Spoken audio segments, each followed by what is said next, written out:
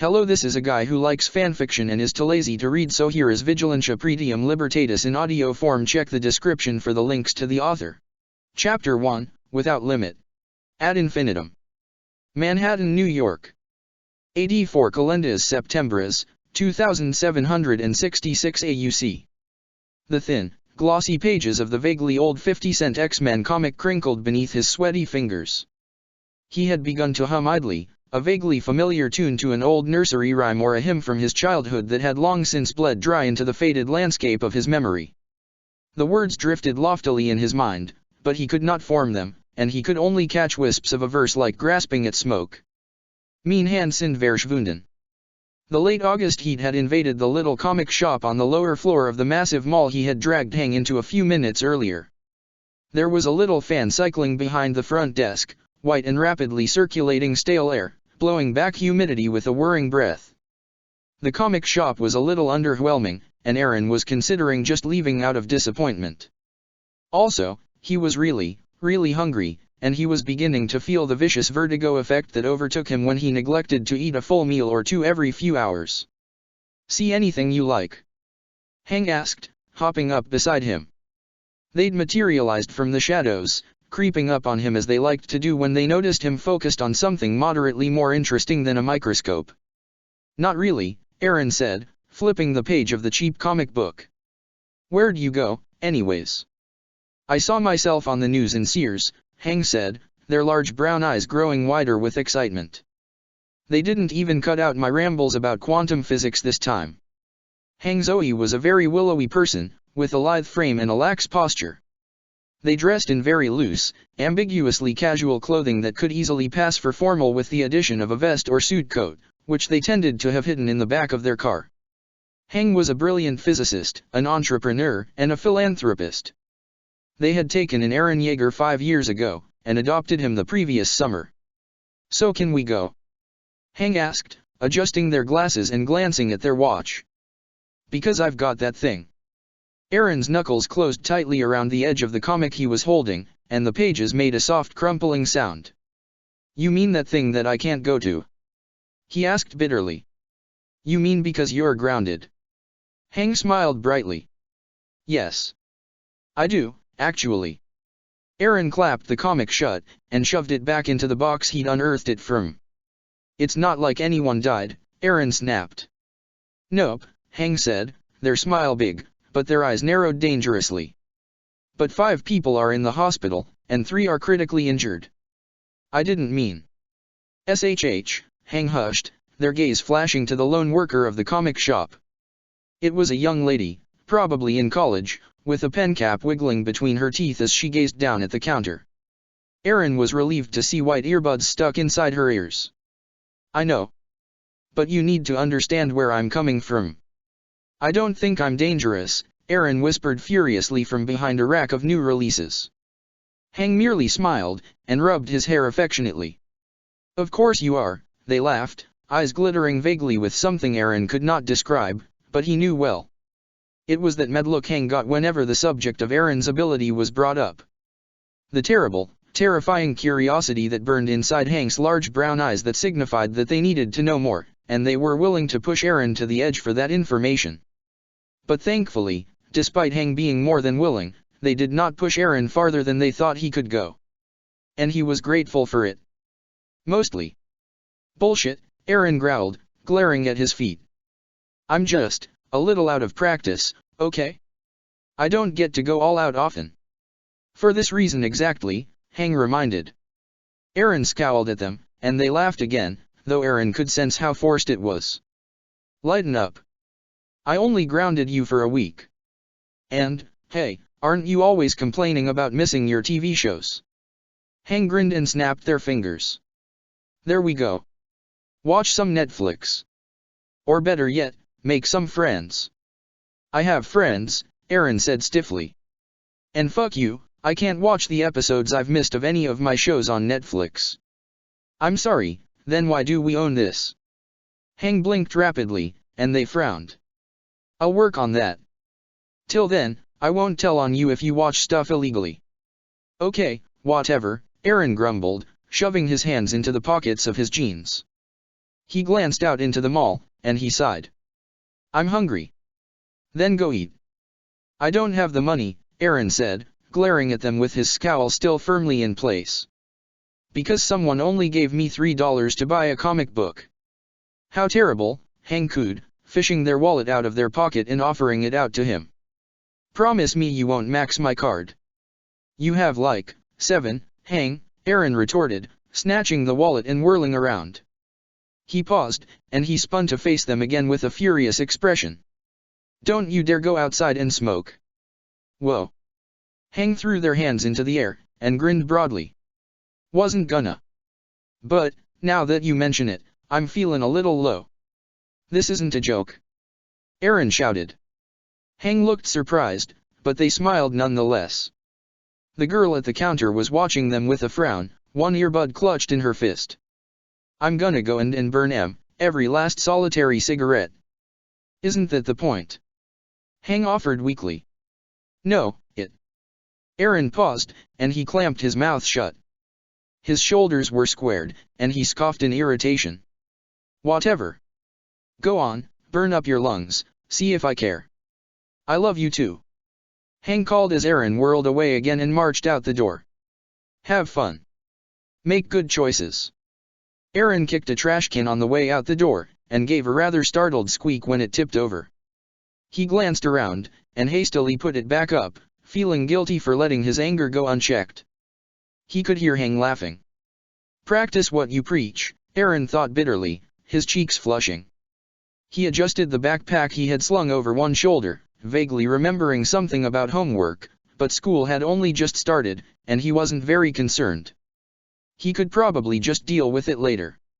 So he wandered around the ground floor of the mall, searching the signs for something to eat. The food court was on one of the upper floors, he was pretty sure, but that didn't mean there wasn't a little pretzel place or something lurking around somewhere. Aaron checked his phone. He probably should have eaten something about an hour ago, maybe, but whatever. He could deal with running on reserve power for a little while. Due to his unique ability, Aaron rapidly used up his energy.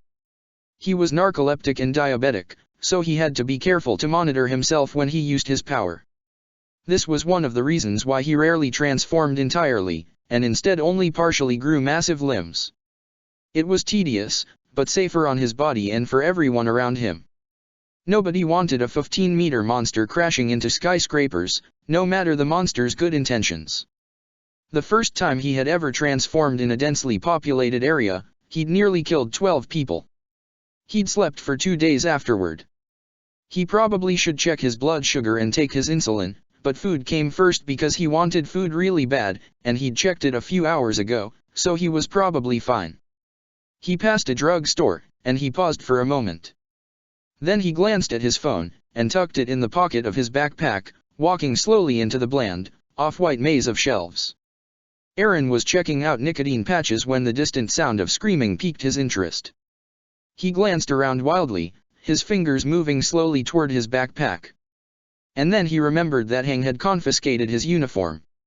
Fuck, he thought glumly, glancing around the drugstore hastily. There was a man at the counter, looking a little stunned, and Aaron met his terror-filled eyes. What's happening?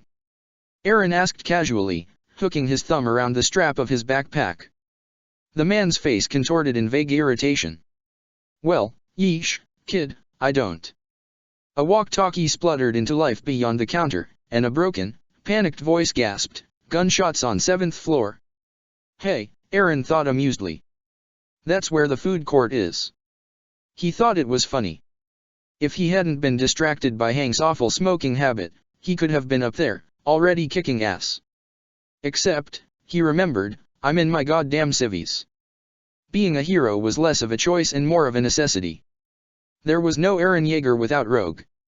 See, he'd always been Rogue in some sense, but Hang had been the one who had placed a mask over his eyes, and declared him a hero.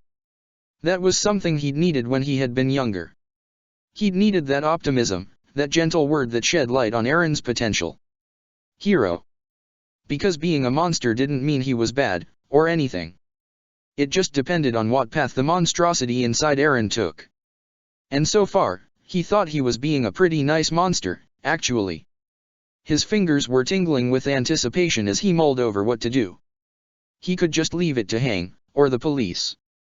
But by then, people could die. No, Aaron thought firmly, whirling away from the counter and weaving between the shelves furiously. No one is going to die.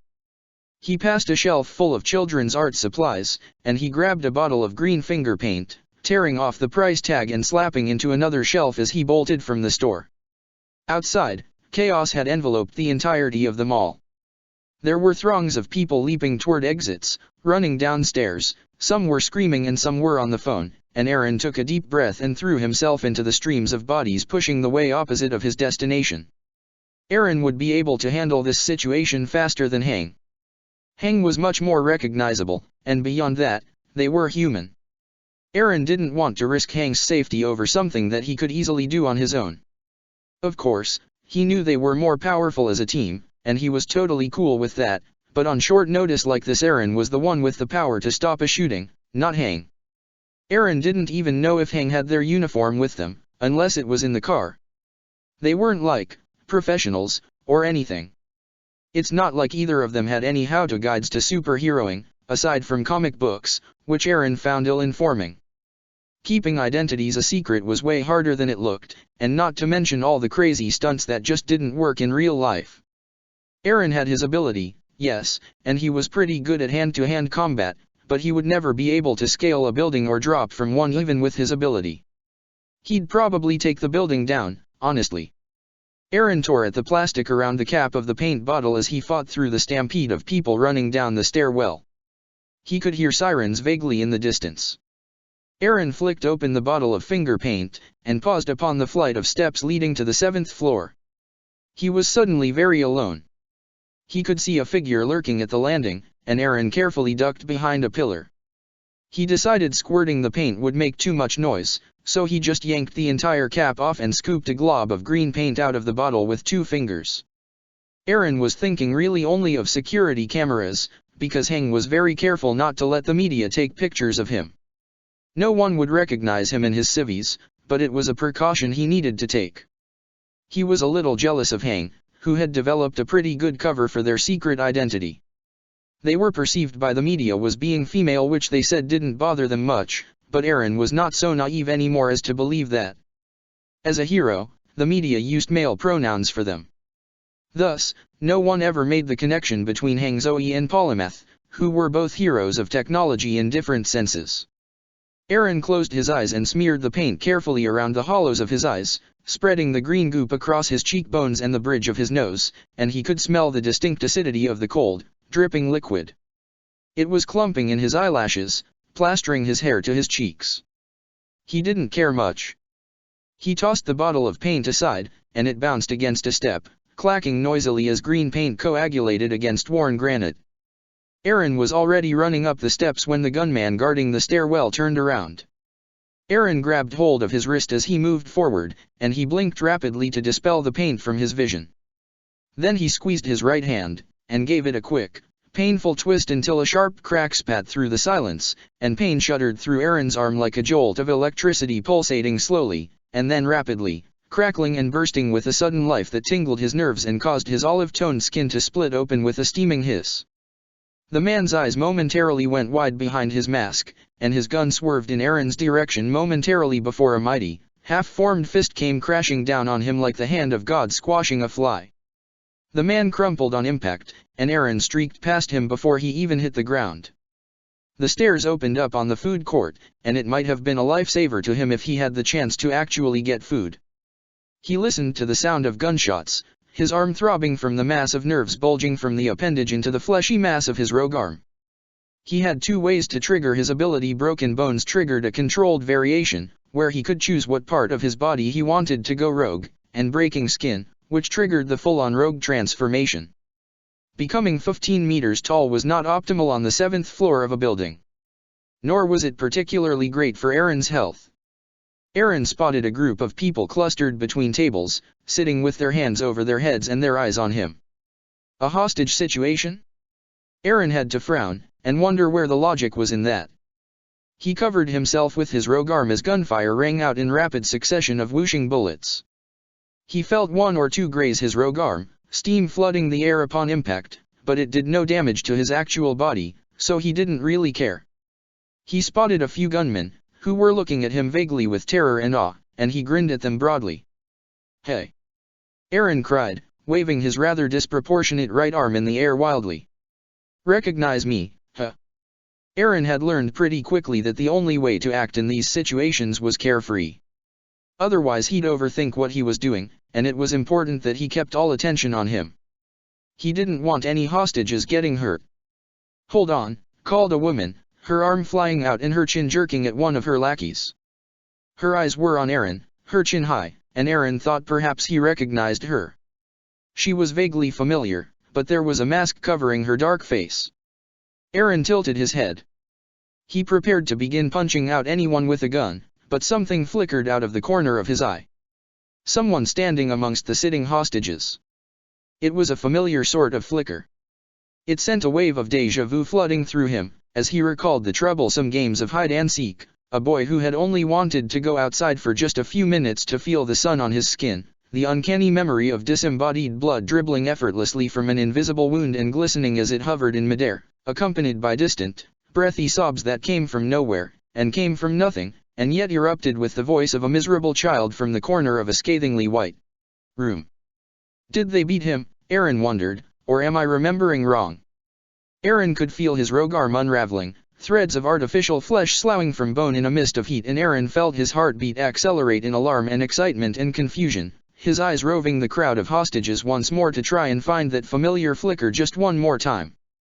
He didn't notice his arm fall away, because he wasn't thinking. He was too busy floundering with this idea that perhaps that flicker could have been the same as the boy from his memory. He took a wild, dizzy step forward. If only for a moment, he forgot where he was. Remnants of his rogue arm fell to the ground like glistening red ribbons, chunks of flesh still clinging to a giant steaming bone. He whirled around, his eyes darting desperately around the expansive room, and he fumbled for breath as a thought fluttered through his mind, shouting into an empty ether. "Armin! Where did you?" Aaron's eyes widened as 5 gunshots split through the air. Aaron didn't feel the sting. He didn't even realize he'd been hit until his blood burst outward from his chest in a glimmering red cascade. It startled him. It made him feel idiotic, and he was suddenly furious at himself for being so weak and vulnerable. He blinked rapidly as the pain finally settled in his chest, rattling his busted ribs and blooming across the front of the Mickey Echo shirt Hang had gotten for him when they had taken him to that concert the summer before, and Aaron was a little pissed because he fucking liked that shirt, and now there was fucking blood on it, and his human blood didn't evaporate like his rogue blood, and he was just so fucking stupid and he hated himself and everyone around him a little for it. Fuck, he thought dizzily, blood sloshing in his mouth as he heard a distant shout. A girl amongst the hostages had jumped to her feet. I fucked up, oh my god, I fucked up. He noticed, as he wobbled on his feet, blood dribbling from the corners of his mouth, that the blood, which had been expelled from his chest due to the gunshots, was now splattered across the air. Aaron saw his blood glistening in a spatter of color, suspended by some invisible canvas. Aaron's vision was unfocused, but he thought he could see a vaguely human shape amidst the crimson silhouette.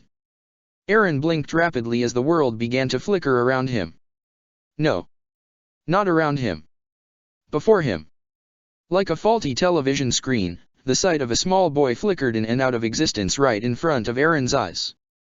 Aaron saw the contours of his face as they appeared and disappeared, blood framing his cheeks and smearing across his pale hair. He was wearing a white hood, and that too was stained with flecks of Aaron's blood. Aaron knew that he was smiling, and he realized perhaps that looked unusual on a boy who was supposed to be dying. Armin looked almost the same, as though the years had not touched his childlike appearance, as though time could not touch the innocence in his eyes as they glimmered with unshed tears. Aaron could only choke on laughter and blood as he finally collapsed to his knees at Armin Arlelt's feet. Aaron was upset, because this wasn't how they were supposed to meet again.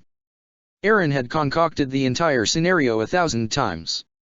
He hadn't accounted for Armin's powers, or Aaron's lack of focus. It occurred to Aaron that the shooters might go for Armin, and his heart stuttered in shock. Because his mind had given a vicious command upon the revelation. Protect Armin. Aaron could feel his body begin to react, but before he could fully transform, a scream split through the air.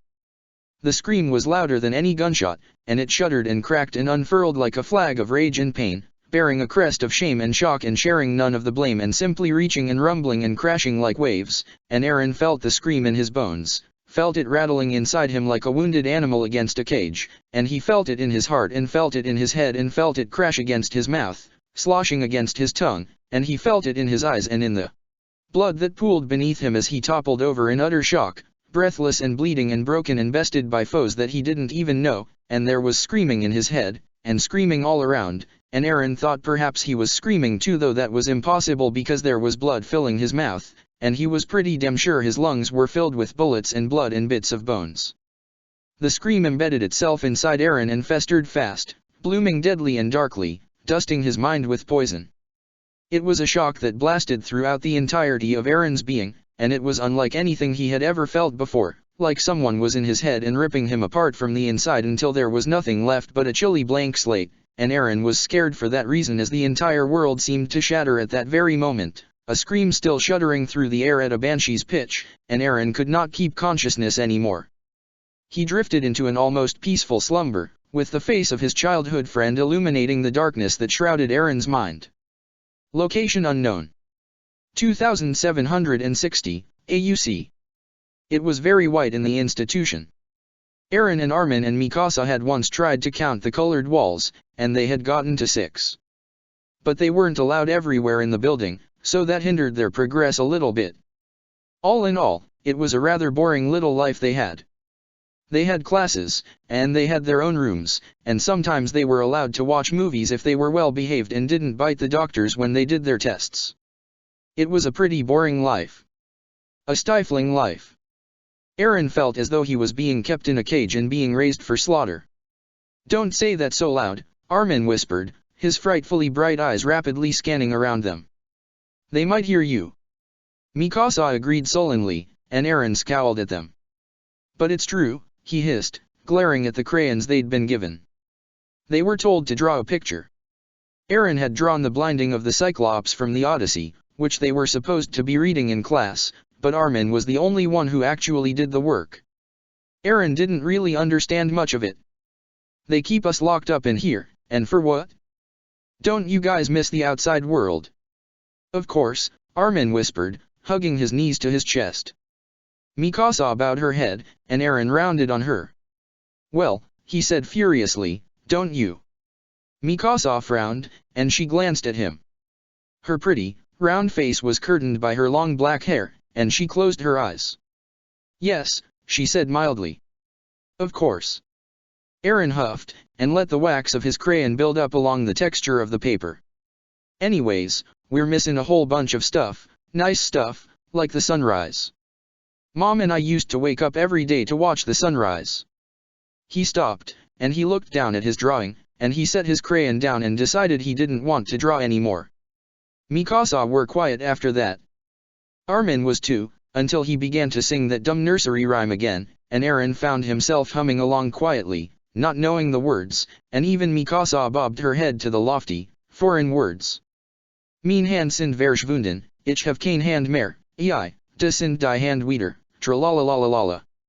He paused for a moment, his voice lilting as he blinked sadly downward. And then, he picked the nursery rhyme up again. "Mijn Nase ist verschwunden." It was before they'd all gotten their powers, back when they still sort of felt like the institution was safe. Back when Aaron had still believed in his father. Aaron had to suppose he had been lucky. His procedure had only been a series of shots to the nape of his neck. Aaron didn't know why they had chosen him to test that particular serum, if the serums were even different, but he had to suppose they had tested on a few different people and had been unsuccessful until they tried it on him. His father had been present during the procedure, and Aaron remembered that it had been the first time he had seen his father in months, and he'd been so excited for that very reason. "What a joke. How are you feeling?" his father asked, just before it had started. Aaron felt mildly confused. He said. "Fine, I guess. Where have you been? What's going on?" He vaguely remembered being hoisted in the man's arms, his arms around his father's neck. His legs had felt very heavy. His father smiled sadly, and placed a hand on his head, ruffling his hair between long fingers. "Don't worry, Aaron," he whispered. "Don't worry." Well, after that was kinda a blur. As though Aaron's memories had become disjointed, fracturing away from a larger, bolder picture that stretched across the massive expanse of his mind. There were gaps in his memory that spanned months. Sometimes he'd have little flashes, like someone had lit a fire in his chest, and now he was left to inhale chips of ice in order to put it out. Armin was constantly rubbing his newly shaved head, and tentatively asking Aaron if it looked bad, and Aaron always replied no, though he was lying. He had a scar from the incision line, and Aaron liked to touch it to see Armin get all jittery, though Mikasa had yelled at him for that. "But what about you?" Aaron asked her. She was thoughtlessly examining the ends of her hair, never looking at Armin or Aaron directly. "Did you get your procedure yet?" Mikasa shook her head. Armin and Aaron exchanged a look. "Really?" Armin asked. "But we've all gotten them by now. Even Annie." "I know," Mikasa said, cutting Armin off sharply. She looked at him with a chilly gaze. "Maybe I just don't need one." "We all need one," Aaron said slowly. "It's part of what's it again, Armin?" "Experiment." Armin looked a little uncomfortable, and Aaron wondered if perhaps the boy needed to lie down. He was having dizzy spells lately, but less now, Aaron thought. "Yeah," Aaron said, waving idly. I mean, it's not any big deal, or anything, and I think we're okay." "Aaron," Mikasa hissed. "You were asleep for 3 months." "I woke up sometimes," Aaron grumbled. "Aaron," they cut into Armin's brain. Mikasa grabbed the smaller boy by the arm, and he gave a trembling, agonized scream of shock as his little arm gave a grotesque crunch beneath Mikasa's slender fingers. Aaron, upon instinct, lurched forward and shoved himself between his best friends, sending Mikasa toppling to the ground as he shoved her very, very hard. "What the hell, Mikasa?" Aaron snarled. He could hear Armin's quiet, mangled sobs from behind him as the boy cradled his arm to his chest, staring past Aaron and at Mikasa with a watery, hopelessly confused gaze.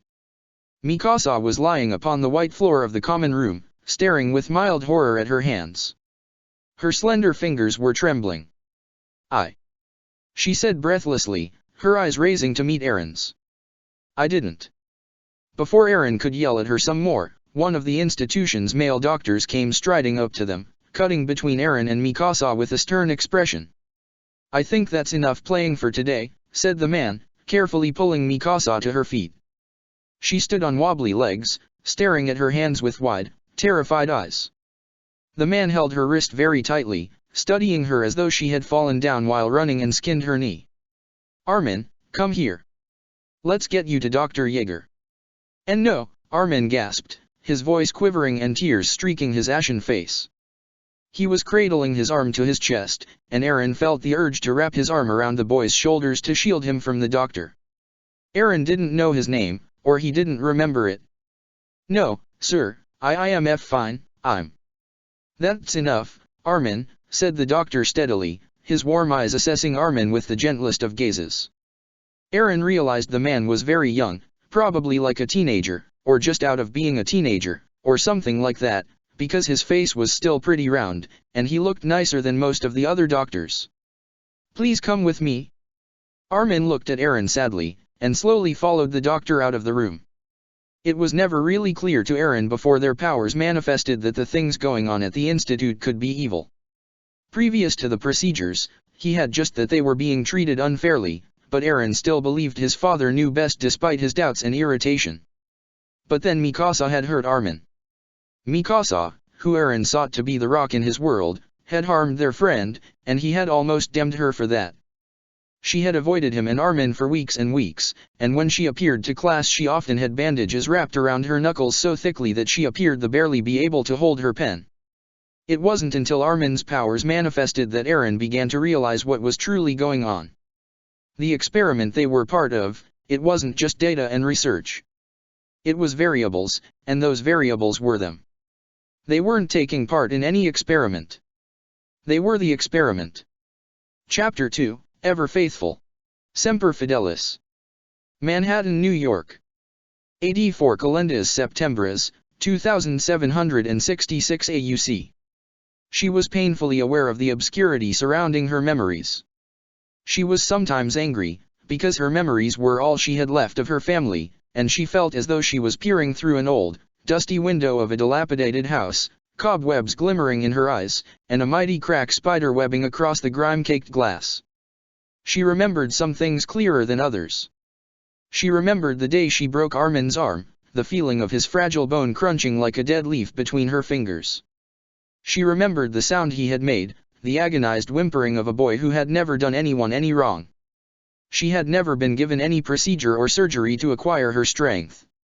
There were some vague memories of Dr. Jaeger asking her some questions she could not recall, and then smiling at her and muttering about how she was a wonderful scientific anomaly.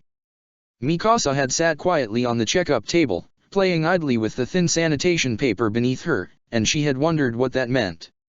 "This is Levi," Dr. Jaeger said a few days after the preliminary testing of her powers. Mikasa had been told to stay away from Armin, and though on the inside her heart had given a shudder, and she was surprised at how broken she felt when she realized she would not be able to apologize or comfort the boy. Eren wouldn't talk to her at all because of it, so she just avoided both of them to save herself from more heartache. They had taken her to a room she had never been in before, some kind of gymnasium with all sorts of weights and mats and bars lining the walls and floor. Mikasa had felt a certain degree of curiosity, because they did not have gym classes at the institution for some reason. The lone man in the room had been doing a series of complicated-looking flips on the high bar, and Mikasa had watched with mild awe as he'd caught himself easily, his palms clamping against the bar with a clap of white dust coughing into the air upon impact, and suddenly he was twisting again, airborne and flipping fluidly as he landing on his feet at the sight of them. The man had given Dr. Jaeger a scathing look, and Mikasa's eyes had wandered from his face to the intricately inked tattoo that seemed to flutter with life at the subtle twitch of the man's bared back muscles. Mikasa recognized that the tattoo was of wings, a painstakingly perfect set of overlapping blue and white wings. Mikasa's fingers had closed around the cloth around her wrist subconsciously, which hid the tattoo her mother had given her as a child. When Levi had spotted Mikasa, his scathing look had melted into something rather blank and uncertain. He'd snatched a shirt from one of the glossy blue mats that covered to ground and yanked it over his head, wandering over the Dr. Jaeger silently. "You shouldn't bring your kid to work," Levi said, his voice a vaguely chilly monotone. Mikasa had been a little confused, because Dr. Jaeger was not her father, nor did he pretend to be. He cared about her, yes, Mikasa could sense that, but she didn't consider him any sort of substitute for the father she had lost. "Levi, this is Mikasa," Dr. Jaeger said, his hand resting against the crown of Mikasa's head as she stared up at Levi. "She's like you. She's like you." That had been the point where alarms had gone off in Mikasa's mind.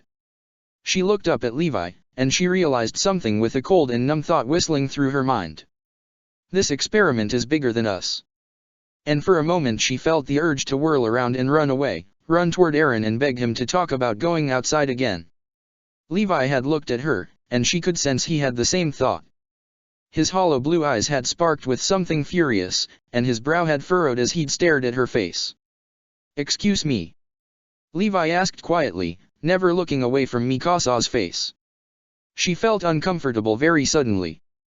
"She's like you," Dr. Jaeger repeated. "Just like you, really. Do you mind if we run some blood tests to determine?" "We're not related," Levi cut in firmly. "What the fuck?" he broke off, and glanced down at Mikasa with a grimace. "I mean, frick, do you mean by she's like me?" "She has the same readings as you," Dr. Jaeger said. "You said you were 9 when your power manifested, yes? Well, she's just the same. Same power, same age. A completely natural progression of enhanced strength, and possibly stamina, though we can't be sure until we test her capacity to." "Stop." Levi had looked very angry. Mikasa had felt his anger, and she would continue to feel it every time Levi looked at her, because his rage was cyclical and immense, and there was no escaping it. "Just stop. Why the fuck do you have a child involved in all this? Where are her parents? Why are you collecting data from her?" "Levi, calm down," Dr. Jaeger said. You've been made aware that you're not the only subject here. I'm a fucking adult. Levi's arm whipped out as he pointed at Mikasa with a vicious amount of accusation. I consented to this. Did she? Did she tell you could poke and prod at her until she broke? Did she sign any papers? Did she have any choice? Does she even know? Levi, Dr. Yeager said, a sharpness in his voice that Mikasa had never heard before. From now on, you are going to teach Mikasa how to control her strength. I don't hurt kids, Levi said, and it was a strong hiss of emotion that emerged from his lips, punctuated by the widening of his hollow eyes. You don't have a choice, Dr. Yeager replied. Mikasa blinked up at him in shock, and he smiled down at her sadly. Don't worry, Mikasa. This is for your own good, and everyone else's. If you can't control your strength, then you'll just hurt more people like you hurt Armin. Do you want that to happen? No, Mikasa said. She looked up suddenly, feeling desperate, and she gazed at Levi imploringly. No. Please, no. Levi had watched her, his expression stony. TCH, he'd scoffed, averting his gaze. Dr. Yeager smiled at her, and ruffled her hair. I'll let you two get to know each other, then, he said, turning away from them. Mikasa watched him, and she called after him with a small, trembling voice. Dr. Yeager. The man turned back to look at her, his glasses gleaming. Am I allowed to speak to Armin? Dr. Yeager sighed, and adjusted his glasses as he shook his head. Mikasa, you know the situation is delicate, said the man. And Mikasa did know, though she couldn't quite recall why. But if you prove to me that you're making progress. I will, Mikasa swore. He smiled. Then of course, Dr. Yeager said. He turned away, and Mikasa was left to Levi. The man watched her for a moment, and then pointed to the wall of weights. Pick up the heaviest one and bring it over to me. Mikasa eyed him warily, but obliged for the sake of being able to reconcile with Armin. To say she knew or understood Levi during her time at the institution would be a lie.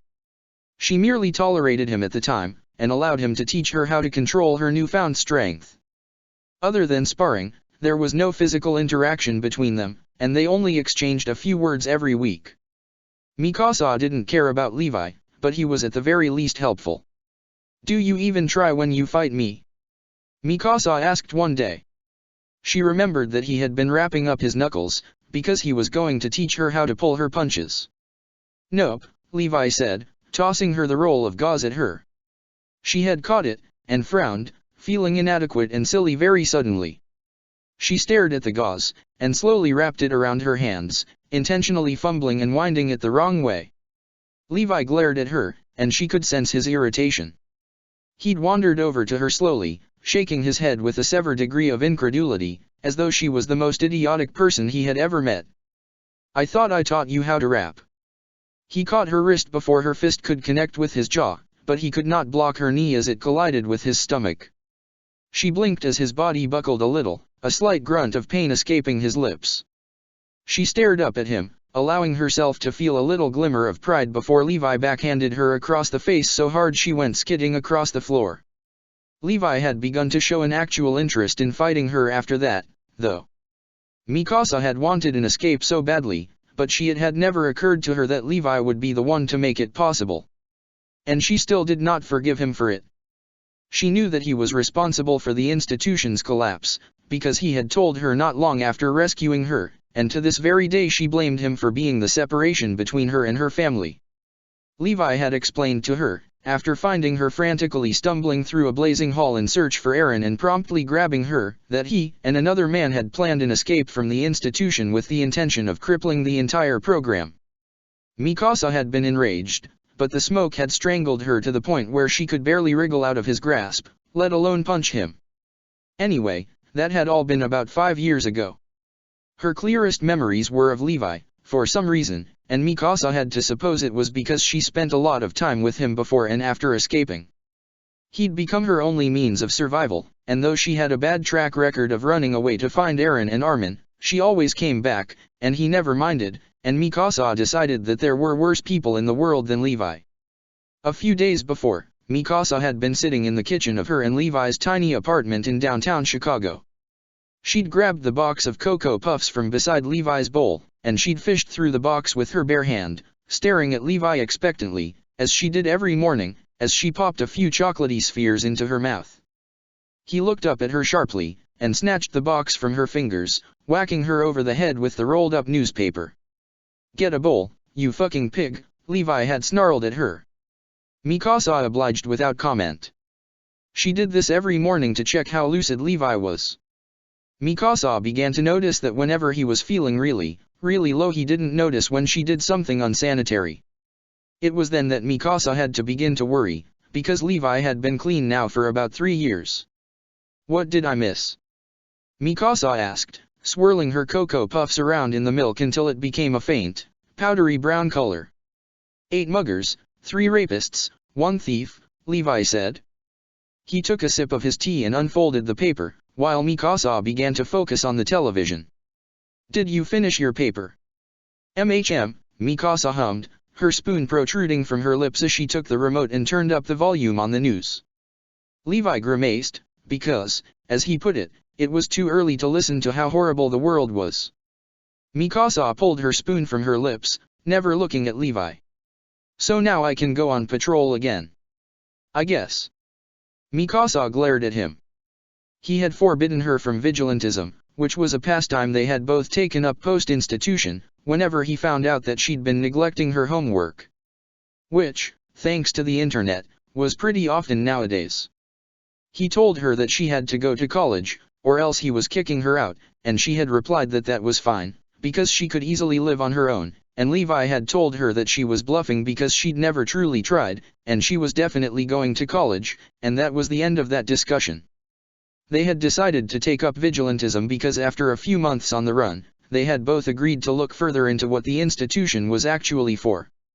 When Mikasa had told Levi that she could barely remember her life before the institute, he had gotten very angry, like he tended to whenever Mikasa talked about the other kids who had been there. Apparently Levi had not known the extent of which the experiment had gone. After some persuading, he had agreed to help her track down the other children, if only because he thought their powers could be dangerous. Levi had told Mikasa that they would use their real names, and if anyone came after them, they'd deal with it then. But no one had ever come after them. Maybe no one was looking. Mikasa dropped her spoon, and it clattered against her bowl. On the television, someone was interviewing a physicist. For a moment, Mikasa had thought she had heard the name Eren Yeager. Levi looked up. His eyes moved toward the television, and Mikasa knew he had heard it too. Mikasa quickly grabbed the remote again and turned the television up some more, her heart pounding rapidly in her chest, and she clenched the remote in both hands as the physicist laughed at whatever the interviewer had just said.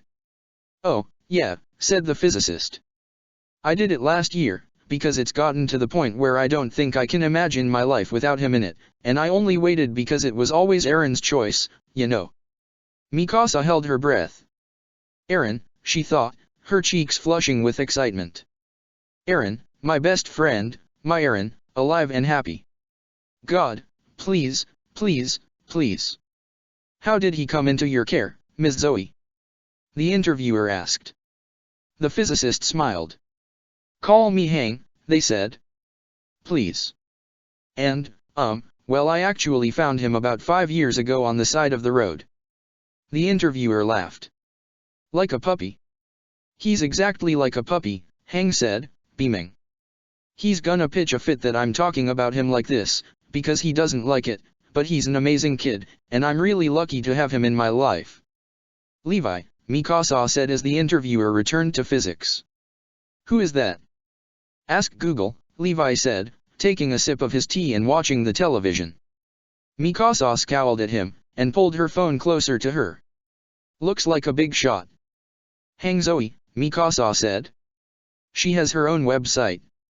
That's sickening. Levi took another sip of tea, studying the television with a tilt of his head. She apparently got really rich over the last few years because of the dozens of groundbreaking inventions she's patented, Mikasa said, scrolling through the page idly. People have been comparing her to the likes of Edison and Einstein.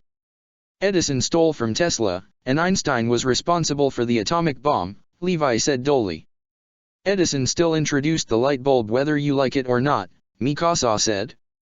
And Einstein felt bad about that. Doesn't bring back the millions of lives he was responsible for taking. Mikasa frowned. They'd gotten into this morality fight a few times before. It was always the same. It ended a war, Mikasa said. Yeah, Levi said, glancing at her. I didn't say it was wrong. Mikasa's head snapped away from Levi's, and she shook her head in disbelief. I don't understand you, she declared. Ditto, shitface. Mikasa turned her eyes back toward her phone. Oh, Mikasa said.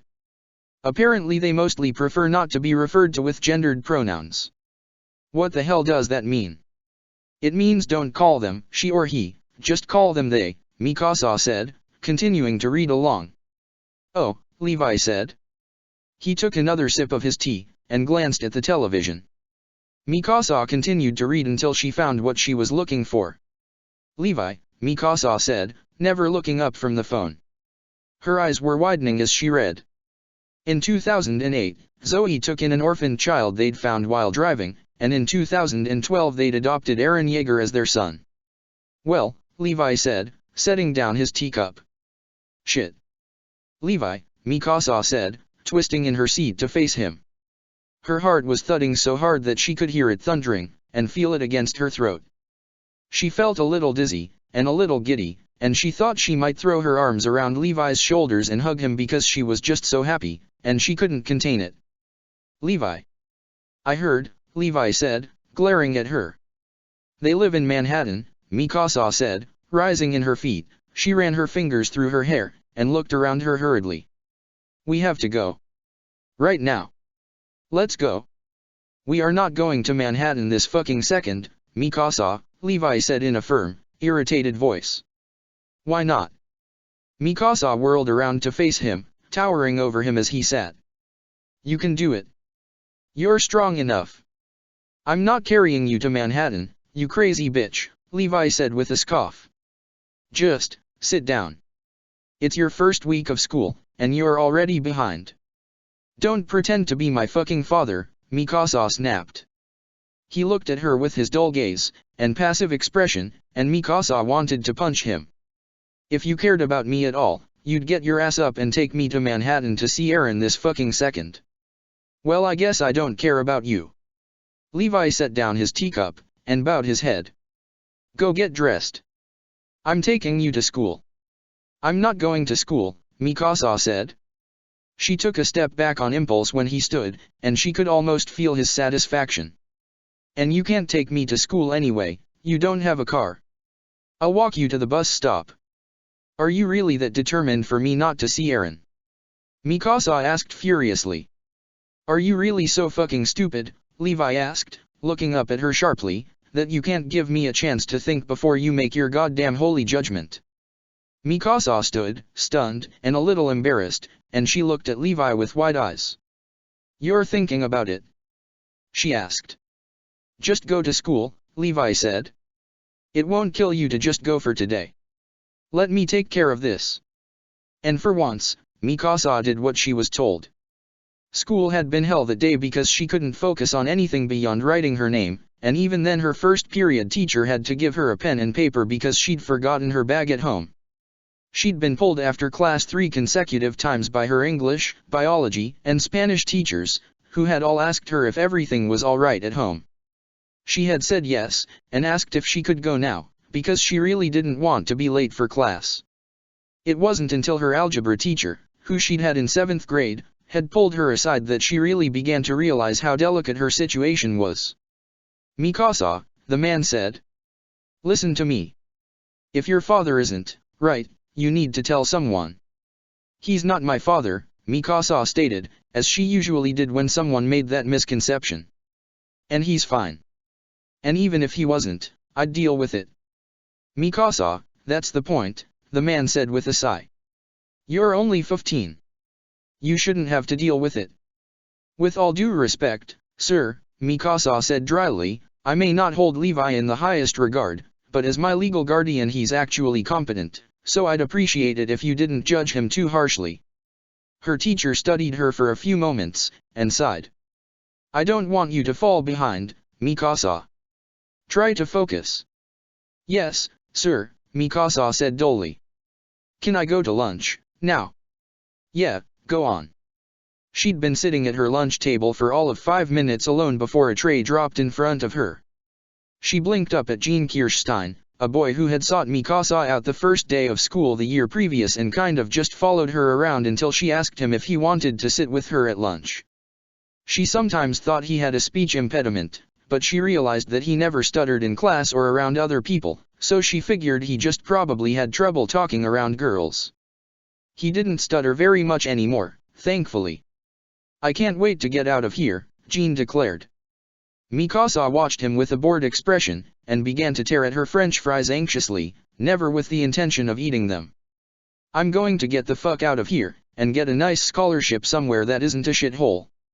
Mikasa nodded idly. She knew his plans, and she knew they'd probably work out. Gene was a gymnast, to the point where he was nearly an acrobat. Cornell was already taking interest in him, as were a few other universities. Mikasa took classes with him sometimes, but she was usually busy, and he usually didn't need them.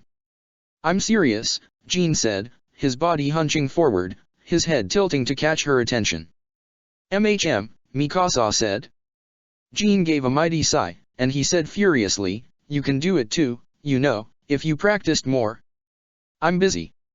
With what? Gene's eyes darted across her face, but she did not look up from dissecting her fries.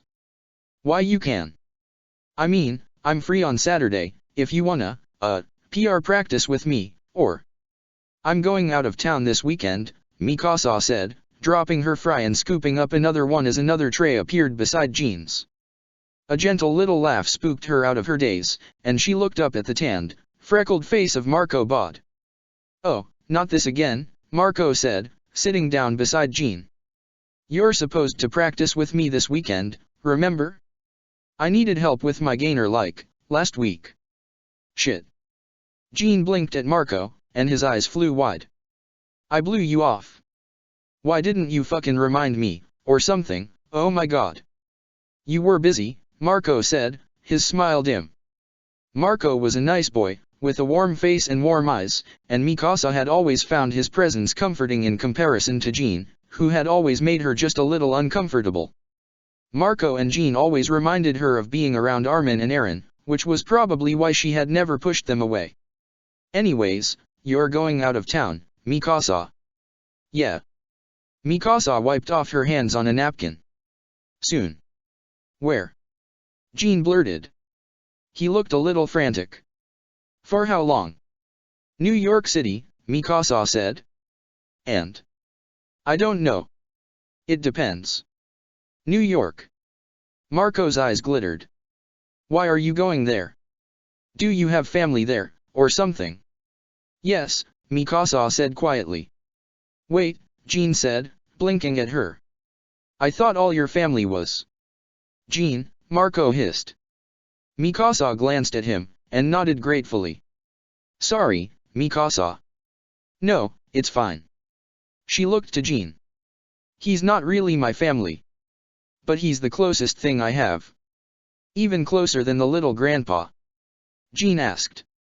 Gene had a bad habit of making fun of Levi, which Mikasa found amusing, but he had once insulted him accidentally to his face, and Levi had almost hit him, but to prevent some legal altercations Mikasa had done it instead. Mikasa had later apologized to Gene, bringing him an ice pack for his jaw, and revealing how delicate her situation with Levi was. One wrong move, and Mikasa would be put into foster care. That was the reality of it. Infinitely closer, Mikasa murmured. Well, that's good. Marco gasped. Though, you won't miss school, will you? No offense, Mikasa, but I really don't think you can afford. It's the beginning of the year, Mikasa said. I'll be fine.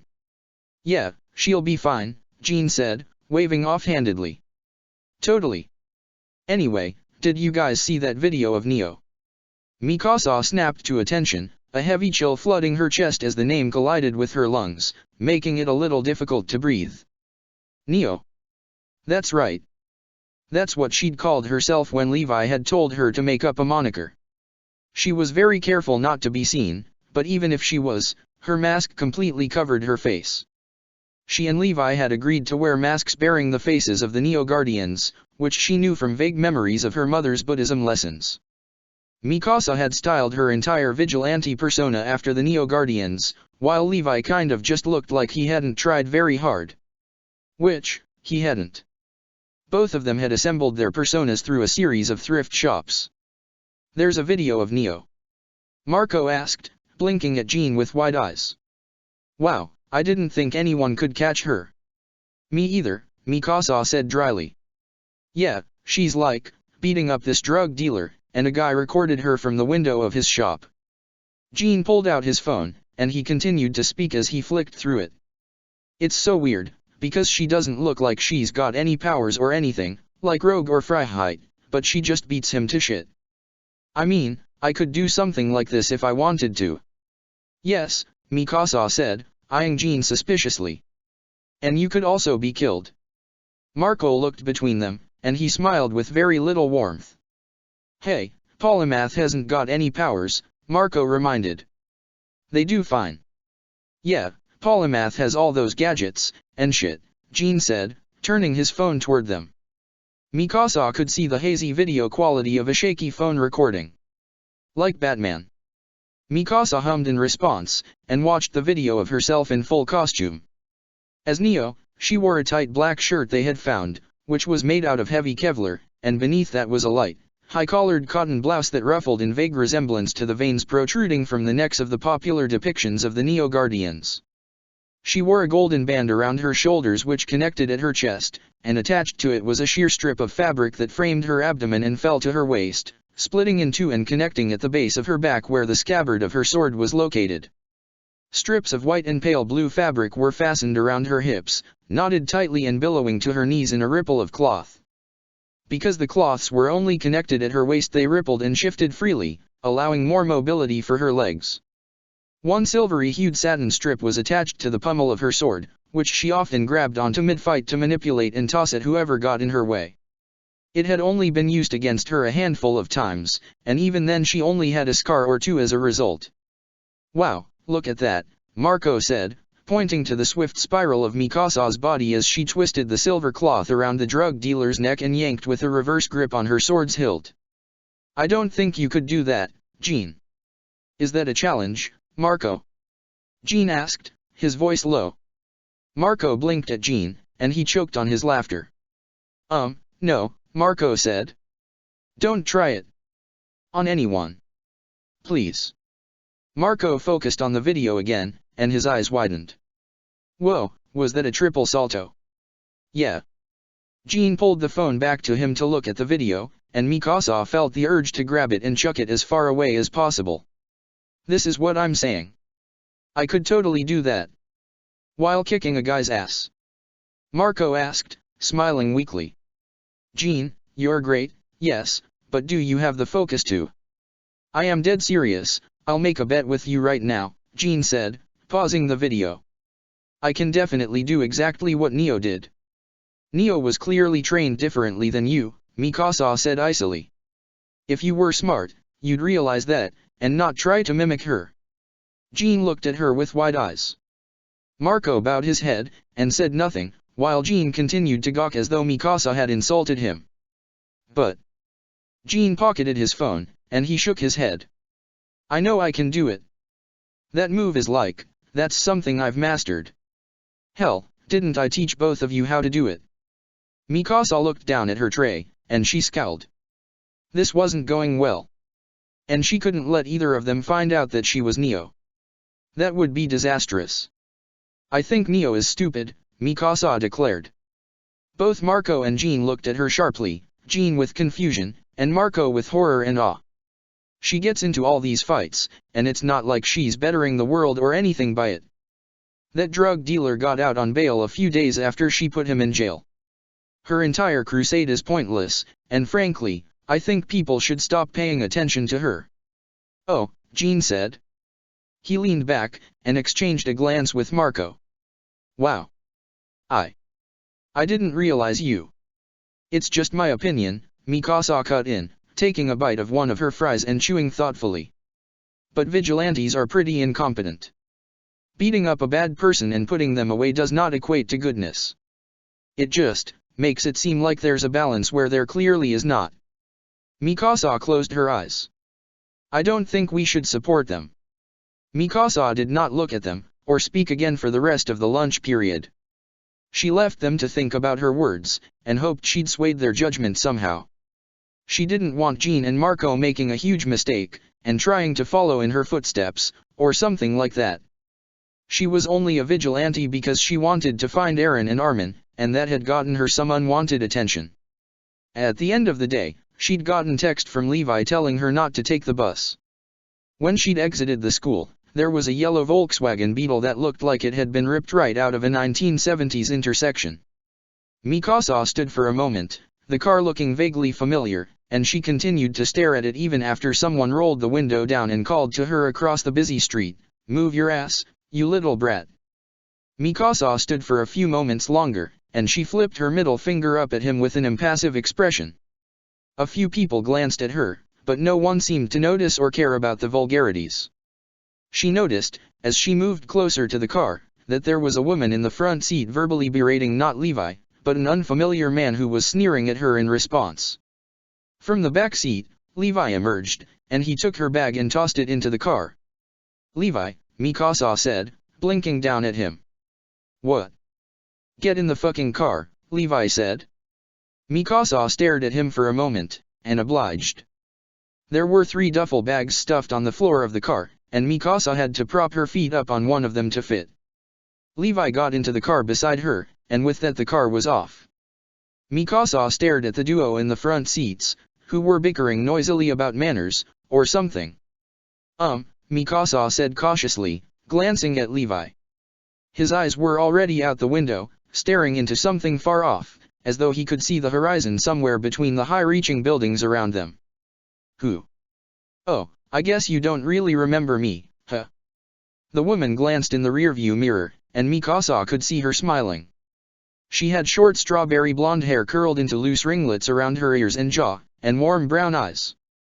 Mikasa vaguely recollected seeing her before, but Mikasa's memory was, admittedly, not the best. "It's Petra Rel. You two lived with me a few years ago." "Oh," Mikasa said, her eyes widening. "Yes, I remember you. You cut your hair." "So did you," Petra said with a short laugh. She jerked her thumb at the man in the passenger's seat. "This is my friend Oruo. He's a weapons specialist." "I got your sword from him," Levi informed her, never looking away from the window. "Oh," Mikasa said blankly. "Thanks. I guess. I like it a lot." Oruo said, twisting to look at her. He studied her face for a few moments before frowning. He seemed to have a perpetual frown, really. "Have you ever killed anyone with it?" "Oruo!"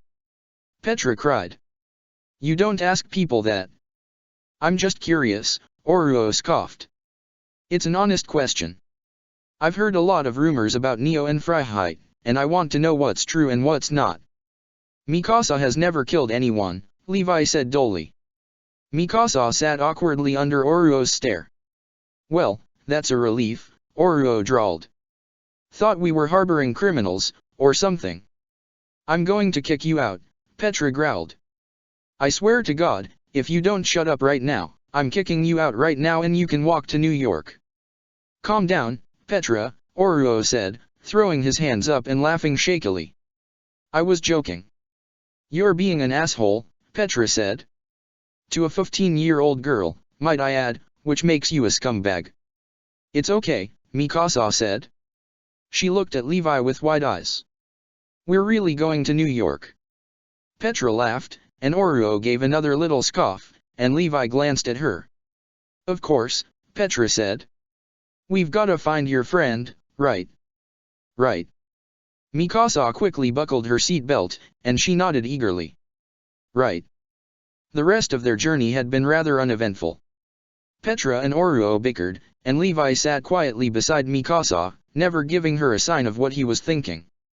Levi was bad at emoting, and Mikasa knew that even when he tried to be affectionate it just came out weird. She took what she could get with him. And right now, she felt as though the man had bestowed upon her the most affectionate thing he possibly could manage without being intimate. And it made her truly happy. Petra was a skilled hacker, who had apparently helped Neo and Fry hide out more than Mikasa had realized. Petra apologized profusely for letting the video of Neo leak onto the internet, because usually she was more on top of those things.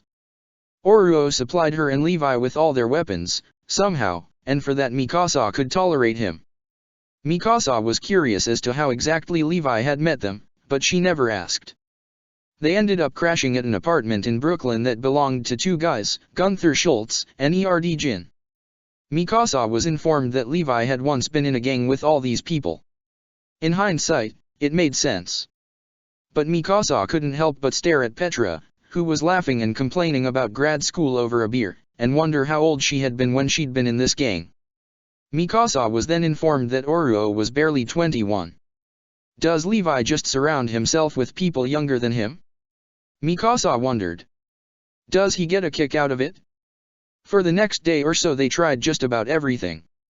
Getting a meeting with Hangzhou, staking out their apartment building, even hacking.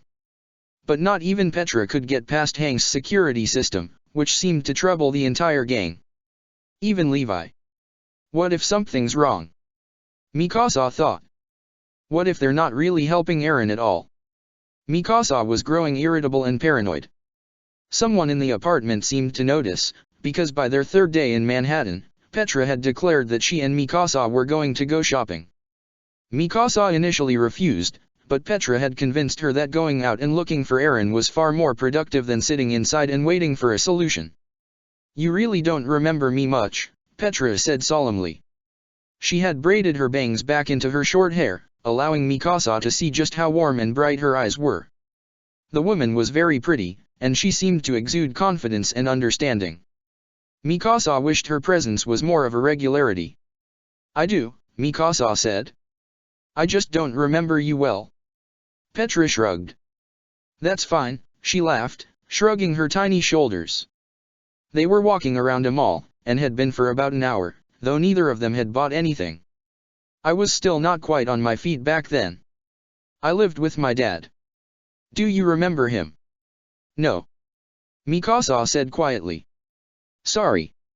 No, don't be, Petra said with a sigh. I love him to death, but wow.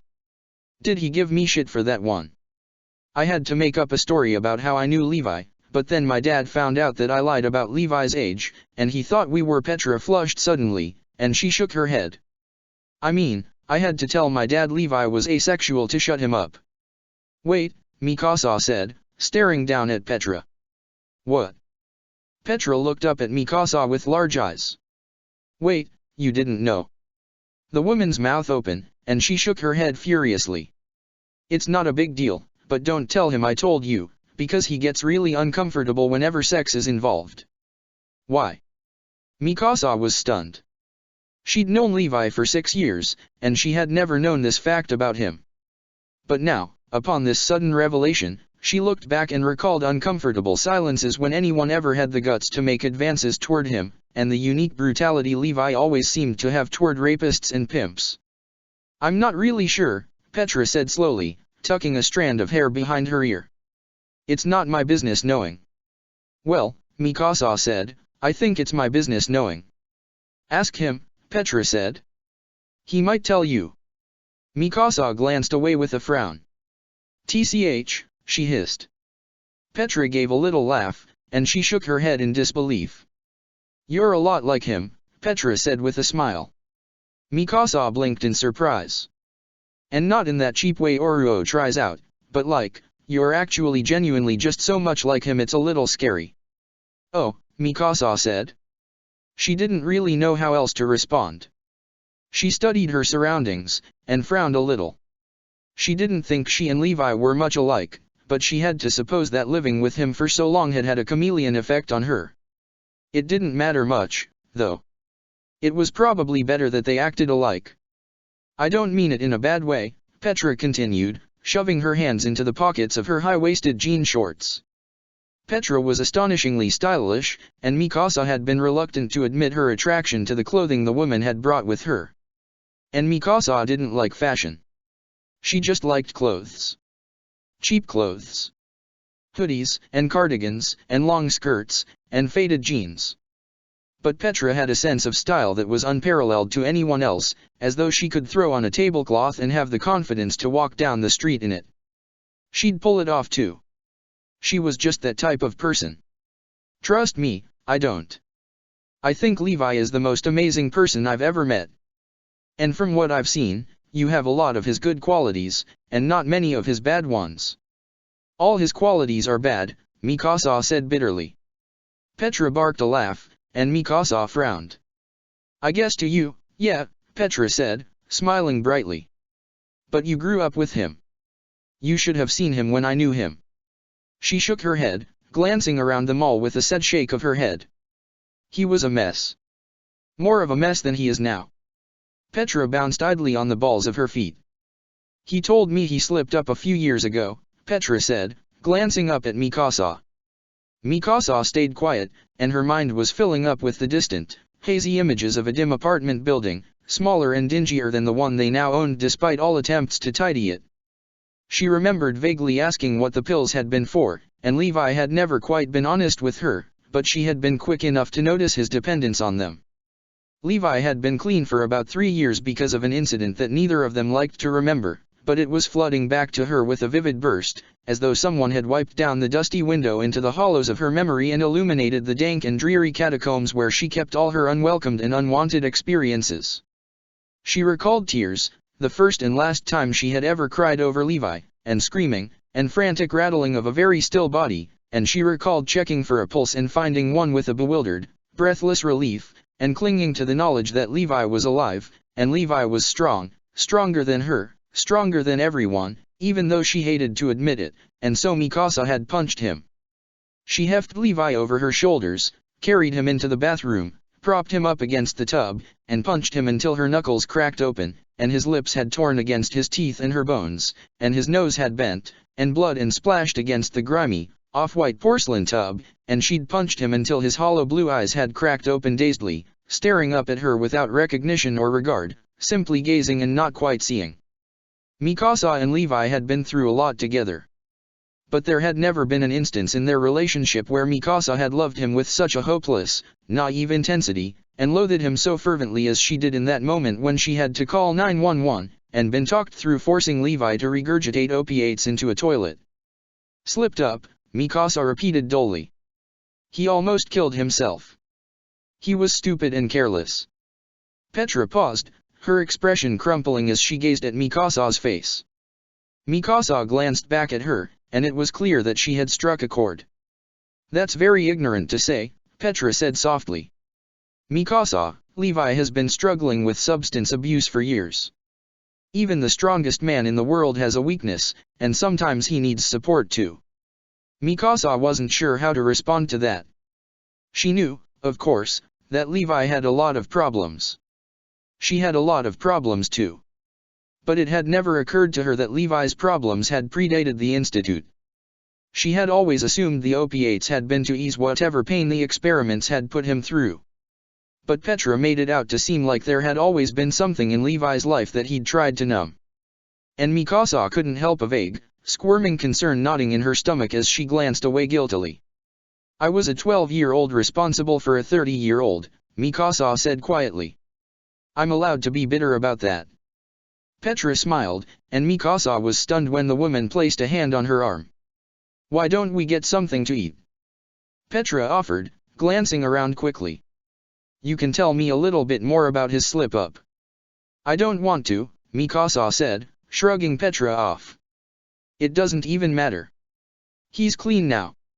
Petra continued to smile, albeit with languid eyes, and she nodded. Okay, Petra said. We'll talk about something else. Like what it's like to be a superhero. I'm not a superhero, Mikasa mumbled, letting the small woman hook her arm around Mikasa's and lead her to an escalator. Are you kidding? Petra laughed easily, as though their previous conversation had not even remotely perturbed her. I mean, I kind of make it my job to watch out for videos of you. And, Mikasa, you are definitely a superhero. Petra smiled up at her warmly, and Mikasa was stunned by how genuine and kind it was. At least to me. Mikasa blinked and looked down at her faded gray cut-off. Thanks, she said quietly. I guess. They ended up getting pizza, and Petra began to talk about grad school, and the classes she was missing, and Mikasa felt immensely guilty very suddenly. She had not realized that her quest to find Eren had uprooted anyone's life beyond hers and Levi's. But Petra was a real person, with a real life, with so much going for her beyond all of Mikasa's crazy bullshit. Petra was going to teach. Petra was supposed to study abroad next semester in Tokyo. Petra had her life together, had her own apartment, and her own friends, and yet here she was. Helping a stranger find another stranger, because an old friend had called her and asked her to. Why can't I be like that? Mikasa asked herself, staring at the woman as she explained the dynamics of her field. Why can't I be normal, and go to college, and live on my own, and never play at capes and cowls again? Maybe it was Eren and Armin. Maybe she needed them in order to move on with her life. Maybe Mikasa was so desperate for completion that she couldn't find happiness in anything beyond the family that had been fractured 5 years before. Maybe this entire ordeal had given her a glimpse into 2 possible futures for her. The world where she could be content and happy with the life she was lucky to still have, and grow up like a normal teenage girl. Or Mikasa could scour Manhattan until Manhattan was raw, and then keep searching and desperately searching until finally the mask cracked and shattered, and when Mikasa looked in the mirror she would not see her vacant face, but the intricately carved exterior of Neo, and nothing more. The only future I want, Mikasa thought, is a future with Eren in it. In her daze, her mind fluttered freely into some restless void. She felt a tingling sensation, a familiar tug of icy fingers mentally latching onto her and closing a fist in order to fully grasp her thoughts. It was like someone had ran an ice cube down her bare spine, and let the water gather against her skin until her bones soaked it all up. Mikasa? A voice drifted through her thoughts, blissfully soft and gently wavering, like a radio out of focus. Mikasa stared at her food, blinking slowly. She frowned, and began to rub her arms from the chill. The voice was like an echo of her own. Nothing concrete, just a flicker in her mind, a blip in her train of thought, a nostalgic recollection of a sensation she hadn't felt in years. Mikasa? The voice was louder. It was clearer. Mikasa jumped, her palms slapping against the table as her neck craned around to search for whoever had whispered in her ear, tickling her senses and forcing her to gasp and grapple at her plastic knife in shock. Her eyes were flickering from side to side, trying to detect what exactly had snuck up on her. Mikasa? Petra asked carefully. She sounded worried, and when Mikasa glanced at her, the woman's face was bemused. What's wrong? Did you hear that? Mikasa asked, feeling a little out of breath and anxious. She wanted to hold someone's hand. She wanted the comfort of human touch to coincide with the mental intimacy.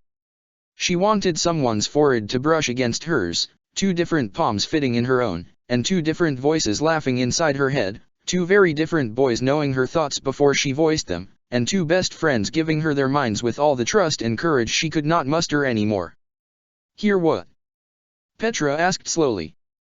The hesitance in her voice was no longer worry. It was wary. Mikasa took a deep breath, and she shook her head, setting the knife down and rubbing her palms together. Nothing, Mikasa said, bowing her head.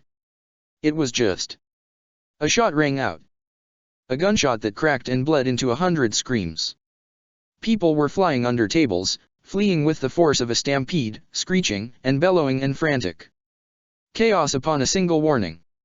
Mikasa was too stunned to move, let alone think. When she gained control of her senses again, Mikasa jumped to her feet, and she recalled Levi's rules about civilian attire. No fighting. Just fleeing. But Mikasa had to get Petra to safety, and if that meant she had to fight, she was going to fucking fight. Mikasa, wait, Petra gasped as Mikasa grabbed her arm and dragged her toward the throng of people rushing toward the stairwell. Another gunshot rang out, and a voice bellowed, everyone on the ground. Mikasa froze. She looked down at Petra, who stood with large eyes in a rigid frame. They exchanged a glance, and came to a silent agreement. They very slowly genuflected with everyone else in the food court, raising their hands over their heads in surrender. When Mikasa looked around, she noticed that there were a lot of gunmen. A lot. She tried to count them, but she kept losing count, and when she started again there only seemed to be more. "Don't worry," Mikasa whispered to Petra as the gunmen exchanged commands, bantered a little, spoke in hasty, mangled English, and Mikasa felt too unfocused to even care. "I'm not," Petra whispered back. Mikasa looked at her, and Petra gave a weak smile. "New York's got its own heroes, you know." Mikasa blinked. "Spider-Man," she whispered. "No," Petra whispered gently back. "Rogue. And Polymath. Don't you keep up with any other caped crusaders?" Hey!" a gunman cried, his eyes roving the section of hostages that Mikasa and Petra were in. "You too. Anything you want to share?" "You're holding that gun the wrong way," Mikasa thought glumly, "so you're too stupid to be intimidating." Mikasa raised her chin, and her mouth parted to say so. "Mikasa, don't you dare." Her mouth clamped shut while Petra shook her head profusely. That tingly feeling had returned, but now it was more like a rush of electricity flitting through her brain, kissing her nerves and giggling madly as it tickled her senses and pulled at her thoughts like a playful child, yanking and twisting and forceful enough to be irritating. Mikasa's breath hitched, and she looked around her, her eyes searching the faces in the crowd of hostages frantically to find that one familiar one, the only one that mattered at that moment. She tried to reach out mentally, to tug on that breach in her mind and follow the line to the brain of the boy she knew was here, in this room, feeding his thoughts directly into her head. "Armin?" Mikasa thought, broadcasting the thought with enough force to break apart the surface of a concrete building. She felt the mental line shudder at her intentional cry into the ether. She was stunned and confused, but mostly overjoyed. Her heart was beating very fast, and she couldn't stop looking around her to try and find her old friend's familiar face. "Yes," Armin replied, his voice trickling inside her head like beads of rain misting against a window. "It's me. I'm right behind you." Mikasa whipped her head around, but there were only hostages behind her, looking terrified and anxious and teary-eyed. "No," Mikasa thought. "I don't," she jumped, biting her tongue as she felt something warm and soft touch her hand. Fingers, tender and smooth without the rawness of calluses and scars that marred her own hands to detract from their warmth. Mikasa stared down at her left palm, which was twitching without command as an unseen hand closed around it. Armin's presence was palpable. Well, in her head, at the very least. "You can't see me," Armin said to her, "because I don't want you to. I figured out that I can trick people's brains into thinking I'm not really there, and now I'm invisible, but tangible. See? I mean, of course not, but you know what I mean." "Oh." Mikasa breathed. She tightened her hand around the invisible hand. It squeezed back, with all the gentleness of the tiny boy she remembered. "I'm so glad to see you," Armin said. She could hear him smiling in her head, and she smiled too, although it was wan and sad and a little alarmed. "I wish it was under different circumstances, though." "Yeah," Mikasa caught herself, and she responded uncertainly in her head with, "Yeah. I've been looking for you." "I know," Armin said. His laughter was sweet, and it bounced around her head and trembled against the mental link. It was so strong that she felt it swooping in her chest, and she squeezed her eyes shut, a giddy smile pulling helplessly at her lips. "Your thoughts aren't exactly hidden. I didn't even need to touch you to figure that one out." "Oh," Mikasa thought, staring down at her hand, which was clenching an invisible palm. "Is that why you're holding my hand? To read my mind better?" "Oh, no," Armin said. "I don't need physical contact to initiate a mind link anymore. I just missed you, that's all." Mikasa stared down at her empty hand, feeling Armin's fingers intertwining with her own, and she closed her eyes and squeezed them. "Me too." And for a moment, their link was empty, and neither of them could fill the empty space. There was no need to. There was comfort in Armin's presence, in Armin's touch, in the very essence of Armin's mind. It reminded Mikasa of safety and warmth, and she was so happy to have found it again. Now all they needed was Eren. It's weird, though, Armin said. He sounded lofty and far away suddenly, and Mikasa could feel his bemusement seep into her brain, drizzling over her nerves and tingling her senses. I can't read any of their minds. What? Mikasa whispered, glancing behind her. As expected, she saw no one. She caught herself once again speaking out loud, and she glanced at Petra. The tiny woman was studying Mikasa curiously. Who? Everyone who has a gun, Armin replied quietly. His voice echoed and wavered, and she felt the connection between them weakening as though his mind was drifting away. He let go of her hand, and it felt very cold as it drooped against the floor. It's just, this happens with certain people, where I can't read their minds, but it's never happened with a group of people before. It's incredible. Except now I can't talk them down. Mikasa sat for a few moments, staring at her hands. She thought about Petra, who sat beside her without any fear, and Mikasa knew she had to do something. But the trouble with acting on impulse was that she could easily end up harming a civilian. That wasn't a good enough reason to get into a fight. What do these people even want? Mikasa thought bitterly. I wish I could tell you, Armin said. He sounded sad. Mikasa could still feel the connection, the spidery link between his mind and her own, but it wasn't as influential on her emotions as it was when he was holding her hand. For a fleeting, terrifying moment she imagined Armin getting caught in the line of fire. Her eyes flitted behind her, desperate to catch sight of Armin's round, exuberant face. Mikasa, please don't worry about me, Armin thought desperately. I don't need you to protect me. This isn't the first time I've had to talk down someone without using my powers. You're not trying, Mikasa responded firmly. I'll just beat them all up. Bad idea, Armin sighed. How many gunmen are there, anyway? You can't take them all on your own without someone getting hurt.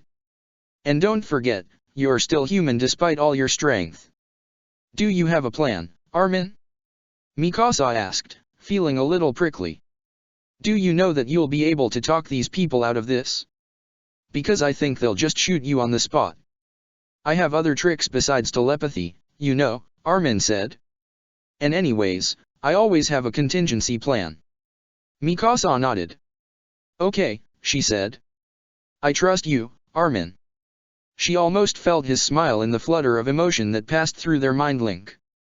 The rush of awe and affection stunned her, because she didn't think it mattered all that much. The sound of struggling made everything still, a fearful calm passing over them as suspense dug its claws deep into their skin. Mikasa craned her neck to see as gunshots rang out, and the hostages all gave out a universal cry, dozens of bodies ducking for cover. Armin, what's going on? Mikasa asked, as a voice bellowed, Hey. Recognize me, huh? I don't know, Armin said. Their connection spluttered, crackling and breaking apart with a vivid burst of static. Like a telephone cord being cut, there was a vacancy in Mikasa's head where Armin's voice had once been, where his presence had been felt. Mikasa felt it like she felt a limb being severed. She felt it shake her soul. Hold on, a woman said. Mikasa didn't care, though. She turned her head to search for Armin, and saw a pair of legs flutter into existence directly behind her. They disappeared almost immediately, but Armin was visible for just enough time for Mikasa to peer up at him and see his face. He looked stunned, and Mikasa could almost sense his emotions fluctuating. Mikasa knew that Armin's power dealt with focus. Unless Armin was physically touching someone, a connection could not be kept steady if Armin could not keep his attention on controlling the power. He had once tried to explain it to her, that minds were like networks, and Armin could sort of just flick through them like television channels and select which ones to read and connect with. His voice fluttered back into her mind, sounding breathless and feeling like a pulse as it thudded delicately against the bars of Mikasa's thoughts. It's Eren, Armin said. Mikasa's pulse echoed the thrum of his voice, and her body buckled as she digested his words, and she forgot that Petra was beside her, and she forgot that there were gunmen everywhere, and she forgot everything all at once, even how to breathe. Eren, Mikasa breathed, jumping to her feet. Petra gave a little noise of objection, and looked around wildly. Mikasa saw Aaron's profile, and saw that he was taller and broader and blinking around dazedly, as though there was something he needed but couldn't quite see. Armin, Mikasa realized. Armin, he's looking for you. Link us. Link all of us. The three of us can do this. I'm going to try, Armin thought. Let me get his hand. 5 shots broke Armin's words, piercing them and shattering them across Mikasa's mind, allowing them to burst like shrapnel. And, with that shrapnel, Mikasa's world ended. It blew apart, an explosion of emotions crushing her lungs as she stood, Aaron's name leaving her lips in a sharp, angry, anguished shriek, and she could do nothing as the image of Aaron's blood flying through the air and splashing against the tangible surface of an invisible boy hissed and spat at her as it branded itself into her heart. Mikasa's entire world was spinning. She couldn't function. She wondered vaguely if she would even feel herself being shot. She wondered if she even cared, or if she was even alive anymore. There was no future anymore. Not without Aaron. And she was struck by the vision of Aaron dropping to his knees, Armin's body fluttering in and out of existence. Blood was framing his face. It was staining a pristine-looking white cloak that hung around his head and shoulders. She scanned the room for the shooter that had blown away Mikasa's entire life in 5 rapid bursts, but she could not find them. Armin had let out a scream even more agonized and shrill than her own, and the scream rattled the air and sent Mikasa's hands flying to her ears. Everyone around her did the same, because the scream wasn't anything natural, and it was pulsating through the strangled link that was still half-formed between Armin's mind and her own. But the link was spiraling and clicking, collapsing on another mind, and another, and she could feel them. Armin screamed, and his voice split through every mind in the room with the ferocity and anguish of a dying, rabid animal. Mikasa fell to her knees, her eyes squeezing closed and her heart racing. She couldn't think any longer. There was no thinking in the midst of Armin's rage. There was only bearing the pain, and the relentless battering of emotion swinging down like the blade of an axe against her brain. Mikasa's fingernails were digging at the sensitive skin behind her ears as she fought back tears, her voice joining 100 as everyone in the room shrieked in pain at the vicious berating of Armin's screaming inside their heads. Aaron, Mikasa thought, her fingers clawing at the tile as her senses turned dim, and her vision blinked out. Chapter 3, A Sound Mind in a Sound Body. Mens sana in corpore sano. Manhattan, New York. AD 4 Calendas Septembres, 2766 AUC. There was a sense of vacancy in his mind. The sort of shady, eerie hollowness of a school at night, or a bar in the daytime. He recalled things from memories that were not his, while his own memories were glossed over with a gleaming white paint, glimmering sadly and faintly. The institution felt like a bad dream. Sometimes he woke up screaming, and he couldn't be sure why. His was a power that could not be discerned easily. It could barely be explained. As a rule, he didn't talk about the institution. Neither did Erwin Smith, the man who had admitted to blowing it up. Armin had escaped by following Erwin out of the building, and following him until the man finally noticed that there was a child tailing him. At the time, Armin had not been thinking of Aaron and Mikasa. At the time, all Armin had been thinking about was surviving. It was the sort of regret that appeared like a blot in his vision. And then it grew. Armin tried his best to reach out through the established link between himself and his friends, but there was nothing. Just a vacant, heavy void that hung heavily where 2 distinctive presences should be. It was worse whenever he had to let other people in his head. He didn't like the feeling, the unfamiliarity, and the acrid aftertaste, leaving him feeling worn and senseless. The truth was, Armin's powers were pretty volatile. Without Mikasa and Aaron to share the burden, Armin was forced to experience the vicious backlash of being a telepath. There was loneliness in bearing the thoughts of others. Upon leaving the institution, Armin had to face the exposure to thousands of voices daily, and feel them squirming inside his head. He had to focus to make them all stop. And worst of all, he couldn't control the telepathy upon physical contact. The thing that had made him, Mikasa, and Aaron so close before was now his downfall. Someone could brush their knuckles against the back of his hand utterly by accident, and Armin could gain a rush of memories and anxieties while giving up his own frantic thoughts. It usually ended up with Armin in the nurse's office, curled up with his knees hugged to his chest. Armin was 11 the first time it happened. Erwin had sent him to a public school after promising to take care of him, and Armin was immediately apprehensive of his classmates. He didn't like the way their thoughts felt in his head. He didn't like the heaviness of their stares whenever Armin answered a question correctly, always, and he didn't like how simple they were. He didn't like the emptiness inside him, and he didn't like that no one seemed to understand. He'd been elbowed off a swing on the playground, and the book in his lap, a collection of Cicero's letters, collapsed in the sand as he went skidding on his hands and knees. He'd been stunned in the first place, slumping in the dirt as he peered at his skinned palms. Grains of sand burned his shredded flesh, and tears prickled his eyes. He wished, not for the first time, that he hadn't run from the burning building. He wished he had gone looking for Aaron and Mikasa. He wished he knew how to find them, if they were. They were alive, though. Armin felt as though he would know if they were dead. Their connection was too strong. The recess monitor had seen Armin fall, and she'd come to see if he was all right. She had bent down and taken Armin's hands gingerly to look at the damage. Upon her touch, Armin felt the world screech around him, the air hot and palpable as a barrage of thoughts tumbled into his head, hissing softly in his ears at a speed that he could not fathom, and he felt his fingers shaking as a filthy taste spread across his tongue, bitter and burning and blackening his teeth like tar. He felt the words on his hands, bleeding through her skin into his and contaminating his nerves. He had screamed, and she had screamed, and he'd torn himself out of her grasp and flung himself from the playground, tears streaming down his face and her panicked thoughts sledging through his mind. It wasn't like reading a mind. Reading minds was easy, like hearing bits of conversations in passing. It was easy to tune in and out. But what had happened was more like the woman's entire mind had bled from her skin, and washed over Armin, and he could taste her in his mouth and feel her on his skin, and he knew she could feel him in her head too. She knew him, and she didn't understand, and she was scared. He'd ended up collapsing at the front of the school, clutching his chest and heaving.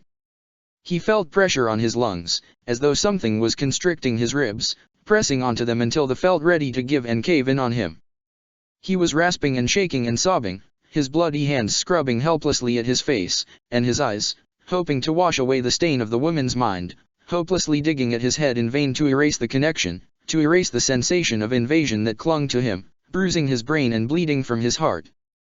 The ambulance had been called, and Armin had been given an inhaler, and told he had asthma, and he was bandaged up and sent home. Erwin was a tall, charismatic man, who smiled when need be and masked his true feelings better than Armin ever could. Erwin had been affectionate with Armin enough in front of the doctors, but when Armin was alone with him in the car, the man had looked Armin straight in the eye and said, "We need to control this." Armin could say nothing, do nothing. He was ashamed, and close to tears again. He rolled his new inhaler in his hands, his lips trembling, and Erwin eyed him. Streetlights rolled by, illuminating the tears that tumbled onto Armin's cheeks as he hiccuped, and curled up in the front seat, sniffling into the sleeve of his cardigan. Armin looked up, very startled, as Erwin pulled the car over to a curb. He stared ahead of him for a moment, and then glanced up at Erwin fearfully. Armin choked, his eyes flickering down to the bandages on his palms. I just. Take a deep breath, Erwin said. Armin did, sucking in air and exhaling it shakily. Tell me exactly what happened. I don't know, Armin gasped, clapping his hands over his eyes. That's the problem. You've never acted this way before when reading a mind, Erwin said, his pale gaze flickering over Armin's face. So what's different here? What happened differently? Armin wiped at his eyes, and shrugged. It felt I don't know, it felt bad, like I couldn't breathe, and I could taste all the bad things just rolling on my tongue, all the bad thoughts and feelings, and she could too, and it was so awful.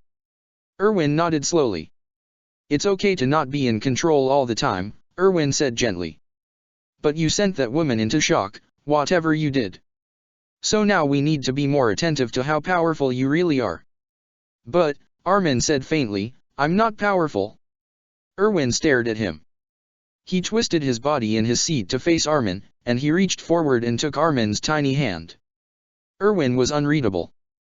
Armin had theories as to why, but it was still amazing to him that Erwin's mind was completely out of his reach. And it was calming too. "You are very powerful," Erwin said, his large hand wrapping around Armin's dainty fingers. "You have an extraordinary gift, Armin. I know you think it's scary, but I need you to accept it." Erwin's eyes flashed in the darkness. "Or else you might become very dangerous." "Dangerous?" Armin couldn't help but laugh scornfully, his voice thick and his tears lessening. "Me?" "Yes," Erwin said. "And me. And anyone else who was in that facility. We are all dangerous people, and we all must embrace that fact. Now, Armin, do me a favor and make the car invisible. I want to catch the evening news." "The entire car?" Armin squeaked. Erwin turned his face back ahead of him. "Yes," he said, a mild smile on his lips. "Can you do it?" Armin was shaking in his seat. He took a deep breath. "Focus," he reminded himself. "I can try." They made it home in time for the evening news, though Armin felt a little lightheaded, and Erwin had to carry him in. The man apologized, though Armin could not be sure if Erwin was genuinely sorry for pushing Armin's power. Armin decided he liked it that way. Erwin began sending Armin to school with gloves on when Armin was 12. Armin began to appreciate them, though sometimes there was no way around brushing someone's skin. By that point Armin was used to the nausea and disgust that came with an unwanted mind link. It was a part of him. And he hated it. He hated it so much that he did anything he could to avoid physical contact. He was excused from gym class due to asthma, and he ducked away from people in hallways, careful to never be touched. It marked him as odd, and rumors began to circulate that he was afraid of germs, or antisocial, or something. Eventually people seemed to get over it, and he made friends, but there was always a bit of a stigma to his condition. They had begun sleuthing when Armin was 13. Erwin had a precognitive power that Armin still couldn't quite comprehend, and all of a sudden he was using it to stop massive crimes before they happened. And Armin was helping. They tracked down criminals, locked them up, talked them down, and never lifted a finger against them. Armin and Erwin had no need for violence. Their power was in the mind, and in the mind it stayed. The public had given them their own monikers when the media had finally caught them, a year and a half after they had begun using their powers for heroism. Erwin, whose power had somehow been leaked as precognition, was called Augur. No one had ever really seen him. Armin kept him invisible, though they both had acquired costumes to suit the bill. Erwin wore a short black cloak, and Armin wore the same one in white. Their costumes were the same, with the color inverted. Armin's suit was black, but his sides were streaked with white. His arms were white as well, though inky words were scrawled across the fabric as though written with a thick marker in Armin's own handwriting. The words moved around the white fabric, constantly changing to suit Armin's thoughts. Erwin didn't have this detail in his own costume. He'd developed it just for Armin, and Armin thought it was the most amazing thing he owned. The media called him Cicero. It was because once, during a hostage situation, Armin had made himself visible before the shooter. And he'd talked. And Armin could not recall what he had said, but he remembered the words spewing from his lips, the calm, aggressively empty words that had gone on and on and on, catching the undivided attention of everyone in the room as Armin read the man's face, and scanned through his thoughts, and made words appear with a quiet fury. His voice had echoed, and his words had hit home. And when he was done speaking, the gunman had turned the gun and put the barrel between his teeth. "What did I do wrong?" Armin lamented later to Erwin. The boy stared at his fingers, watching words appear rapidly, a flutter of literature curling across his fingers. He thought he recognized a few lines from A Telltale Heart, and he had to close his eyes to keep himself from crying. "Nothing," Erwin replied. "Do you think you did anything wrong?" "That man died," Armin murmured, never looking up. "I did that to him. I made him kill himself." "That was his own choice," Erwin said. "You aren't at fault here, Armin. You saved a lot of people." "Yeah," Armin thought numbly. "But did I have to take a life to do that?" He never quite got over it. He continued to try and save people, and continued to feel hopelessly lonely despite all the good things Armin had. Erwin wasn't a bad guardian. In fact, Erwin cared about Armin a lot more than Armin had ever expected of him. Whenever Armin woke up from nightmares, Erwin was there to placate him, and Erwin was there to make everything okay again. Erwin was Armin's tether to the world, and Armin was unbelievably thankful for him. But sometimes it felt like the man was only playing Armin like a piece on a chessboard. Up, Erwin said, flicking on the light in Armin's room. Armin blinked dazedly, curling against his blankets, and he mumbled softly into his pillow. His head was pounding viciously, and he felt sick to his stomach, as though something had been clawing at his abdomen for the majority of the night. 5. Armin grimaced, and rolled onto his stomach, burying his face into his pillow as Erwin yanked his blankets off him. "No," Erwin said. "Now. There's going to be a shooting." Armin was barely lucid, and his head felt like it was about to split apart, but the word shooting did catch his attention. Armin turned his head, brushing his mess of blonde hair from his one open eye. "Shooting." He sat up, and caught the costume Erwin threw at him. He glanced out the window and saw, with great despair, that it was still dark out. "What time is it?" "Other vigilantes stay up all night patrolling," Erwin said, raising his chin at Armin. A sign that he was teasing. "I wonder if they complain as much as you." "I've got school," Armin reminded, rubbing his eye with the heel of his hand. "It's only the first week," Erwin said stiffly. "I'm sure you'll be fine. Now get dressed." Armin frowned. Against his skin fingers, the light white fabric of his uniform glittered faintly as Armin's handwriting appeared in a thick, clean script. He vaguely recognized the words as Rip Van Winkle. The words were fuzzy, and he blamed that on his bleary vision. He was just sleepy, was all. He sighed as Erwin turned away toward the door, and Armin rose to his feet groggily. "I bet Robin never had to deal with stuff like this," Armin called after him. Erwin paused in the doorway, and he glanced back at Armin with his thick eyebrows raised. He stood for a few moments, and then smiled. "You should read more Batman," Erwin said. And then he left the room, leaving Armin to scowl and glare down at his uniform. "I don't even like comic books much," Armin mumbled, tugging his shirt over his head. "When did my life become one?" He checked the time after donning his suit, and he shook his aching head in disbelief. It was 4 in the morning.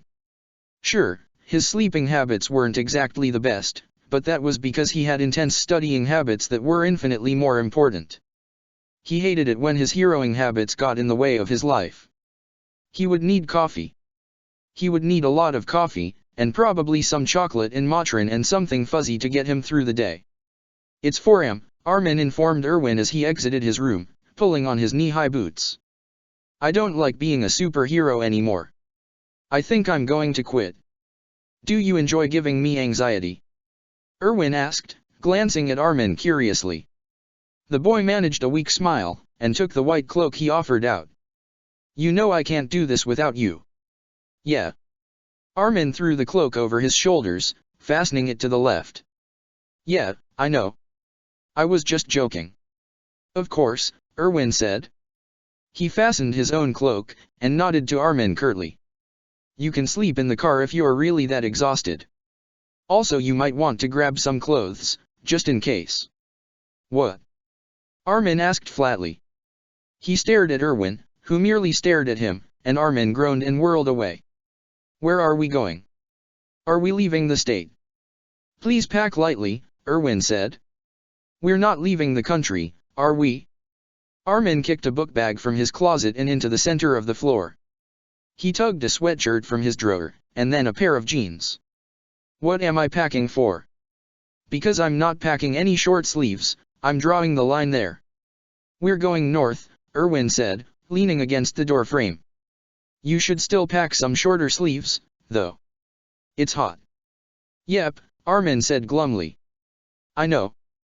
Not taking any chances, though." "It's going to be about 90 degrees, Erwin said. "You sure?" "We're going to be in our suits all day, probably," Armin said, shoving a pair of flannel pants and a very baggy Les Miserables t-shirt. "Look. A t-shirt. Happy?" "Moderately." Erwin folded his arms across his chest, and he smiled. "Hurry up." There are lives on the line. Yeah, I know. Armin glanced around, and spotted his gloves sitting beside his iPod. He grabbed both and tossed them into his bag, zipping it up and tossing a strap over his shoulder. Okay, ready. Good. Erwin nodded, and they moved toward the door of their small house. Armin focused his energy, and when he looked down his hands had disappeared. They left without a word, and once he got into the car, he kicked off his boots and curled up on his seat, quickly falling back into slumber. He dreamt of a man with warm eyes who gave him a little cup full of pills, and told him that they would make him better. He dreamt of white walls and white faces, and he dreamt of his white skin with blue veins webbing visibly beneath like rivers of dying nerves. He dreamt of a girl and two boys who looked the same, and who watched him with sympathy. He dreamt of Aaron and Mikasa, pressing their hands to his and murmuring that it'd be okay. He dreamt of a woman with blonde hair and tired eyes, who plucked him up and rested him on her knee, bouncing him until he giggled hysterically. His laughter melted as she began to sing to him, her hiding her hands behind her back. Mijn hand sind verschwunden, ich have keine Hand mehr, das sind die Hand wieder, tralalalala. He woke up with a terrible headache. Coffee, Armin murmured, rubbing his eyes. Across his hands, words were dancing wildly, frantically grappling for Armin's attention. They were not making sentences, only fluttering fractured bits of a book from Armin's recent memory. Intense spurt of coughing almost inspired his blue eyes stared at the floor seeing nothing. Ah, right. The book thief. His subconscious was being very strange today. It's nearly 11, Erwin said. He didn't tear his eyes from the road. Are you feeling all right? Armin rubbed his eyes tiredly. Yeah. I've got a headache, but it was worse this morning. I'll get you some aspirin, Erwin said. And coffee, Armin said. Please. Erwin got him what he requested, thankfully, but Armin didn't feel much better. It wasn't surprising. Armin's headaches were chronic, and weren't easily placated.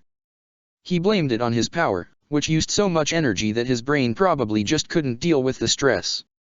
Armin was used to it by now, but it felt like they were getting worse recently. He woke up with migraines a lot. Feeling better? Erwin asked. Yeah, Armin said, stretching his arms. He blinked rapidly as he glanced out the window. Is that the Empire State Building? Probably, Erwin said, his thumbs drumming idly to the beat of the Queen song that had come onto the radio. Also, don't ask. We don't have the time for any plays. I feel like it's your goal in life to make me unhappy, Armin mumbled, folding his hands in his lap. Hopelessly unhappy. You have school, I have work, Erwin sighed. We can't stay longer than the night. You're a librarian, Armin said. They can live without you for a day or two. No, Erwin said. No plays. Armin frowned, and leaned his cheek against his first. Fine.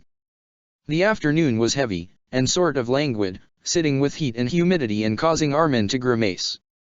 He didn't like days like this.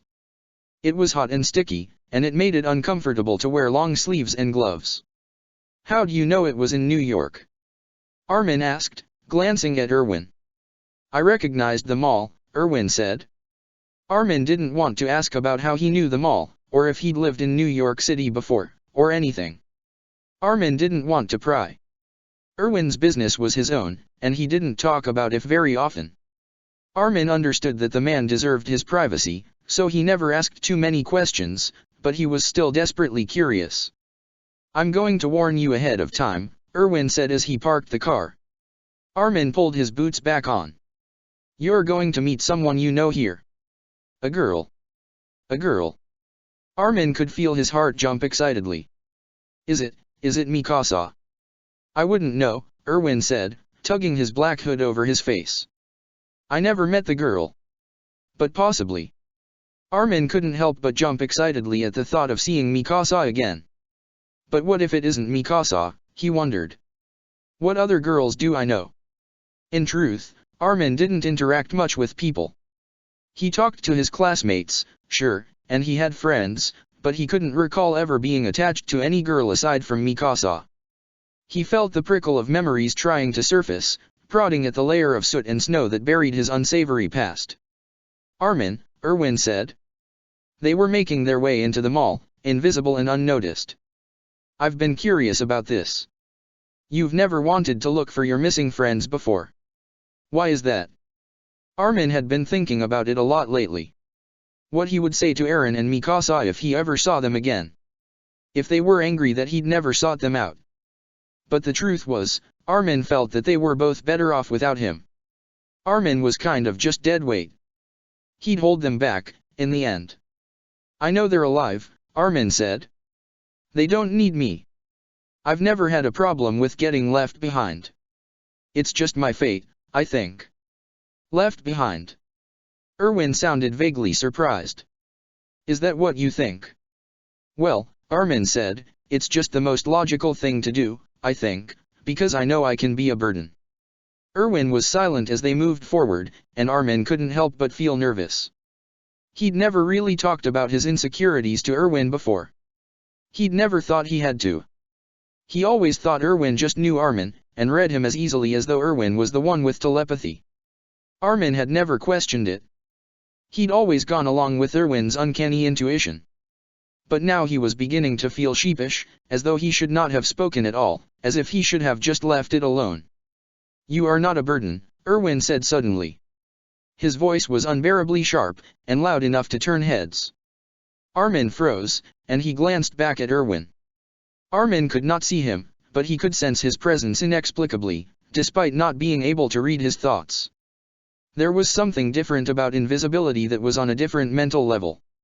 "You can't afford to think like that. We don't have the time to be so trivial, Armin. Either you accept what you're worth, or you become worthless. Choose." Armin's breath caught, and he stared ahead of him numbly. His head was hurting vaguely, and he wanted to snap something irritably at Erwin, like that he just didn't care if he was worth anything or not, because it never felt like he was, but Armin couldn't. He couldn't fight back, and he couldn't speak, and he wanted to fling his head back and scream. He nearly lost all focus and composure, and he saw the ink of his suit flutter into visibility, glistening in midair and laughing at him. They moved quietly, expertly, and made it to the food court little effort. Armin was always stunned at how precise Erwin always was. His timing was always impeccable, and he was never at fault with location. Erwin simply always got things right, as though his precognition was more of a divine guess, and Erwin was simply playing at omniscience. Armin knew Erwin's power was far from omniscient. It was still a little scary, though. If Armin could have 3 wishes, he had no idea what he'd use the last 2 for, but his first wish would be to read Erwin's mind. It would be so much easier if Armin could just connect with him. Not just any connection, but the kind of connection that Armin had with Eren and Mikasa, the kind of connection that was unbreakable despite all weathering, but natural in its manifestation. A calm, painless connection. Erwin was someone Armin felt desperately attached to, and admittedly dependent upon, so it was hard to know that there was a chasm between them. With Eren and Mikasa, Armin had always felt content. Safe. Loved. With Erwin, it was a guessing game. Was Erwin using Armin for his powers, or did he truly care? Was that smile real? Was that head pat affectionate, or manipulative? Did Erwin know that Armin didn't trust him as much as he let on? Did Erwin sense Armin's insecurities, and ignore them? And the fact that Erwin and Armin could not communicate during these situations was so inconvenient. A mental discussion was all Armin would need to know when to stop talking, and start listening. A nudge, or a command, anything. It could have saved a few lives along the line. It could have shut Cicero's mouth, and disarmed a gun. It could have saved Armin from feeling so terrible, too. But Armin didn't think Erwin wanted Armin to stop talking. In fact, Armin was certain that if Armin and Erwin did manage to forge a mind link, Erwin would not hold Armin back. He'd probably want Armin to speak more often. And that, in truth, was the last thing Armin wanted. "The only future I want," Mikasa Ackerman's voice cut sharply into the careful barriers of Armin's mind, "is a future with Eren in it." Armin stood breathlessly for a moment as a familiar taste washed over his tongue. Like peppermint tea, Pric cling his senses and sending a sweet, fresh alertness through his tired soul. Armin felt the familiarity like hearing an old song on the radio for the first time in a decade. There was static, a nostalgic whir of emotions blurring his senses, and then there was a click, a natural progression of rhythmic connections flickering between him and her, a quiet mind in a coarse one. Mikasa? He called her name tentatively. The connection was faint, but still there, and he felt that he could hold on to it and lose himself in it, sing its silvery tunes like it was a melody long forgotten, but suddenly resurging through a series of flippant memories. Armin drew closer to her, staring at her in disbelief. She'd changed. She looked bigger now, steadier and harder and fiercer. Her black hair was a stubby ponytail at the nape of her neck, layers of too short hair framing her doll-like face. Armin saw she had numerous piercings in her ears, metal studs glinting against the summer sun that streamed in through the skylight. Mikasa? Armin repeated, keeping enough distance from her to not be caught by the plastic knife that she whipped toward him, her eyes darting wildly. She could sense him, but she could not sense that it was him. She must have become sensitive to his powers in their years apart. Perhaps their connection had been completely lost. Perhaps there was nothing left of it, and Armin was yanking at a severed cord. Mikasa. A small woman with short strawberry blonde hair sat across from Mikasa, and spoke with the tenderness of a mother to a child. Not that Armin would know, but he'd collected what he could from the thoughts of others. He learned from Mikasa's thoughts that the woman's name was Petra. What's wrong? Did you hear that? Mikasa asked, sounding anxious and alarmed, her thoughts thudding through Armin's brain. She was scared and confused, and she didn't know what was going on. Armin had surprised her, and in the worst way possible. Her fear sent a vicious wave of acidity crashing against his tongue, and it burned his throat and his eyes, and he had to rub them with the heels of his palms, massaging the hollows of his skull in hopes to placate his worsening migraine. Hear what? Petra asked slowly. Nothing, Mikasa said, bowing her head. It was just. Armin was surprised when the gunshot rang out. He had not heard the gunman, nor was he prepared for this. He would deal with it, though, because this was what he was here for. This was his job. He was a hero. He had the responsibility to deal with the bad guys. Erwin caught Armin by the arm as the room turned to chaos. Which one is the leader? He asked, his voice just loud enough for Armin to hear over the cacophony of shrieking, the clatter of chairs and tables and feet clapping against tile. Armin paused to focus his energy on the flickering networks arising around him, the twisting webs of thoughts that brushed against his cheeks and snarled at his throat. He felt them vibrating against his lips. But even the bits of frantic, screeching thoughts could not be discerned into identification. Armin realized with a start that it was purely because the gunmen, several of them, all in a menacing group, had no thoughts to feed into the pool of tangled words and pulsating emotions that Armin was forced to digest. Armin felt a little dizzy, and he blinked rapidly. I can't read them. What? Erwin asked. Armin held onto his arm, and took a deep breath. Focus, he thought to himself firmly. You need to focus. All of them. Yes, Armin said breathlessly. What should we do? I don't know if I can do this without reading their minds. Erwin was quiet as the gunman forced the remaining people in the room to kneel down. Erwin had seen this. The hostages, and Mikasa, and the gunman. But not the fact that Armin could not read them. Erwin had not seen that, and Armin was bitter about it. What an incredibly important detail. Try, Erwin whispered. And Armin closed his eyes, feeling the pressure of that word as it bent Armin completely backwards, and threatened to snap his spine. Okay, Armin said. He took a deep breath, and spotted Mikasa kneeling not far away. He nodded furiously, and raised his head high, though he knew Erwin could not see it. Okay. He marched toward his old friend, maneuvering through people as though they were merely obstacles on a children's playground. He listened as she thought about saying something very snappy at one of the gunmen, and Armin shook his head in disbelief. Mikasa, he thought sharply, don't you dare. He thought that perhaps he should be more gentle, because after all, their connection had been weakened to the point where Armin was not sure that Mikasa could even recognize his presence. But nonetheless, he let his mind extend outwards, reaching Mikasa's precariously. Armin? Mikasa's voice was heavy and forceful, ricocheting in Armin's head and booming in the vacancy of Armin's mind. He could feel her shock and desperation as she craned her neck, her dark eyes darting wildly as they searched for him in the frightened faces around her. Her eyes flickered right over Armin, as expected, and he couldn't help but feel sad, even though there was no way she could have possibly seen him. Yes, Armin said, his relief escaping from him in a word, drifting slowly before reaching Mikasa. It's me. I'm right behind you. Mikasa whipped her head around, but of course she could not see him. No, Mikasa thought.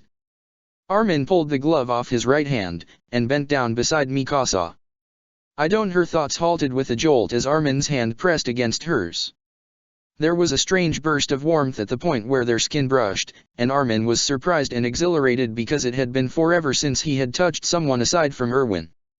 Even longer since he'd touched someone, and that touch was pleasant. In fact, Mikasa's touch was more than just pleasant, it was a relief in itself, like crawling into bed after pulling 3 consecutive all-nighters, like taking a sip of water after a marathon, like stepping into an air-conditioned room after spending an afternoon in the desert. Armin wanted to hug her, and maybe begin to cry. You can't see me, Armin said to her, because I don't want you to. I figured out that I can trick people's brains into thinking I'm not really there, and now I'm invisible, but tangible. See? I mean, of course not, but you know what I mean. Oh. Mikasa breathed. She tightened her hand around Armin's, and there was clarity inside of Armin's head again. His migraine was like a distant ache, and he felt a little more lucid, and a little more confident just by standing in her presence. I'm so glad to see you, Armin said. He smiled in awe, because he was so happy, and he didn't know how to express it. He didn't know what to do, and he was angry that Mikasa had to be in danger when they were finally reunited. I wish it was under different circumstances, though. Yeah, Mikasa stopped, and Armin nearly laughed. She was clearly not used to mind links anymore. In truth, Armin wasn't either. It had been a while since he'd intentionally connected with anyone's mind, and when he did it intentionally, he usually did not touch them. Yeah. I've been looking for you. I know, Armin said. He had seen it in her mind, and he felt a little guilty for it. But he laughed it off mentally, and he could taste her happiness as she smiled and leaned into his touch, a sweet and brilliant sensation that tickled his tongue. Your thoughts aren't exactly hidden.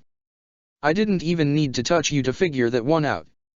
Oh, Mikasa thought, is that why you're holding my hand? To read my mind better? Oh, no, Armin said. I don't need physical contact to initiate a mind link anymore. I just missed you, that's all. Mikasa squeezed his fingers as he locked them between hers. Me too. Armin had to take a moment to absorb the positivity of having Mikasa in his head again. For so long, connections through touch had been terrible to experience. Armin could not stand the feeling of skin against his own unless it was Erwin, and even then the man was cautious with Armin's comfort. Mikasa was special in that her mind was molded perfectly to fit his. There was no pain or fear in their connection. Just inexplicable relief. It's weird, though, Armin said, after taking all the time he could spare basking in the comfort of just being able to touch someone. I can't read any of their minds. What? Mikasa whispered, glancing behind her. She looked through Armin just as expected. Who? Everyone who has a gun, Armin replied quietly. He let go of her hand, saddened by the chilly feeling that followed their skin separating. He pulled his glove back on. It's just, this happens with certain people, where I can't read their minds, but it's never happened with a group of people before. It's incredible. Except now I can't talk them down. What do these people even want? Mikasa asked bitterly. I wish I could tell you, Armin said. He knew that their connection was probably slightly weaker, and less comforting now, but he couldn't keep it up. He couldn't cling to Mikasa like he was a child. He had to be Cicero now. He had to be strong enough to hold himself up. Mikasa's sudden, fleeting vision of Armin getting shot entered his mind, and he almost laughed. The boy in her imagination was small and almost sickly pale, with a shaved head and tears in his eyes. It only reinforced his resolve. Mikasa, please don't worry about me, Armin thought desperately. I don't need you to protect me. This isn't the first time I've had to talk down someone without using my powers. You're not trying, Mikasa responded firmly. I'll just beat them all up. Bad idea, Armin sighed. How many gunmen are there, anyway? You can't take them all on your own without someone getting hurt. And don't forget, you're still human despite all your strength. Do you have a plan, Armin? Mikasa asked. He could sense her distress. Do you know that you'll be able to talk these people out of this? Because I think they'll just shoot you on the spot. I have other tricks besides telepathy, you know, Armin said, glancing around him. He tried to count the gunmen, but he couldn't for some reason. He couldn't focus on keeping himself and Erwin invisible, maintain a mind link, and count at the same time, he supposed. And anyways, I always have a contingency plan. Mikasa nodded. Okay, she said. I trust you, Armin. He smiled at her, and nearly hugged her then. But he didn't. He was distracted by another familiar presence, this one tasting heavy and acrid, like dark chocolate melting on Armin's tongue. There was an intrepid burst of emotions stemming from the presence, and Armin could taste all of them. They soothed his headache while simultaneously worsening it. There was struggling somewhere near the stairwell. Armin moved tentatively closer as gunshots rang out, and a boy burst into the room without a care in the world. Armin's heart was thudding wildly in awe. Armin, what's going on? Mikasa asked, as a voice bellowed, Hey! Recognize me, huh? I don't know, Armin said. The sight of Eren's face sent their connection to shambles. Armin grappled at it senselessly, feeling it slip through the cracks of his mind and stream around him like tattered ribbons. It felt horrible to have Mikasa disappear, but Armin could not focus any longer. His focus was so jostled by the sight of Eren Yeager, in fact, that Armin felt his powers give a vicious signal that they were about to take over. Because Armin's mind and his powers could not coexist if one could not handle the other. Armin shuddered, and he felt himself become briefly visible. Erwin was standing across the room, watching with a hard expression. Armin met Eren's eye, and the boy stopped dead in his tracks. There was a giant arm attached to his own, a Goliath of a mass of flesh that stretched into the air, somehow lifted up by Eren's skinny shoulder. There was no way that was physically possible, Armin realized, but it happened. Eren was holding up an arm that was larger than his entire body and Armin's combined. And yet, as Armin drifted closer to Eren, he saw that the arm was falling apart. Muscle was sloughing off bone. Skin was bursting apart, shredding into steaming pink filaments that shriveled up and dispersed upon touching the ground. The arm was melting away, and falling to bloody chunks as veins and nerves were exposed. Armin peered at them, and noticed that they were extending from the pores of Eren's skin.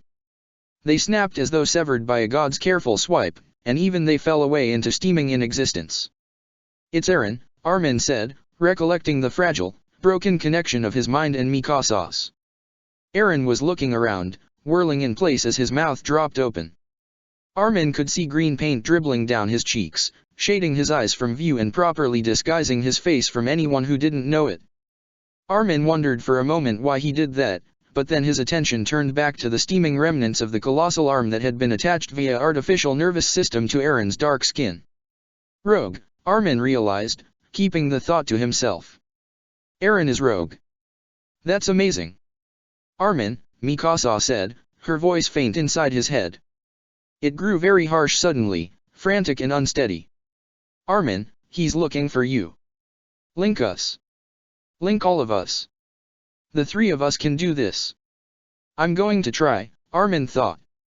Let me get his hand as Armin reached, however, 5 shots boomed against the ether around Armin, colliding with a skinny body and causing a fountain of blood to bloom outwards in a hot, thick cascade, and it splattered heavily across Armin's cheeks, dribbling down his nose and across his lips, gliding against his teeth and washing across his tongue in a thick, warm, acrid wave.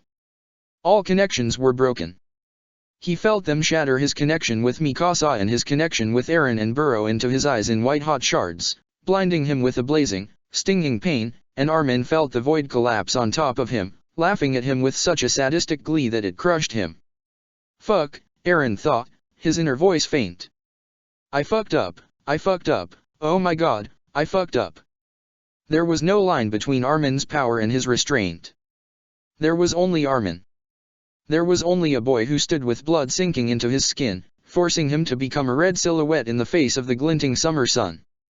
His heart had broken apart, and his mind was in shambles.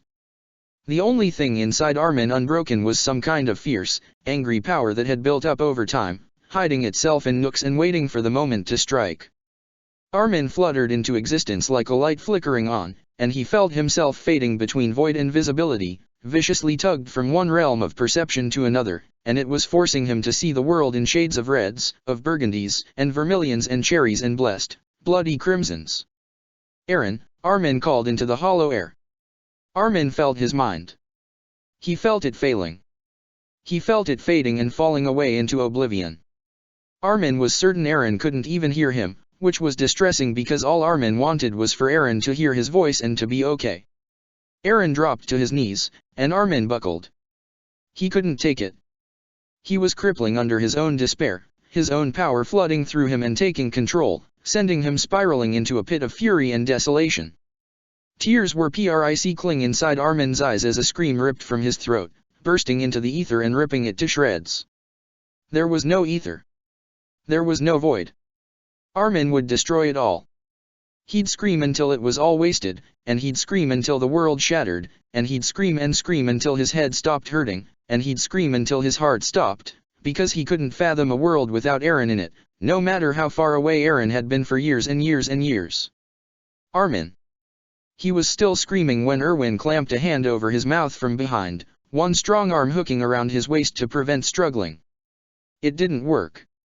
Armin thrashed against the man, still howling and screeching away, his screams thundering inside his head and tearing him apart bit by bit. He felt the warmth of Erwin's body, and normally it'd be a comfort of some kind just to have him close, but Armin had never wanted Erwin to leave him alone more than in that moment.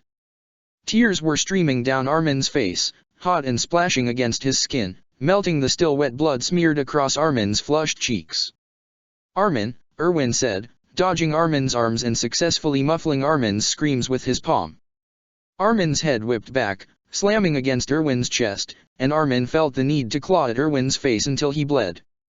He fought against the man's arms until he couldn't fight anymore, and his screams turned into broken, breathy sobs, and he collapsed onto his knees, staring at Aaron's corpse with a mixture of rage and misery. Erwin held him closer, squeezing his tiny frame, and Armin vaguely heard his voice hushing him softly as he smoothed back his hair, pushing back his hood, and let him sob against his chest. Just breathe, breathe. After a few minutes, Armin was left completely numb. He'd quieted down, but he was still clinging to Erwin with a sickening hopelessness, fistfuls of the man's cloak crumpling beneath Armin's fingers as he sat like a small child curled in his father's arms. Erwin's chin was resting against the top of Armin's hair, despite the blood that stained it. "We need to go," Erwin said quietly. "I'm going to pick you up." Armin said nothing. He was scooped up like he weighed nothing, which was likely true enough, and Armin's eyes traveled back to Aaron's corpse. Armin saw, sickened, that there was steam rising from the boy's 5 bullet wounds. No, Armin thought. Don't do that, don't evaporate, don't go away, please. More tears filled Armin's eyes. It wasn't fair. It wasn't, it wasn't, it wasn't, it wasn't, it wasn't. The ceiling shattered. For a moment, Armin looked up. All he could see was a pair of wings, glistening against the rays of sunlight in sharp, angular ribbons. The wings were massive, both spanning the entirety of Armin's body, and they were colorful and glossy, like glass suspended in midair and connected by some ethereal filament. They were attached to a falling, spinning body, which was tucked and rolling through the air with the skill of a master acrobat. Armin was stunned as Erwin's body curled around him protectively, his massive shoulders working as a shield as the man dropped to his knees and slid across the floor to get to cover as a hurricane of glass came spiraling down from above. Armin sat, shaking against Erwin's chest, tears still flooding freely down his flushed, bloody face, and Erwin looked down at him with a frown. The glass skittered across the floor, narrowly missing the unconscious hostages. Why are they sleeping? What happened to Mikasa? What's going on? What happened? what have I, and crunching under the weight of a pair of black boots. Armin couldn't see who had fallen from the ceiling, but he didn't really care. He stared ahead of him as Erwin attempted to wipe up Armin's tears with the hem of his black cloak. It was merely dampened with blood, and it made Armin's skin feel sticky and cold. Erwin smoothed his hair back again, but Armin's bangs merely fell right back into place against his forehead. Armin wanted to go home. He wanted to go back to sleep, and pretend this was all a terrible nightmare. That Aaron was still alive somewhere, that Armin could go looking for him with a newfound desperation. The man who had fallen from the ceiling was now standing amongst the unconscious hostages. Armin could hear his thoughts, but they were nothing but a faint buzzing in a mass of vivid dreams swirling around inside Armin's head. Armin didn't have the focus to pick apart dreams from lucid thoughts, and lucid thoughts from specific identities. Armin saw the man, small and shirtless, no wings to speak of and firmly muscled, bent down somewhere in the crowd of bodies. Armin stared, his heart thundering, and his head feeling heavy and ablaze, as though a fire was raging through all his thoughts and feelings and turning his insides to ash. Armin saw the man gingerly prop up a body against his knee. Mikasa, Armin thought. He struggled to his feet, pushing Erwin away and stumbling forward senselessly. No, I can't lose her too. No, no, no, no, no, no, no, no. Armin wanted to speak, to tear the man to shreds using words and thoughts, but he couldn't. Armin's tongue sat in his mouth, heavy and inflexible, and his jaw was fastened closed as he quietly maneuvered through unconscious bodies, their dreams echoing loftily inside Armin's pounding head. Armin didn't know what he was going to do. Punching the man would do nothing. Armin had never punched anyone before, and he knew he would only hurt himself in the end, and Armin could not bring himself to speak. Armin stopped beside the man. He stopped, and he stared at the man with glistening eyes until he finally looked up, and observed a tiny, bloody boy watching him with an eerie emptiness as he put a finger between his lips and tugged a white glove from his hand with his teeth. The glove was going wild with words, terrible, sketchy words that were scribbled frantically as though by an injured man. Armin caught nothing but a glimpse of the writing, his thoughts in shambles and his emotions conflicting with his senses, but he did manage to read a wobbly sentence. But indeed these things are nothing. If God should withdraw his hand, they would avail no more to keep you from falling, than the thin air to hold up a person that is suspended in it. What the fuck do you want, kid? Asked the man, glancing up at Armin with a bored, irritated expression. Mikasa's head was resting in his lap. Armin exhaled sharply, though his nose, Aaron's blood trickled down his cheeks, and he reached down and set his bare fingers between the man's shoulder blades, resting the tips of them against a black, white, and blue tattoo that enveloped his entire back in a massive, fractured set of overlapping wings. At Armin's touch, the man's back arched in shock, and the taste of him lapped over Armin's tongue like brine and sea foam, a shuddering, bleeding taste, acrid and chilly and too strong, and it burned Armin's senses like bleach washing down his throat. There was panic. Frightened, vicious, wild panic, and Armin felt it like a maelstrom beating against his body, sending him drifting in the air and crashing to the ground without pity or care. Armin felt the man's thoughts flood into his head, a flurry of disjointed, confused, breathless thoughts that sloshed around and hissed like a cigarette tossed into a puddle. Smoke billowed from Armin's mouth, the taste of it blooming like a wave of heat, and Armin knew it wasn't real, but he could still taste its pungency as though he'd taken a joint to his lips and sucked down a vicious array of carcinogens. Armin saw the man, whose name was Levi, he now knew, through the tangle of their minds like red and white ribbons unraveling into a small mountain of strings that could not be discerned or separated, and Armin saw his memory in the most terrible light. Armin saw the hazy image of a dingy hotel room, curtains drawn and darkness crawling like maggots beneath Armin's skin, and he could feel his heart beating very hard, and he could hear someone breathing against him, and it scared him, Levi, and it made him sick. The image changed rapidly, melting away swiftly, but Armin still felt the fear and rage and disgust even after the memories flickered, and his throat began to burn from the aftertaste of vomit, a woman appearing before him and wiping his lips and murmuring about how useless he was, and Armin could hear the thundering, bitter thoughts of a child, "You're gross and miserable, and I hate you so much."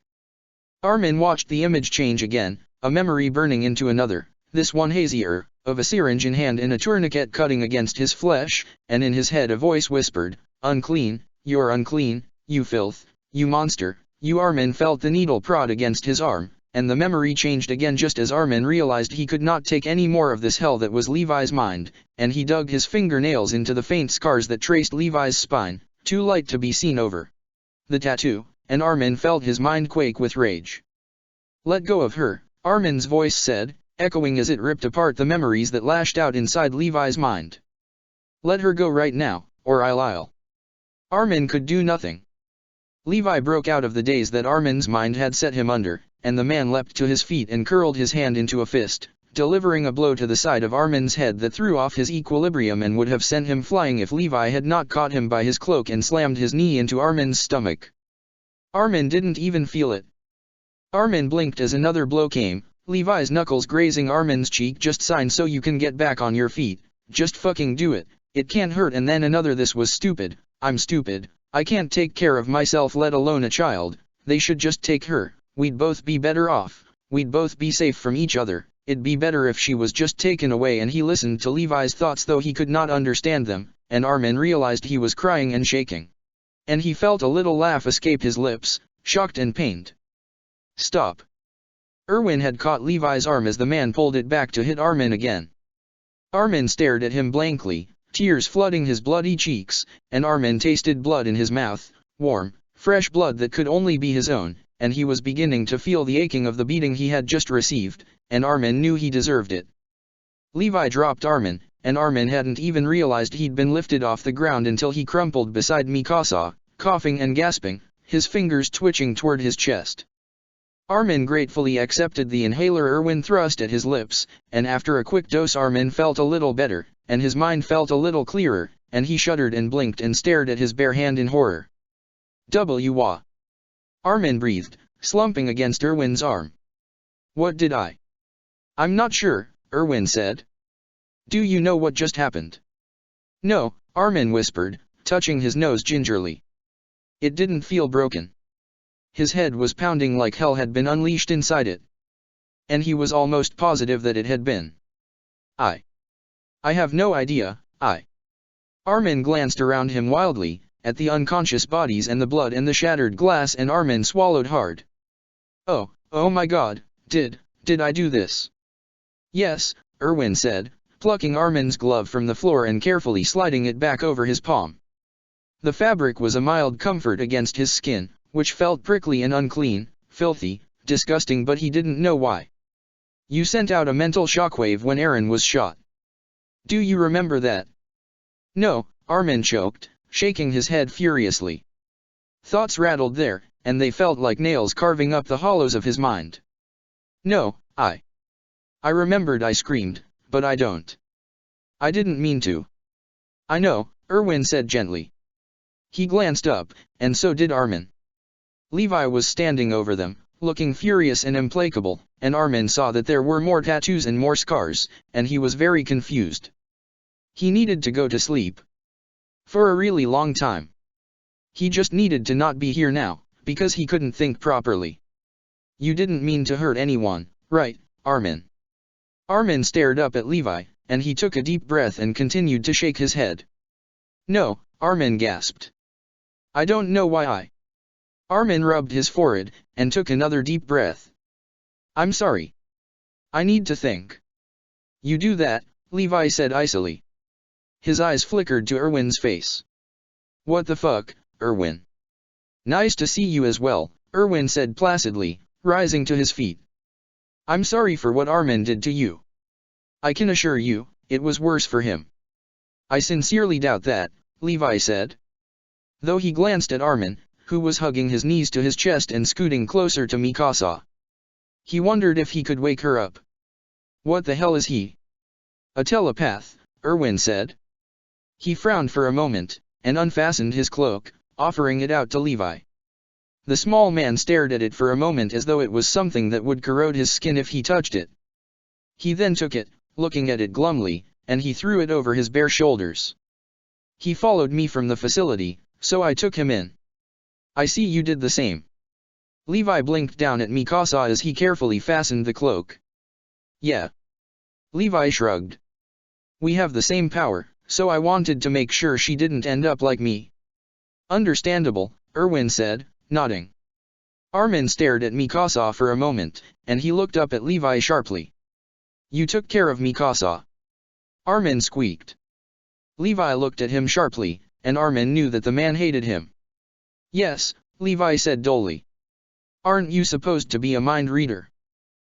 Yeah, I am, I wasn't really focusing when I touched you, so I really don't care," Levi said, his attention returning to Erwin. "What happened to the shooters, anyway?" Armin looked up suddenly. He looked around. Erwin did as well, and then they shared a look. "I have no idea," Erwin said. He blinked around them, and shrugged. "It's not really important right now. We need to get out of here before the police realize the gunmen are gone and decide to storm." "What were you two even doing?" Levi asked. He blinked down at the cloak around his shoulders, and frowned. "Are you two fucking superheroes? Aren't you?" Erwin cocked his head.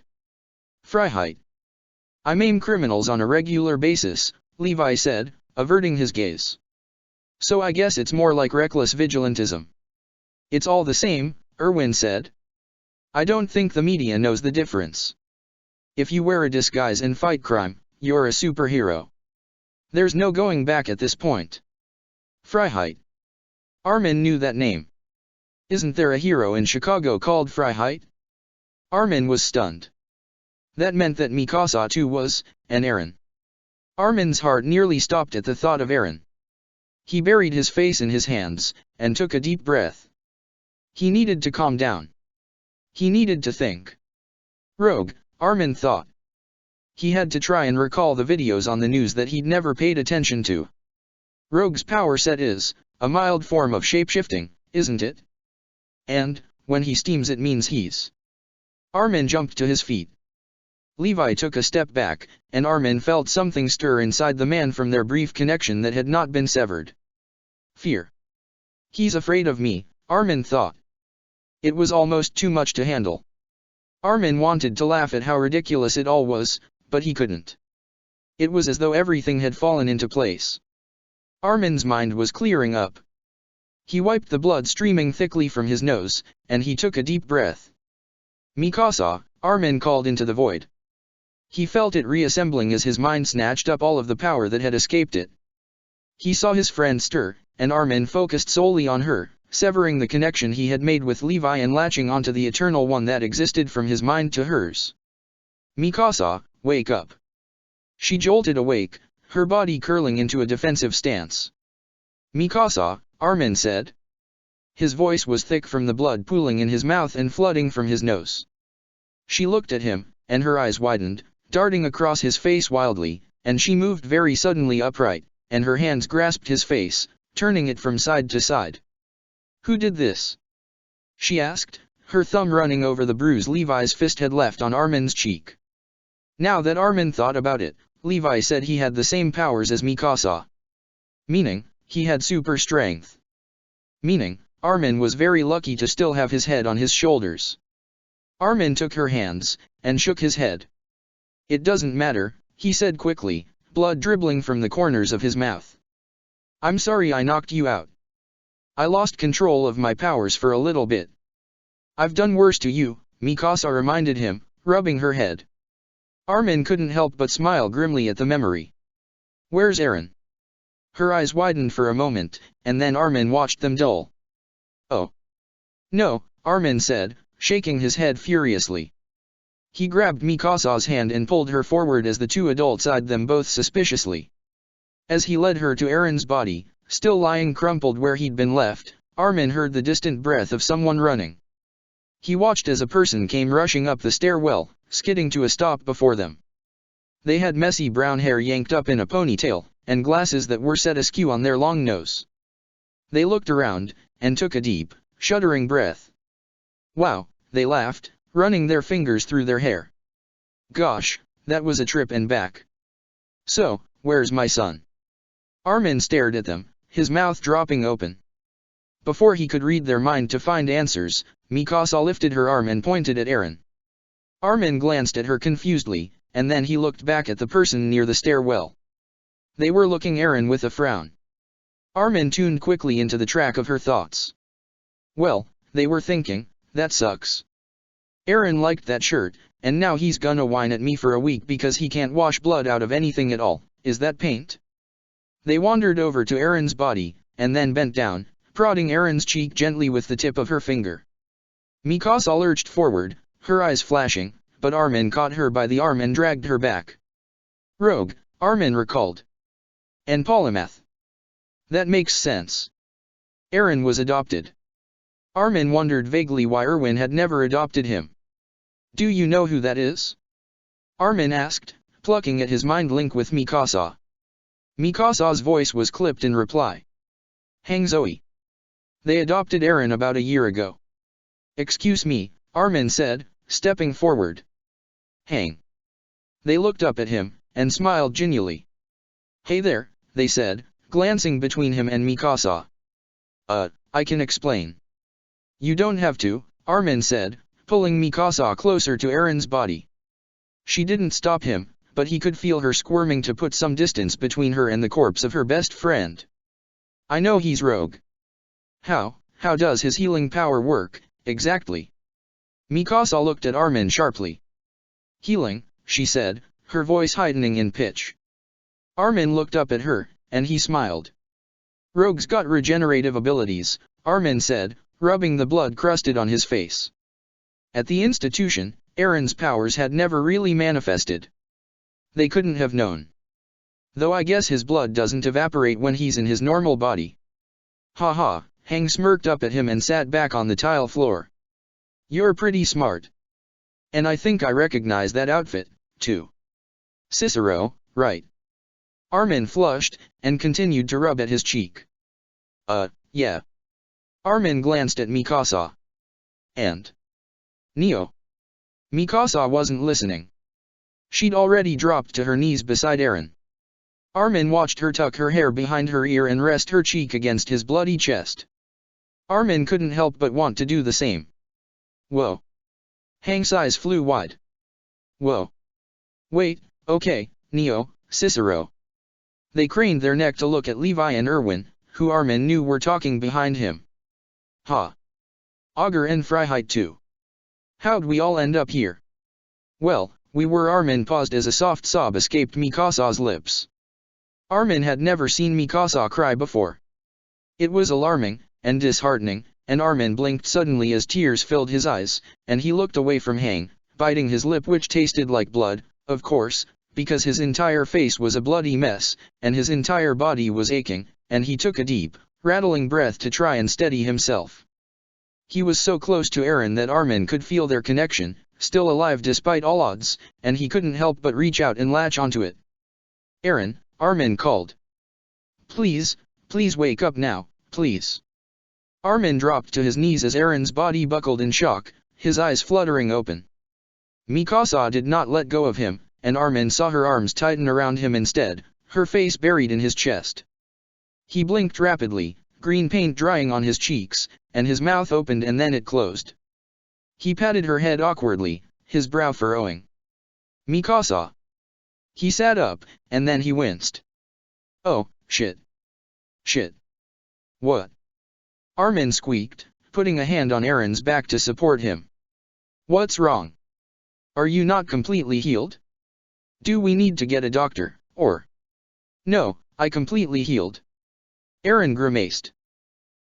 Oh, hey, Armin. Aaron's eyes brightened. What the fuck happened to you? Do I have to beat someone up?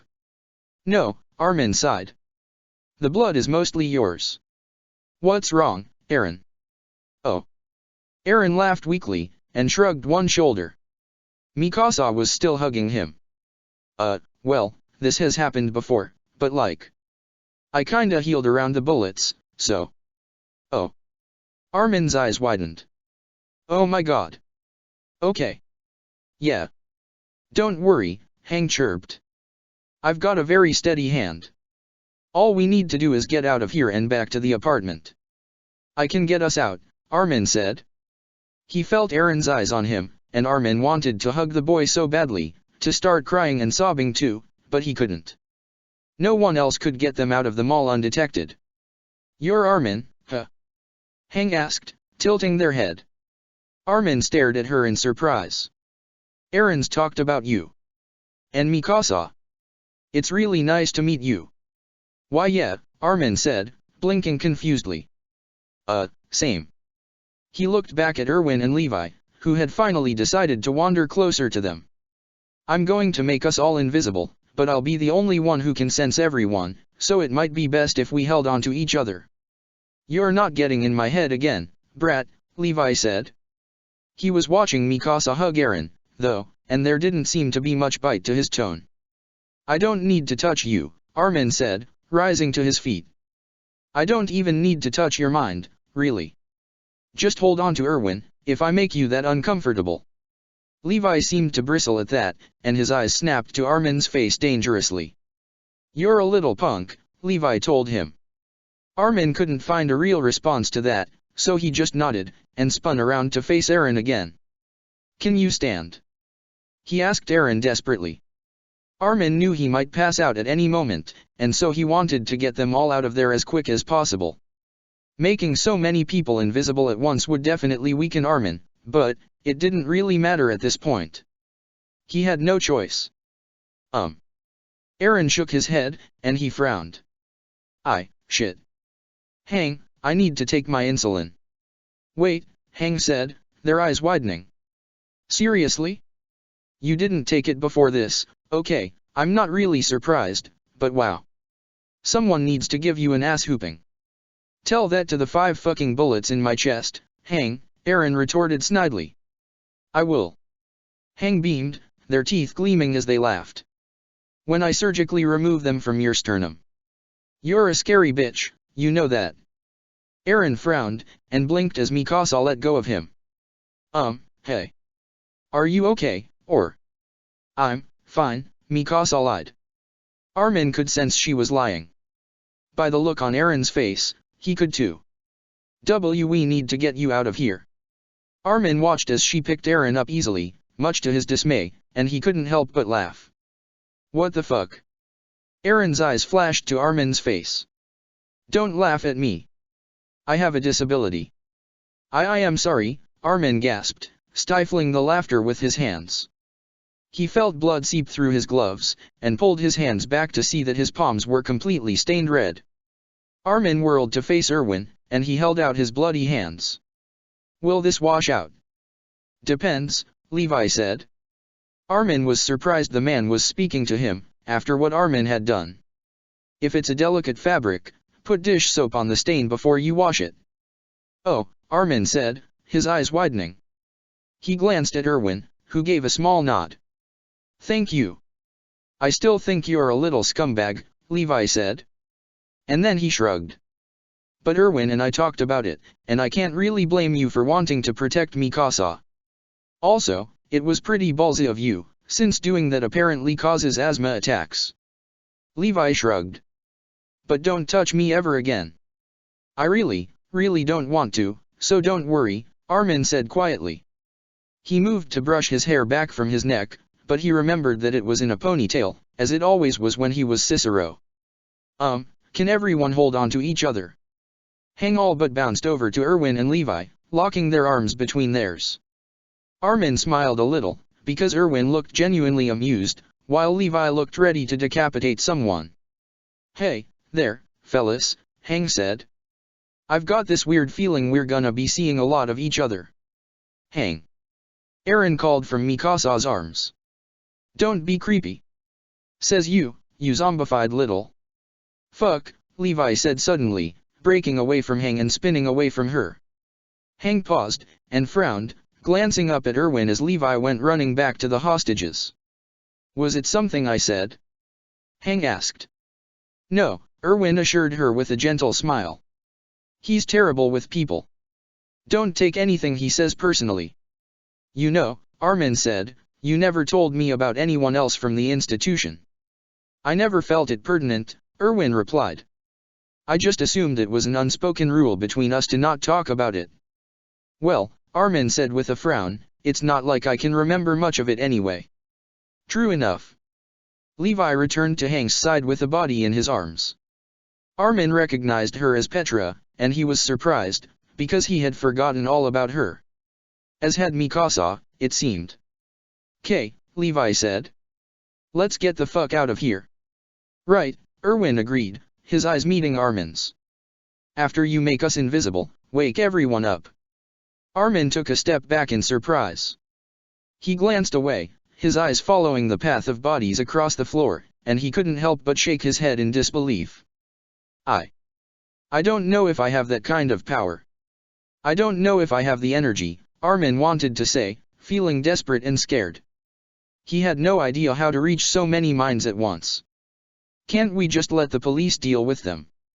"Armin," Erwin said, his voice a sharp warning. Armin bowed his head in shame. "Hey," Eren whispered into Armin's head. Armin nearly jumped. "Want me to beat him up?" "You really want to beat someone up," Armin thought, laughing aloud, and quickly catching himself.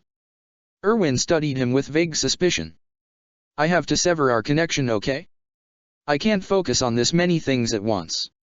Armin watched as Mikasa and Eren nodded at him. Armin took a deep breath. He took Erwin by the arm, and then reached out for Mikasa.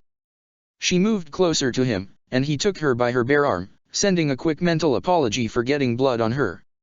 She didn't seem to care much though, and Armin noticed Eren had sort of just curled into her arms. He had probably passed out. After cutting away all that he could of his links to Mikasa and Eren, he'd never be able to fully be rid of them, unless one of them died permanently. Armin closed his eyes, and focused his energy on shielding all of them at once. It was arduous, and it took a few tries, but after about a minute, he looked around and saw nothing. He could sense them all there, though, and that was comfort enough. "How does this even work?"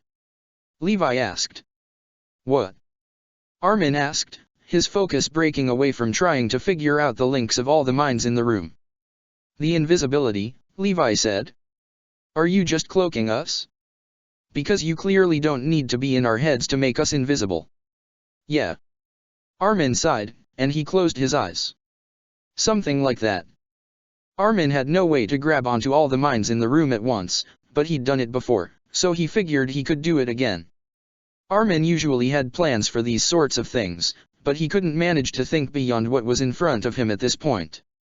He was exhausted, mentally and physically, and if he didn't act fast they could all be in a huge amount of trouble. So he grappled with the links of 100 unknown minds, and he latched onto them, digging his fingers into them and tearing them all open. He could feel 100 dreams pour into his head as he opened up his own mind and shouted, "Wake up!" The jolt was palpable. It blew across the air and scattered, causing a massive, universal gasping of slight pain, as though they had been pinched, and then they merely blinked in confusion. Armin severed the connections as swiftly as he possibly could, shaking as he squeezed Erwin's bicep and Mikasa's wrist. "Let's go," he said numbly. They went. Armin managed to get them past the barricades and the crowds before he collapsed, falling to his hands and knees and letting his exhaustion take over him, save him from the vicious pounding inside his head, and save him from the aching and the crawling. Armin just wanted a little relief. He wasn't sure he'd ever get any, but it was nice to dream. Chapter 4, Higher.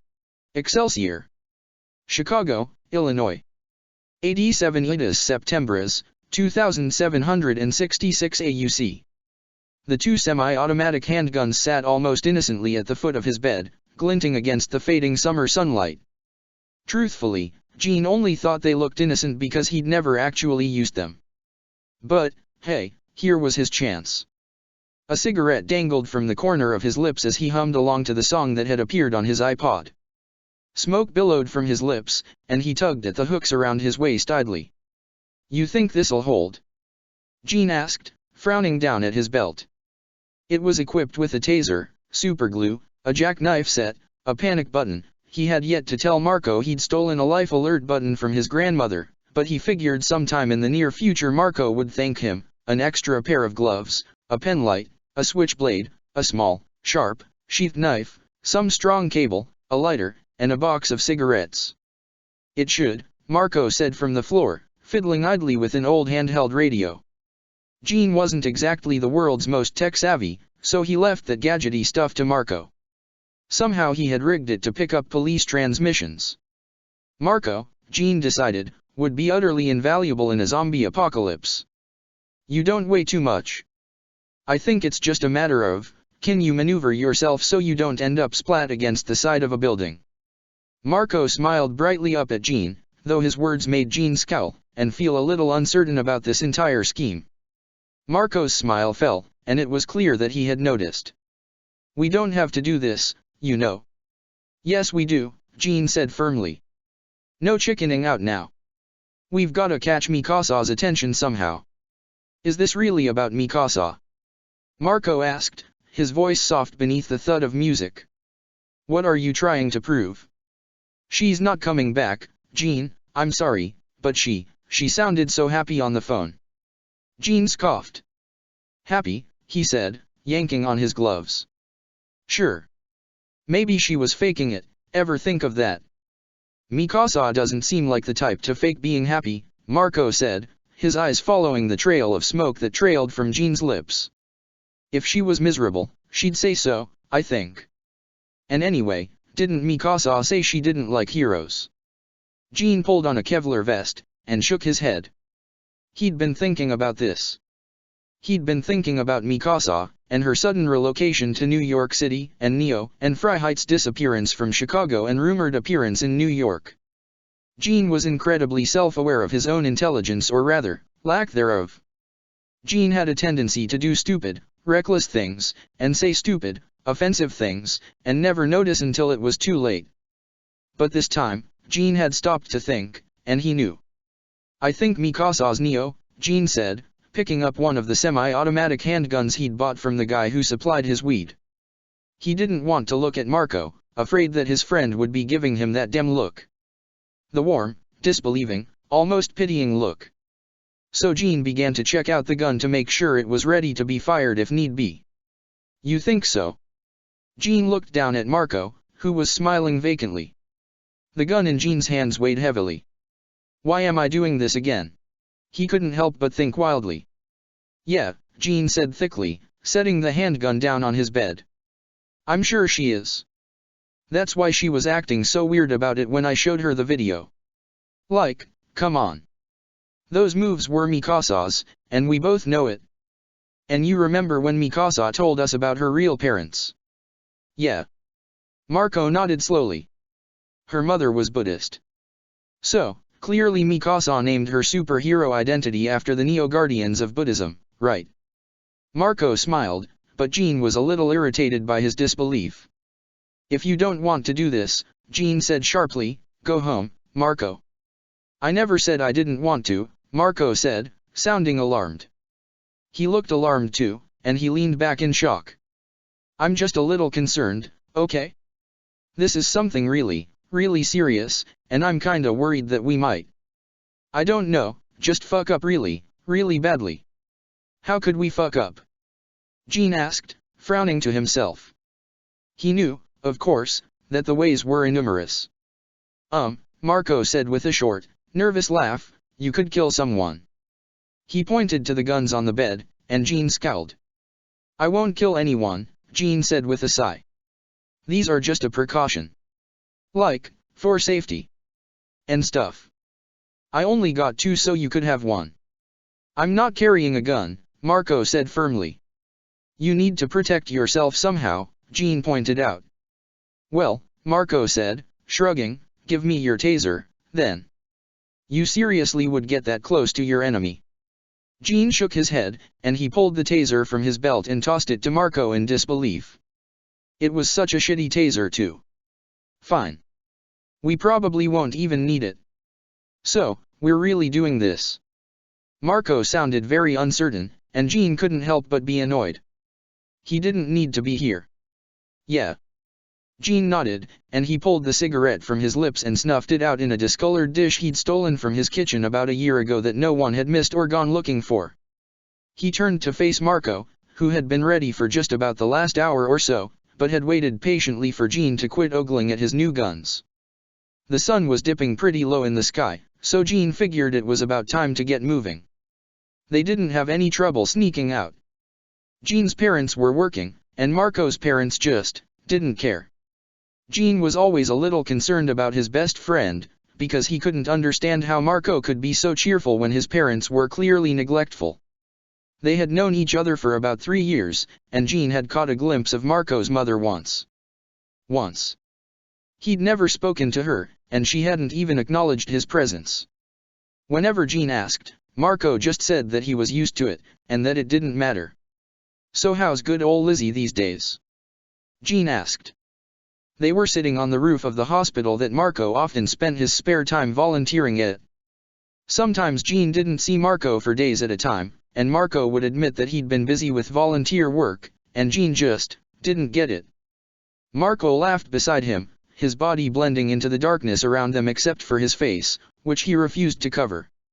He said that it made him feel like a criminal to wear a mask. "Oh, geez," Marco said, resting his arm on his knee. "If she heard you call her that, she'd probably give you a slap." "Gosh," Jean said dryly. "I'm shaking in my boots." "Elizabeth, then." "She's fine," Marco said distantly. He turned his face out toward the cityscape around them. "Tired?" "She works a lot." "Yup." Jean knew. Because she never actually seemed to give a notice to her son. "Hey, what do you think we should call ourselves?" "Like?" Marco blinked at him. "Superhero names." "Yeah," Jean said. "I mean, we've gotta have code names, and stuff. It's just the thing to do." "How many comic books did you read this week in preparation for this?" Marco asked gently. Jean said, scratching his head and frowning. "A fuck ton, to be honest." Marco had to stifle his laughter, and Jean smiled wanly. Okay, Marco said, holding his hands out. "Let me think for a second." "Something cool," Jean reminded. "Like, I don't want an unfortunate superhero name, because that would suck." "What kind of unfortunate superhero name?" Marco asked, blinking at Jean with curiosity gleaming in his eyes. "What constitutes as unfortunate to you?" "Well." Jean shrugged. "This kid in the Young Avengers, Wiccan, he initially went by the name Asgardian, but he decided to change it when he came out." Jean studied Marco's face, and he scowled. "You don't care at all, do you?" "What?" Marco blinked rapidly, and he shook his head. No, Nope." Jean lay back on the roof, watching the cloudy sky idly. "I can take a hint." "I didn't give one," Marco argued. "Like, at all." "Come on, tell me more about your superhero st." He paused as the radio at his hip hissed into life, alerting them both to a robbery in progress. They glanced at each other, and jumped to their feet. "Is that close?" Jean asked, pulling the cable from his belt and unwinding it. "Yeah." Marco nodded, pulling his hood up over his head and glancing around. "Yeah, it's just a few blocks away." "Okay." Jean looked around, and eyed one of the nearby buildings, which was not as tall as the hospital, and thus there was a drop between them. Jean met Marco's eye, and he smirked. "Okay. We've gotta make it there before the police. And not die on the way," Marco said cheerily, though his cheer was definitely forced, and a little sarcastic. He took the cable from Jean and hooked the end of it to his belt, stepping up onto the ledge of the roof. "I'm going first, if that's okay." "Sure, dude," Jean said, his eyes following the twisting of the cable through Marco's gloved fingers. "Be careful." "Duh," Marco said, standing on the tips of his toes and peering downward. "You know, I feel like there should be some music playing right about now. Maybe like Imagine Dragons, or Are You Stalling?" Jean couldn't help but grin. "I can go first." No," Marco laughed, stepping off the ledge and backing up slowly. "I was just making sure I can actually make the jump." "Sure you can." "Well," Marco said, his right leg extending in preparation, and his shoulders rolling back. "Here's to hoping." Jean jolted in surprise as Marco went running, his feet kicking off the ledge and hurling his body over it. Jean sped to the edge to watch Marco curl before impact, his body flipping and managing to roll into a landing.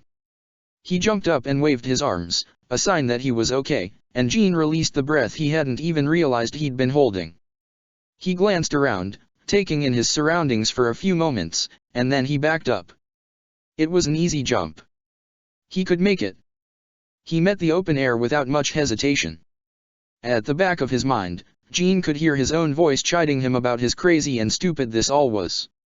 He was going to get himself killed. He literally just jumped from a fucking building. And, miraculously, he landed unscathed, his body rolling easily against the surface of the roof. His shoulder felt mildly bruised from the impact, but Gene couldn't help but thinking it should be a lot worse. Marco helped him to his feet, and smiled, then pointed to their next target. This building was taller, and thus a bigger challenge. "This is gonna be fun," Gene remarked. He was breathless, shot through with adrenaline and completely stunned by the feeling of free air beneath him. Marco's laugh was sharp, anxious, and empty. "We can do it," he assured Gene. He unwound the cable in his hands, raising his chin and squinting at the building before them. "I'm gonna go first again. I think I can catch that pole up there." "Dude," Gene said. "I trust you. Just hurry, because we need to get there before." "Done," Marco said, pulling the cord taut at his waist. He glanced at Gene, who stared at him blankly, and he smiled vacantly. "I was a Boy Scout."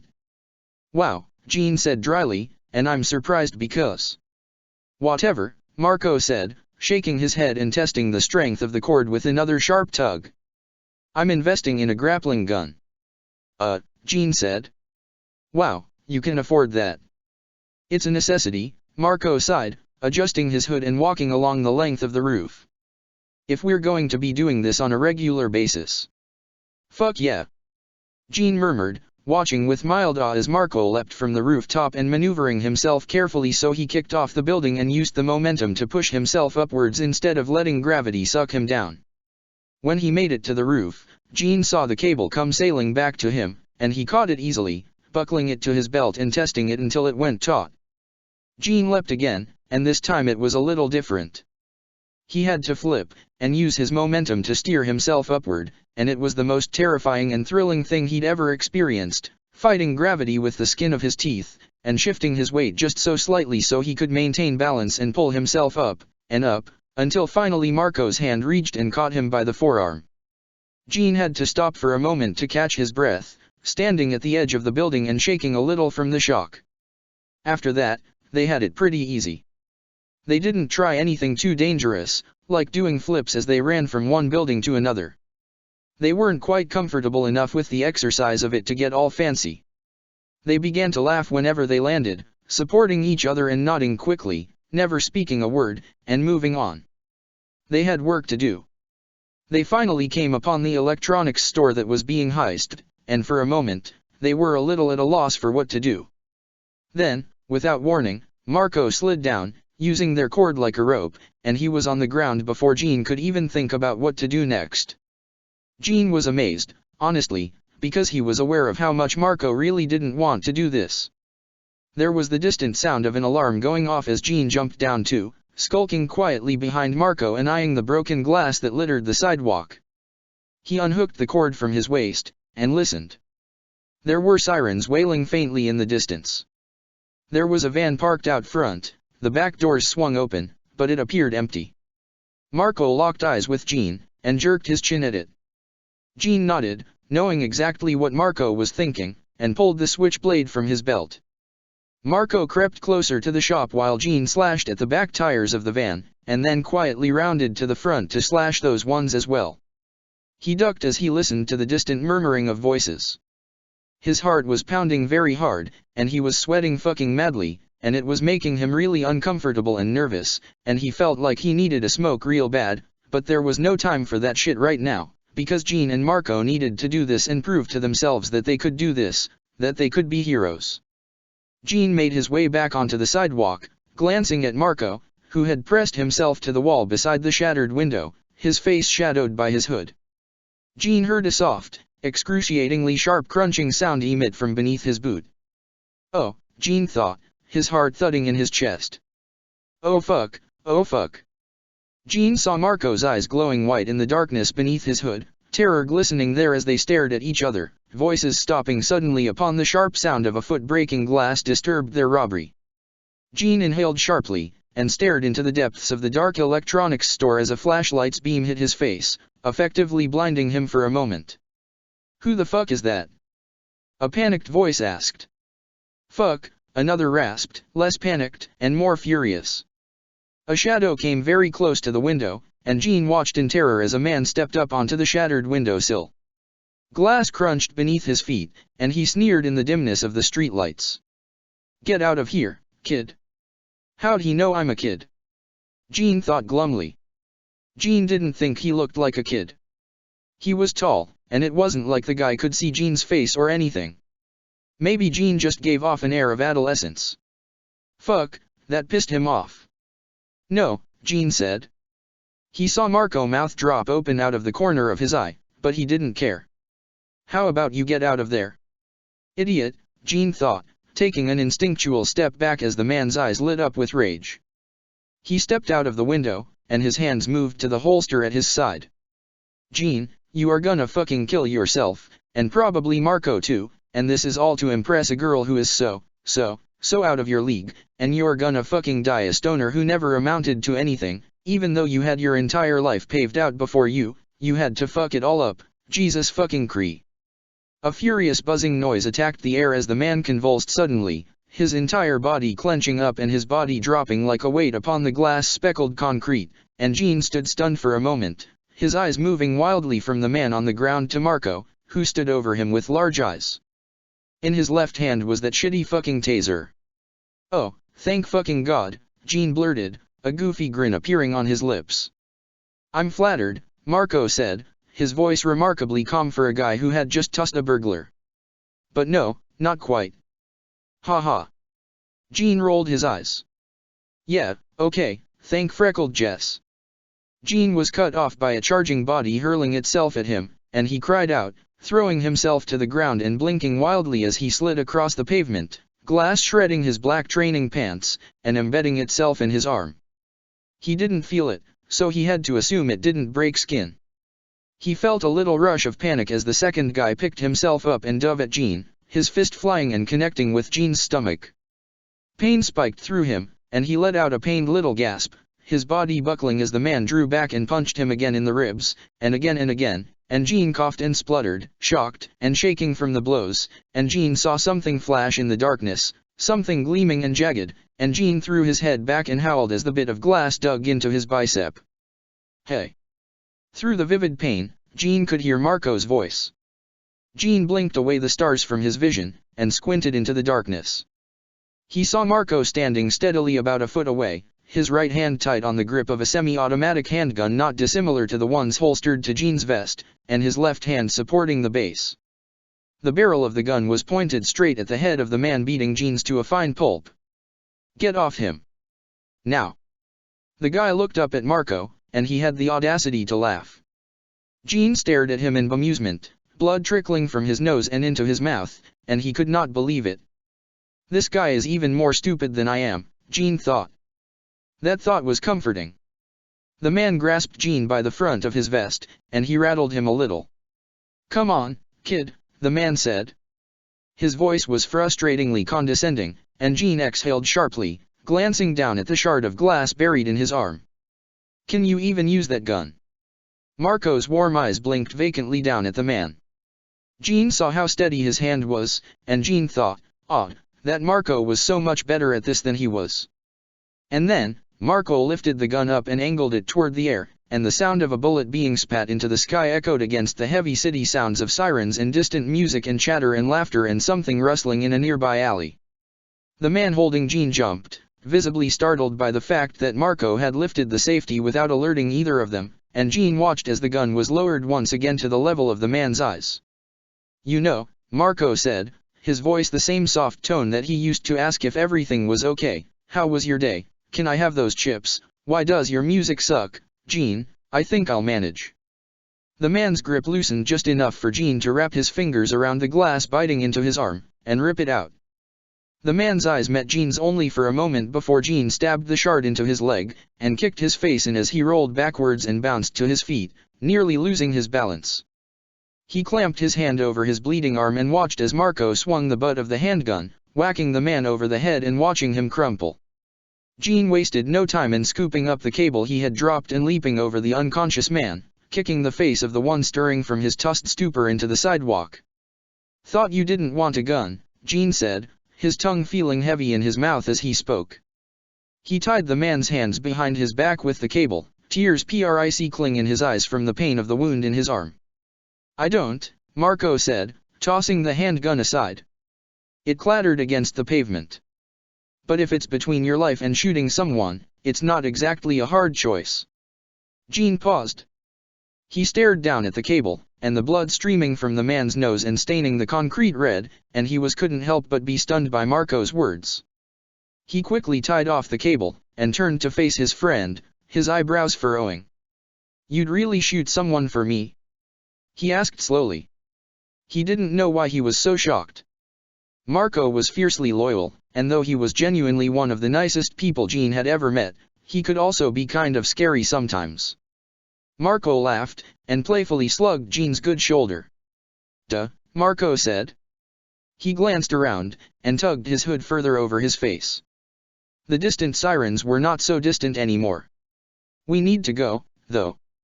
"Like, now?" "Oh," Gene said, blinking fast.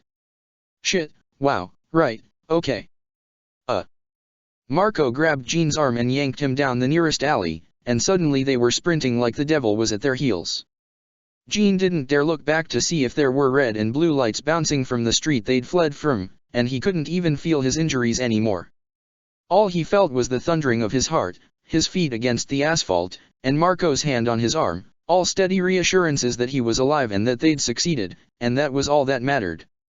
It was 4 in the morning when they snuck back into Gene's apartment, and by then Gene was in intense pain.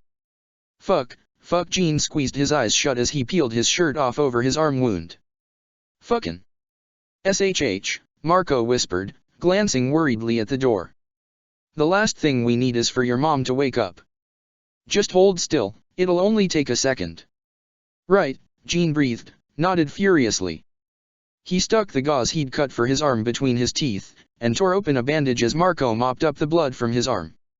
"Oh man, is this gonna scar?" "Oh, definitely," Marco said. The rag stung the gash, and Gene couldn't help but grimace. Marco smiled apologetically, and he pressed the rag to the gash for a few moments.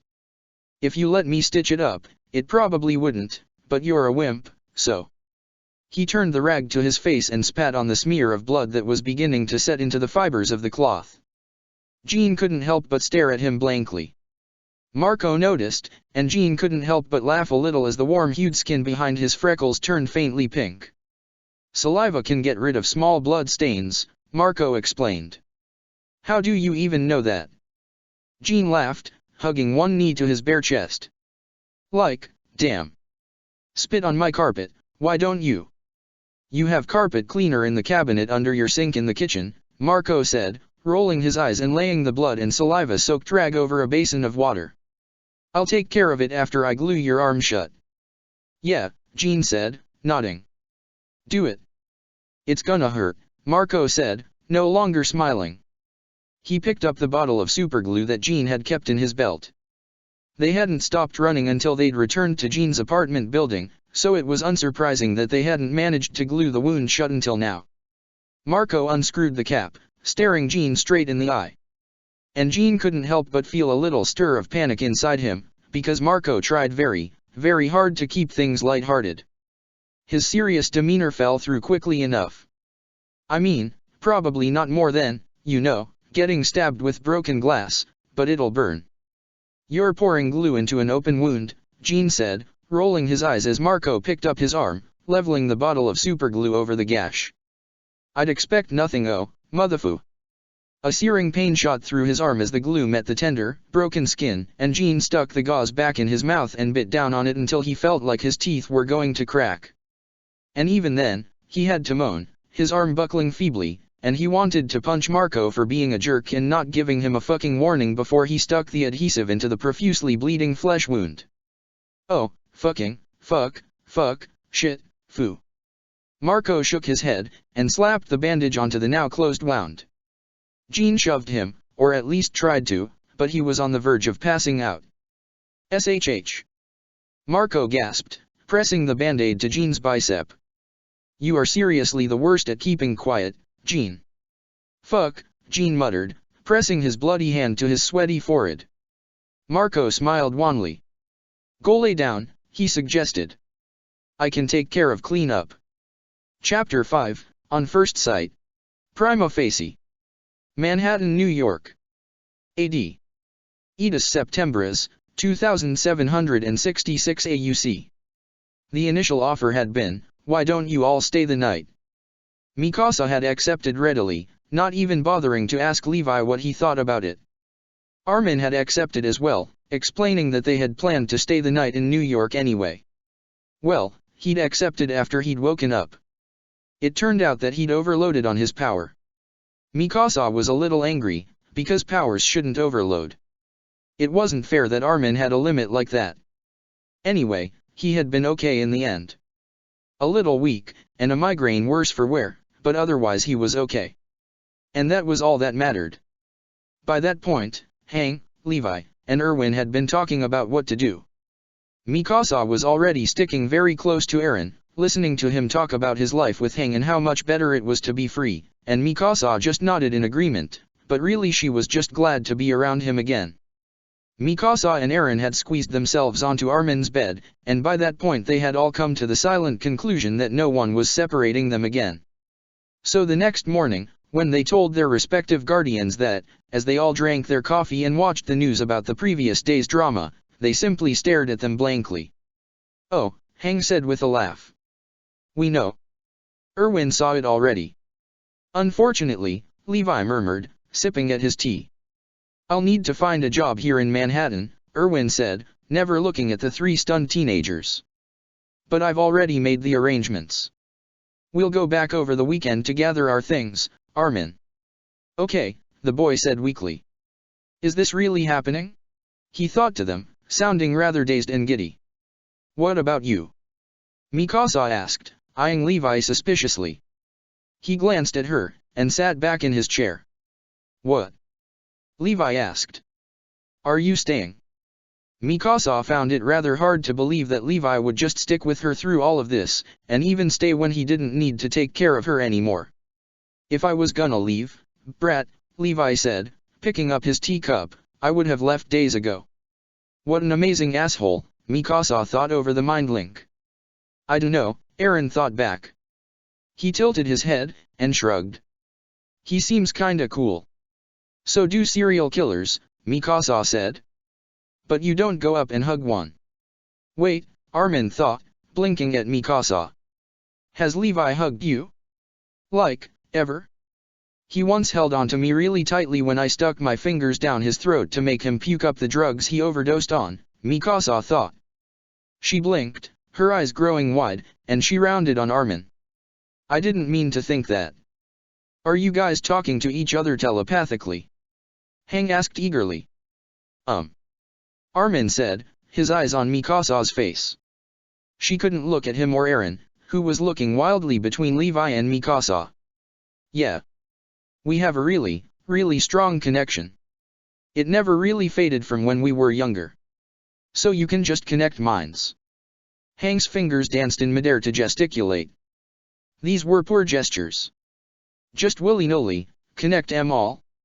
No, Armin said, shaking his head. It's more complicated than that. I connect my mind with someone else's, but that act alone takes a lot of focus and energy. The easiest way for me to connect with someone is to touch them. But Armin shifted uncomfortably, and Mikasa noticed how Levi's gaze grew darker, and his body went rigid. It's not a pleasant experience. It's caused a lot of asthma attacks. Hang's eyes sparkled with curiosity, and Mikasa frowned. They were watching Armin as though Armin was some sort of specimen that she wanted to dissect, and that was incredibly agitating to Mikasa. Did you have asthma before you received your powers? Hang asked Armin, pushing their chair out to face the trio.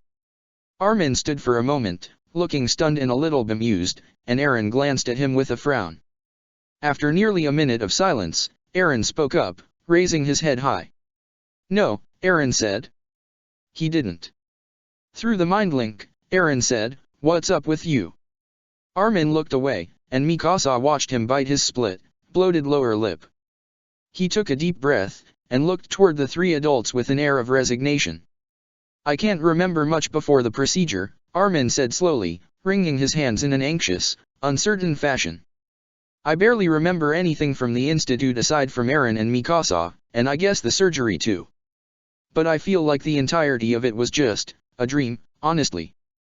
Armin's eyes were wide, and he glanced at Eren and Mikasa apologetically, as though his words could hurt them somehow. "None of it feels like it was real." "Hey," Eren said, clapping him on the shoulder. Armin jumped in alarm, his eyes darting across Eren's face confusedly. "No biggie. You think I remember half the shit that happened at that place? Hell, I can't even remember its name, or how long we were there. I just remember, vague stuff." "Really?" Armin asked, sounding odd and relieved. He looked to Mikasa, who had to look away. "Mikasa. My memories of it are hazy too," she admitted. "I remember a lot, but it's hard to remember the details." "Huh," Hang said. They turned to face Levi and Erwin, and they leaned forward anxiously. "So what about you two? You were there too. How intact are your memories of the place?" "I can remember it fine," Erwin said. He brought his coffee cup to his lips, and glanced at Levi. "And you, Levi?" "Crystal fucking clear," Levi replied dully.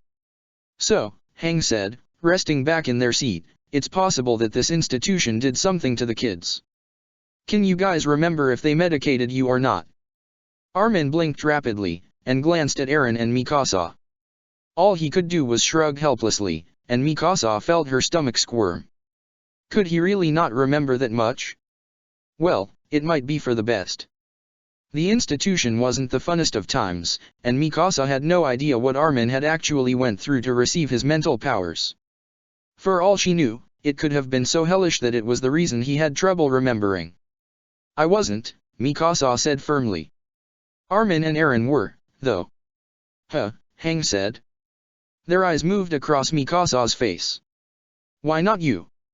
"Mikasa's powers are natural," Eren said, answering for Mikasa. She was thankful. She hadn't really had a reply. She never got any procedure to get her strength. "Neither did I," Levi said. "The wings were given to me, though." "What about you, Erwin?" Hang asked. The quiet, calm man who had taken care of Armin for 5 years was frowning into his coffee cup. Mikasa didn't know very much about him, other than that he could see the future, and he was Levi's old friend from the institute. "My power is not, by any means, natural," Erwin said thoughtfully. He glanced at Armin, and rested his mug against the table. "But my memories were not altered by the surgery required to gain my precognition." "Maybe because precognition is different than telepathy," Armin suggested. "A different part of the mind." "Maybe." She and Armin were enrolled in the same school of Eren by the time they'd just about permanently moved in with him. It was a preparatory school, so the three of them had to wear uniforms. Mikasa didn't mind, because she hated picking out outfits in the morning, but she felt a bit out of place. She and Armin had never gone to a private school before, and neither of them felt very comfortable walking in the first time. Eren seemed to have them covered, though, strutting through the halls with long, angry strides, his eyes flashing as though he dared anyone to approach them. Mikasa felt a little guilty when she Skyped Jean and Marco to inform them that she was okay. Jean seemed particularly stunned to find that she was staying in New York, and Mikasa had no idea why he was so upset. It wasn't any of his concern what she did with her life, so she couldn't fathom why he was so alarmed by her absence. She figured he'd get over it. Levi and Mikasa had ended up on the streets once or twice as Freiheit and Neo, but so far the 6 of them had not gone out patrolling together. It was probably better this way. They all had very, very different methods of crime fighting. Freiheit and Neo patrolled in the dark. They were rarely seen outside of their comfort zone, which was mostly beating up bad guys and hoping they stayed in jail. Mikasa knew from the news that Rogue and Polymath were completely different with their modus operandi. They were very loud and colorful, just begging to be noticed by the media. Their identities weren't even well protected. Eren had a mask, sure, and Hang wore tinted goggles, but it was nothing that really hid their identities well. They didn't seem to care, though. They wanted to kick ass, and they did it on their own terms. Mikasa had to admire that. Augur and Cicero were almost entirely off the radar. They were more like speculations than actual heroes, and that made them more popular for some reason. Armin and Erwin never actually fought, which Mikasa found incredible. They fought crime without ever actually having to fight. She was almost jealous. It was a hot, dreary September afternoon, and Mikasa sat sullenly in algebra class, her work already finished and her eyes cast toward the clock. Levi had promised to teach Armin and Eren how to shoot a gun, and Mikasa wanted to find a way to intercept the lesson.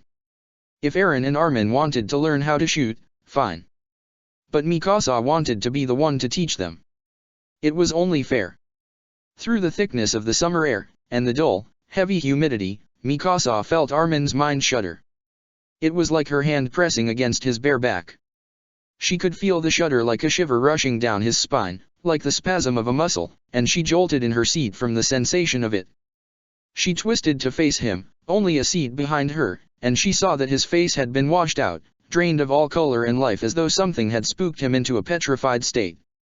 "What's wrong?" Mikasa asked worriedly. Eren was missing class because he'd fallen asleep fifth period, and so he was in the main office, or the library, where he was probably checking his blood sugar. Mikasa wondered if he'd just fallen asleep again wherever he ended up. Armin sounded distant. His voice fluttered inside Mikasa's head, and then it broke pitifully. "I have no idea.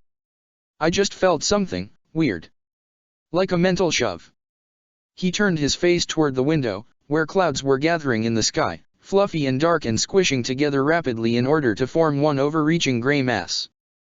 Mikasa watched, frowning in concern as his hands began to shake against his pencil, which drew lightly across his open notebook in a series of uncontrolled strokes. He didn't even seem to notice. "I feel like I almost had something, like there's this taste in my head that I can't quite get rid of, and I can feel it rolling around in my mouth, but I can't touch it. There's something there, and I know that, but I think there's something blocking my senses like a wall, or something." "Do you think it's someone like Erwin?" Mikasa asked. She knew that Armin could not read Erwin's mind, and Hang had come to the conclusion that it was because Erwin's mental powers counteracted Armin's. The powers simply repelled each other. Mikasa wondered if it was the same with Erwin seeing Armin's future. She wondered if the man had ever tried. "No," Armin thought, his head shaking almost furiously. "No, it's not like that. Erwin doesn't have any sort of presence, or taste, or feeling. Erwin's mind is completely unreachable to me, so there's nothing there to really block my power. There's no reason to block something that can't hurt you. But there is literally something pressing up against my mind, and blocking my ability to pick up thought frequency, and it kind of hurts." "Hurts?" Mikasa blurted aloud. Armin stared at her blankly, and then his eyes rose upward. Mikasa felt the prickling sensation of someone standing over her, and she felt the need to throw a punch on pure instinct. When she looked up, her teacher was frowning down at her. She had the first seat closest to the window, so she undoubtedly had caught her teacher's attention. "I'd appreciate silence," the teacher said curtly, her eyes flitting between Mikasa and Armin. "Thank you." Mikasa slumped in her seat, and glowered at the woman's back as she turned around. "What does that mean?" Mikasa asked, her head angling back at Armin. "It means," Armin said, his mental voice sounding spent and shaky and solemn, "that I feel like something is crushing me." Mikasa sat silently for a few moments, her eyes moving toward the window and then to the clock. It ticked away viciously, and every rapid click of the arms moving was a pang through her heart. "If you want to leave," Mikasa said suddenly, "I'll create a distraction. You can run out. Get Eren." "Don't be silly," Armin said. He laughed inside Mikasa's head, and it was calming to know that he wasn't in too much pain. "I don't even know what this is yet.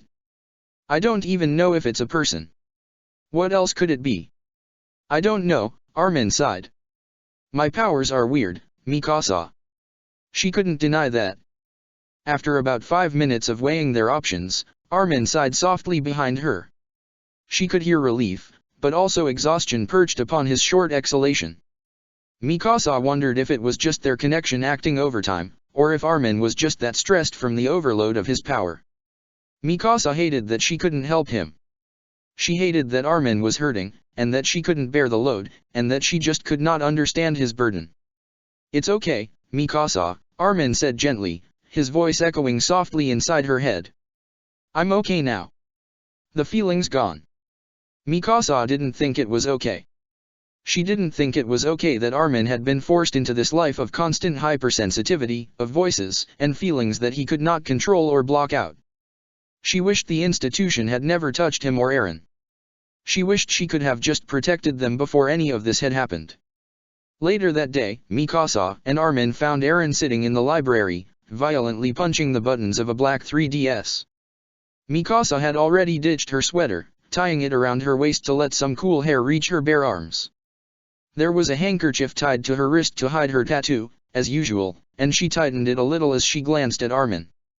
She felt sorry for him, because he refused to wear short sleeves or take off his gloves. Eren had ditched his sweater vest, and it was bunched on the table beside his skull bag, and the small pouch he used to keep all of his diabetic supplies in. "What were you doing all day?" Armin asked after Eren's character had died, and he spat a few vicious curses before slamming the little black console shut and tossing it onto the table with a scowl. "Sleeping," Eren grumbled. He began to gather his things into his book bag. "Well, kinda sleeping. I was sent to guidance, and they were all like, panicky and shit because they thought I had an attack, or something. Eren rolled his eyes, and stretched his arms back. "So they made me sit in here for a few hours. Are you alright?" Mikasa asked hurriedly, stepping toward him. He blinked at her, looking confused and a little irritated. Yeah," he said, rising to his feet and tossing his bag over his shoulder. "I didn't actually have anything wrong with me. But, you know. Precautions. That stuff. It's understandable," Armin said softly. Mikasa couldn't help but glance at him worriedly. She was still concerned about what had happened that afternoon. But he seemed to be taking it well, so that was a relief, at the very least. "Yeah, well, it's annoying." Eren ruffled his hair, and exited the library with every expectation of them to follow. They did without comment. "Levi is picking us up, right?" "Yes," Mikasa said, her voice low and bitter. She knew he was a pretty skilled driver, but she didn't trust him to drive safely with Eren and Armin in the car. However, as Hank's official bodyguard, he had to make sure that their son got to and from school safely. He'd been a little pissed off that he now had to play chauffeur. It made Mikasa delightfully amused. "Well, we should get him to stop by some stores so we can get stuff for your rooms," Eren said as they walked through the halls. "Because frankly, they're boring as fuck, and all that blandness reminds me of the institution." "We have stuff from our homes," Armin said, sounding surprised. "I mean, my room was pretty small, so my stuff doesn't exactly fill up the space, but..." "Well, exactly," Eren said, whirling around to face Armin, still walking steadily backwards. "You guys should at least have TVs in your rooms. I hate falling asleep without the TV on, so I don't know how y'all can stand it."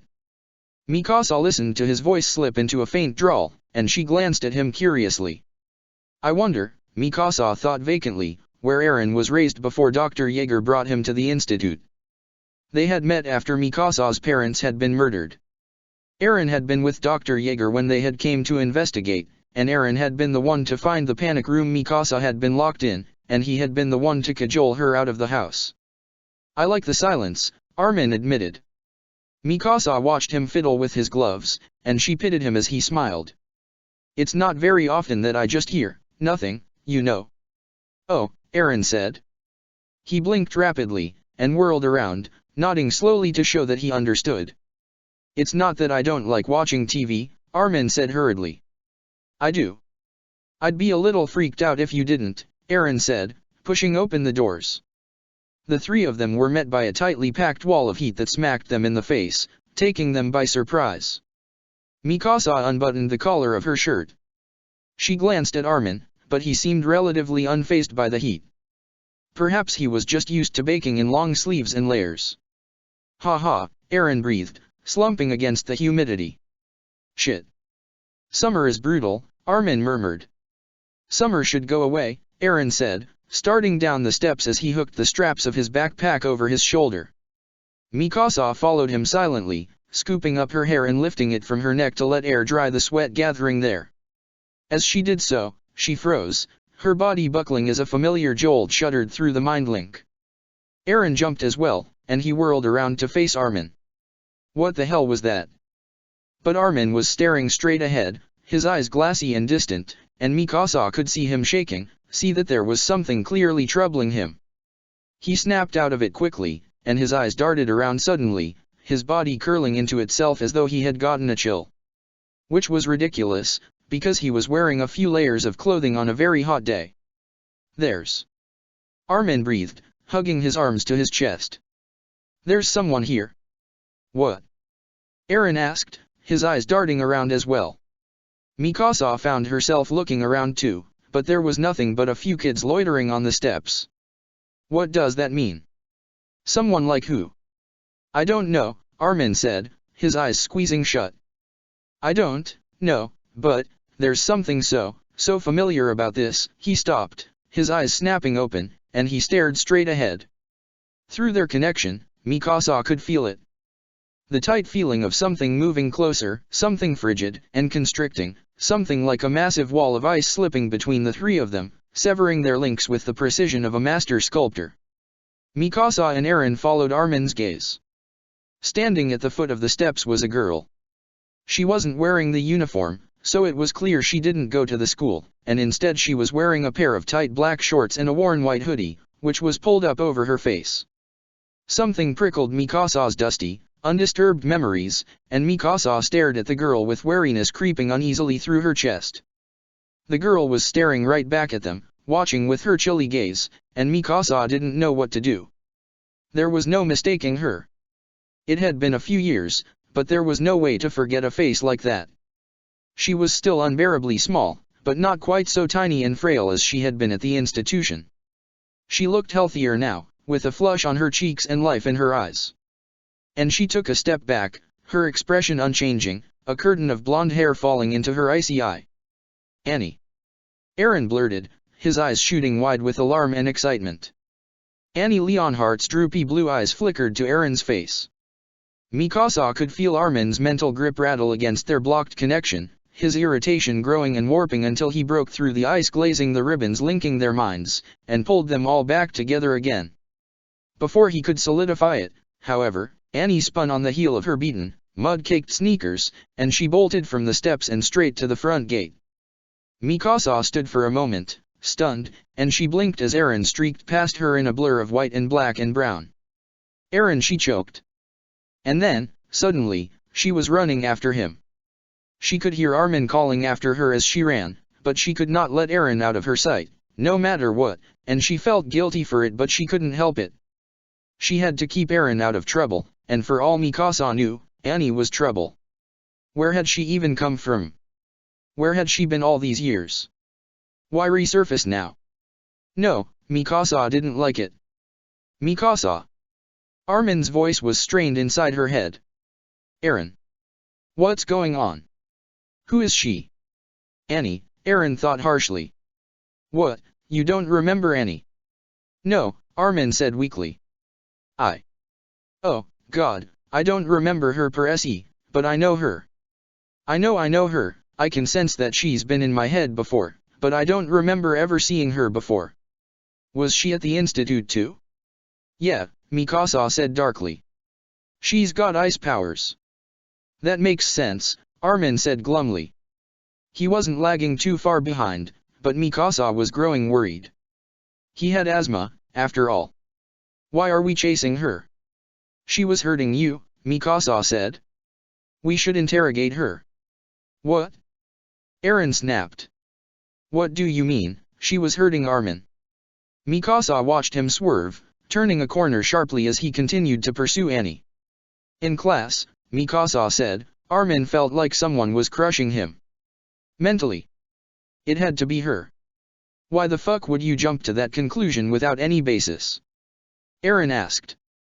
Mikasa was taken aback, and she felt a little shame as she rounded the corner after him, her feet clapping heavily against the pavement. Sweat was building beneath the folds of her uniform, and she could feel her shirt sticking to her skin uncomfortably. "No, Mikasa's right," Armin said quietly. "It was definitely her I felt earlier today, but I don't think she meant it malevolently. I think she's just protecting herself by hurting you," Mikasa said. "I don't think she even knows she's doing it," Armin said earnestly. "It could easily be a part of her power. A mental part. But she's still hurting you," Mikasa said, her hands balling into fists. "She's protecting herself," Armin said. "I won't condemn her for that. I don't even know her." "Yes, you do," Eren cried, his voice echoing in their heads. Mikasa winced. "You just don't remember. Once we catch her, and let her know that we won't hurt her, you can talk to her, and then you'll remember." "Eren, I don't think," Mikasa started. "No, it'll work." Eren was gaining speed, and growing closer to the white blot that was Annie. "Okay," Armin said. "Fine. That's fine. But we've got to actually catch her first, and frankly, I'm running out of steam." "Armin has asthma, Eren," Mikasa reminded him carefully, her own voice sounding rather chiding in her own head. "Oh," Eren said. "Oh, fuck, right. Shit. Armin, don't run if it's hard to breathe, holy fuck." "You shouldn't be running either," Mikasa said. "Don't mom me, Mikasa, okay, I'm perfectly fine." "Eren," Armin said, "how well do you know these streets?" Eren said, "Pretty well, I guess. I mean, I usually walk to the subway this way, but..." "I need you to mentally send me a layout of the streets," Armin said. "You should be fast enough to be able to cut through an alley to get ahead of her. I'm going to stop and text Petra to see if she can give us a hand. Mikasa, you should keep running straight. I think there's construction up ahead. There was a sign, so I'm sure Annie knows, but there's got to be another sign coming up. If we can trap her in a dead end." "Sounds good," Eren said, his thoughts a stream of roads intersecting and colliding, traffic lights glimmering inside bold green eyes and standing out starkly in the twisting ribbons of their mind link. Mikasa continued to run forward, her shiny black shoes scuffing against the sidewalk as she sped forward with great ease. She wasn't remotely winded from the run, and was actually gaining some momentum from just keeping up the rhythm of her legs pushing off the concrete and making fast, long strides. She was hot, true, and the heat was causing her clothes to stick uncomfortably to her skin. She could feel how slick her abdomen was with sweat, and her hair was growing damp and falling into her eyes, twisting in dark, damp strands about her cheeks. "Eren, turn left," Armin ordered, his voice a startling command. "That alley should spit you out near the construction zone. Turn right, and you'll be on this road again, just farther up, and then go straight and you'll be at a dead end." "Okay. Got it," Eren said, swerving suddenly with his feet almost skidding across the walkway, and he flung himself between two buildings, disappearing into the cover of cars and gray, shimmery glass. Mikasa kept forward, gaining speed with every step, and she got closer and closer to Annie's tiny blur of a body, observing her like a passing, blinking confusedly at a dog gnawing on a bone, strings of meat still clinging to the discolored appendage. "Guys, Petra said she'd do it," Armin said softly.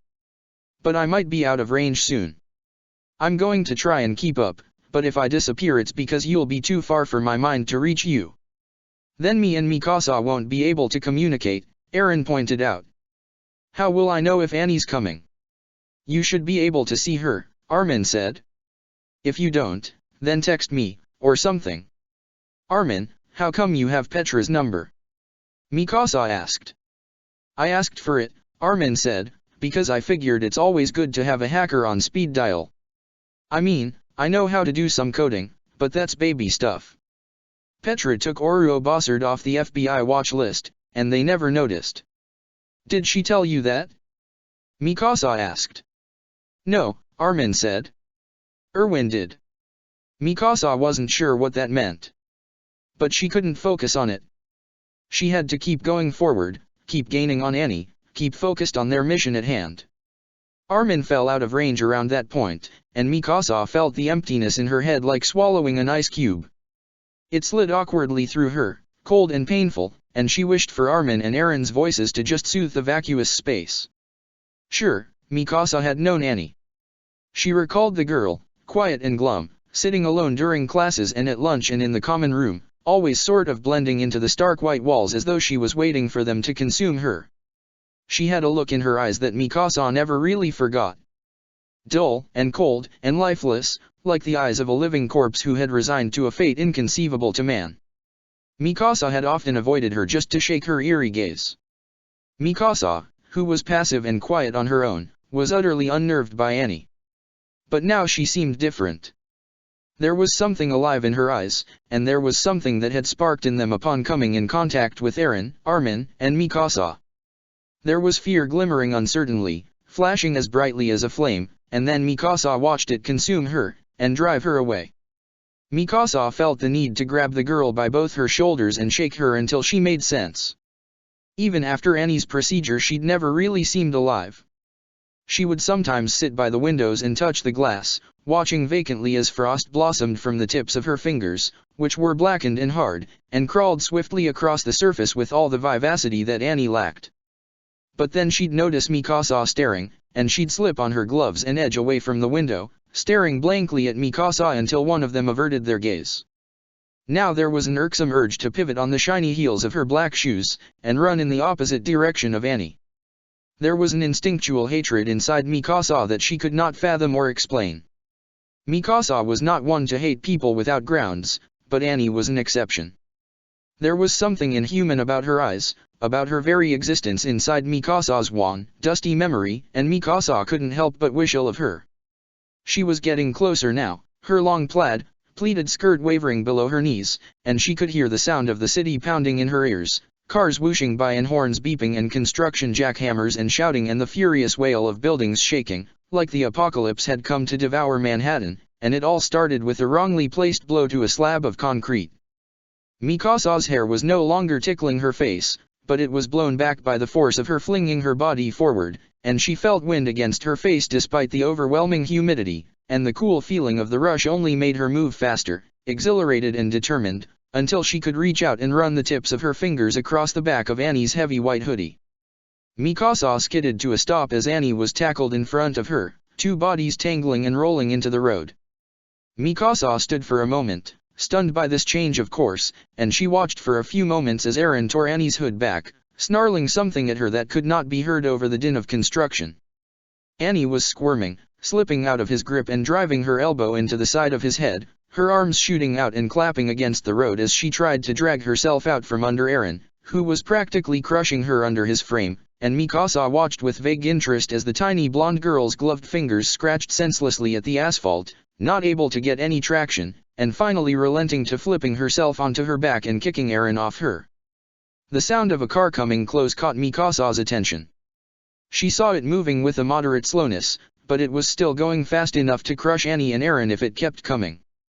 Mikasa stepped onto the road, tightening her gray sweater around her waist, and she watched the car keep coming toward her. The driver probably expected her to move out of the way. She could see the confusion in his eyes as he came very close and slammed on the brakes a little too late. Mikasa squared her shoulders and reached out, letting her arms take in most of the impact, and feeling the pressure as it reverberated through her bones. Her nails dug into the fender, and she watched the car tip forward precariously, its hind wheels lifting off the ground. She exhaled sharply, and shoved the car very hard, listening to it fall back, and she met the eyes of the driver, who looked utterly terrified, and she whirled away. She had to pry her fingers from the indentations she had made in the hood of the car, but otherwise she was fine. Aaron's face was now a mess of bruises, and Annie's wasn't much better. They were both dirt-caked, blood-smeared messes, and Mikasa stood with a scowl. She was close enough to the wrestling duo to hear Aaron's clipped, vicious pleading. "Annie, what the fuck, Annie?" Annie's leg shot out, and her foot caught Aaron in the chest. He still had her firmly by the arm, and as he went flying, so did she, his head colliding with the edge of the sidewalk and her body skidding across the ground into an unceremonious heap of limbs. "What the hell?" the man behind them cried, exiting his car with a shaky uncertainty. Mikasa glanced at him, and all of a sudden Armin's voice flooded her head, rich and scared and alarmed. "What are you guys doing in the middle of the street?" Annie lifted herself up slowly, her arms buckling under her weight, and Mikasa saw a long smear of blood glistening from temple to chin, her cheek opened by a violent brush burn, and she looked around with her right eye squinted closed. Mikasa focused on Eren, who was propping himself onto his elbow, his uniform a rumpled, blood-stained, dirt-streaked disaster, and he lifted his fingers to the back of his head, and grimaced as he pulled them back slick and crimson. Mikasa turned her attention down the street, where Armin was jogging toward them, and then to the construction sign which glimmered bright orange, an arrow pointing in the direction of an alley that reached a dead end. Armin's plan would have worked, Mikasa thought, but Eren acted too quickly. "I'm not surprised," Armin said. Mikasa frowned, and wondered if there were any thoughts that Armin couldn't hear. "But it looks like we're just going to get into more trouble now. Why is she fighting me?" Eren asked, sounding faint. He looked a little out of it, his eyes unfocused. "Why is she running away? We're friends, aren't we?" "I don't know, Eren," Armin said softly. His voice trickled through their heads, bathing them in a warm, milky calm. "You tell me." Annie pushed herself shakily to her feet, and her eyes darted to Mikasa's face. Mikasa could see her body curling defensively, her eyes narrowing and her mouth parting. She looked like a wounded animal caught in a trap, and Mikasa knew that she was the predator, and Annie was the prey. Her right cheek was still blood-smeared, but less so now. Mikasa noticed, with slight awe, that the blood was crystallizing, glittering in red, icy filaments burrowed into her flesh. Mikasa took a step forward, and Annie took a step back, her fists rising to eye level. Mikasa stood for a moment, assessing her stance, and then she leapt at the girl, her own fist crashing against Annie's arm, and then averting its course rapidly to her cheek. Annie was backhanded, but she did not stumble, and Mikasa blinked as her knee jutted out and caught Mikasa in the stomach. "Hey!" cried the man whose car Mikasa had dented. "Holy shit, stop!" Mikasa used a good portion of her strength to push Annie, and the tiny girl went crashing into the sidewalk, blinking wildly as Mikasa pinned her down by her shoulders, putting pressure on her legs so she wouldn't be able to do any kicking, since Mikasa could tell that the majority of her strength was in her lower muscles. Annie stared at Mikasa with a glazed, icy stare, before she seemed to snap out of her stupor. She head-butted Mikasa, but Mikasa only winced a little in irritation, while Annie gave a sharp, pained gasp in shock. "Whoa," Eren said, standing up a little uncertainly, and holding the back of his head as he neared Mikasa. "Way to go." "Thanks." Mikasa didn't look up as Armin neared them, panting and wheezing a little, his body doubled over as he tried to catch his breath. Mikasa felt guilty as she listened to his gasping, and she wondered if he felt like he was suffocating, the way he was desperately heaving for air. "Armin," she thought, "give me your tie." "What?" Armin asked. He looked up at Mikasa sharply, his eyes wide and confused. "Why?" "Mikasa, we can't tie her up, it's going to look like we're kidnapping her." "Well, isn't that what we're doing?" Mikasa stared at Annie, and Annie stared back. Armin loosened his tie slowly, and he glanced feebly around him as Mikasa pulled Annie upright, still pinning her legs down, and Armin knelt behind the girl and bound her wrists behind her back. "I'm sorry," he said to her quietly, glancing between Eren and Mikasa with a confused, inquisitive gaze. "But you were beating my friends up." "They attacked me," Annie said, her head bowed. Her voice was just as cold and lifeless as the rest of her, and Mikasa realized that she recognized the tone. Dead resignation. Annie wasn't going to fight them anymore. At least, not right now.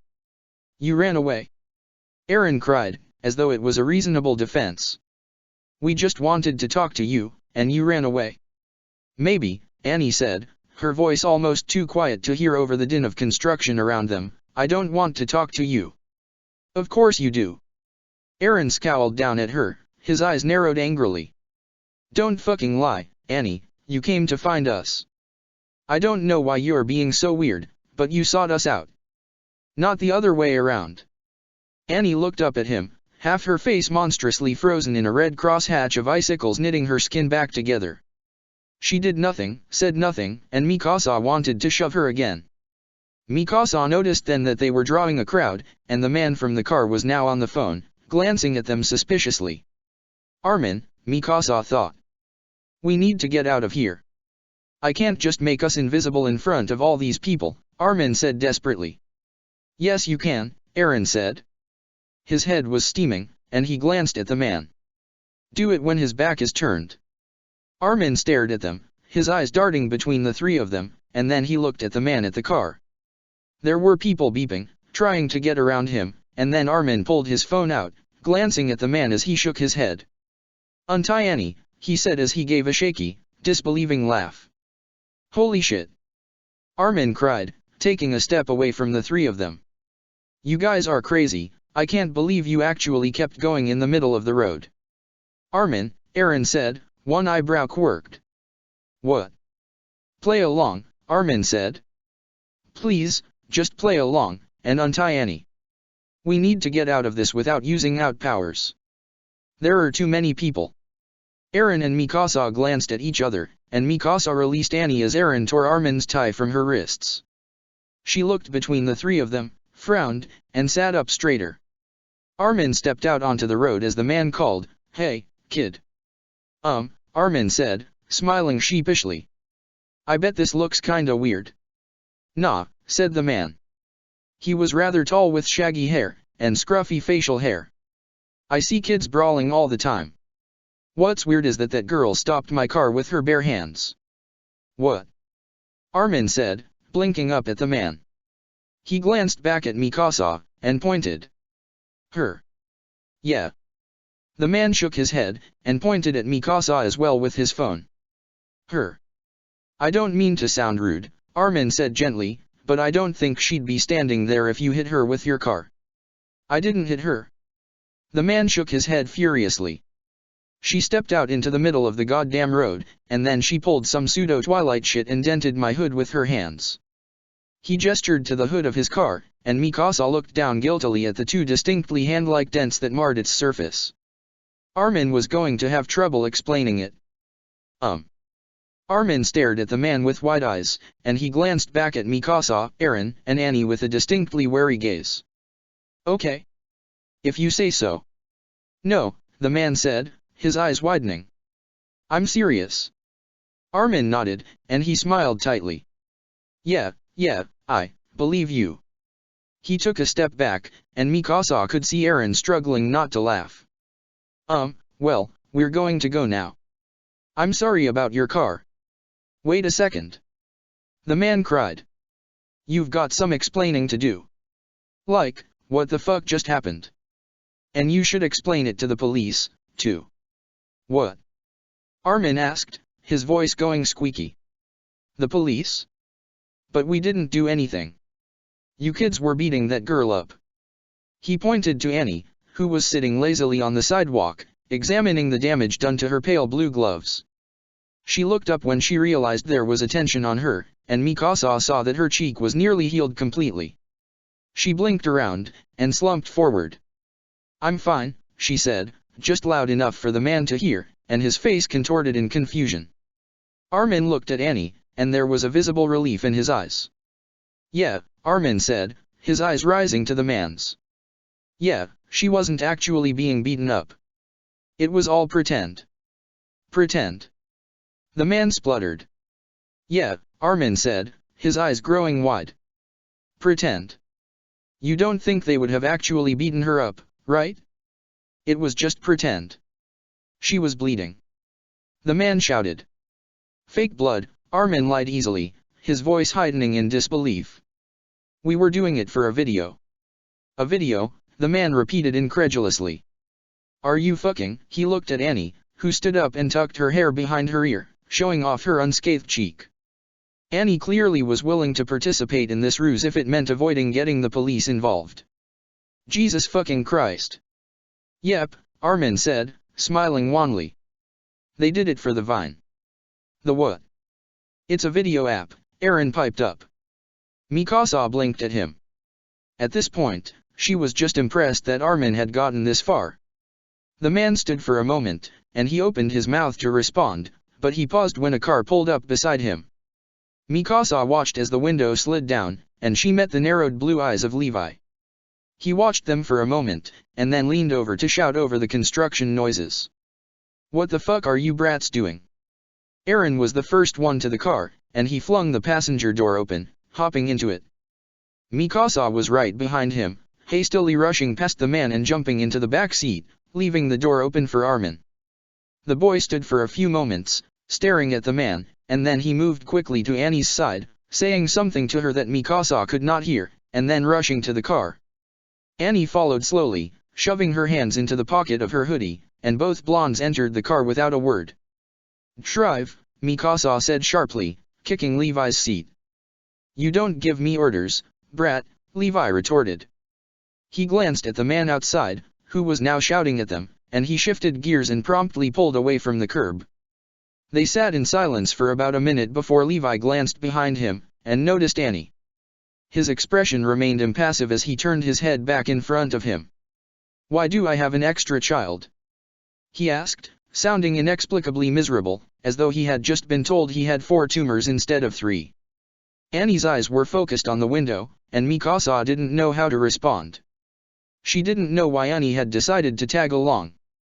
Mikasa certainly hadn't wanted her to. But, here they were.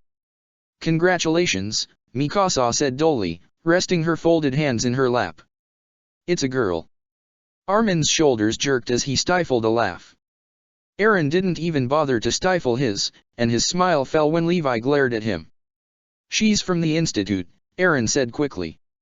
"You know, like the rest of us. 'Cept Hang, I guess, but Hang's Hang, so." "Yes, fine."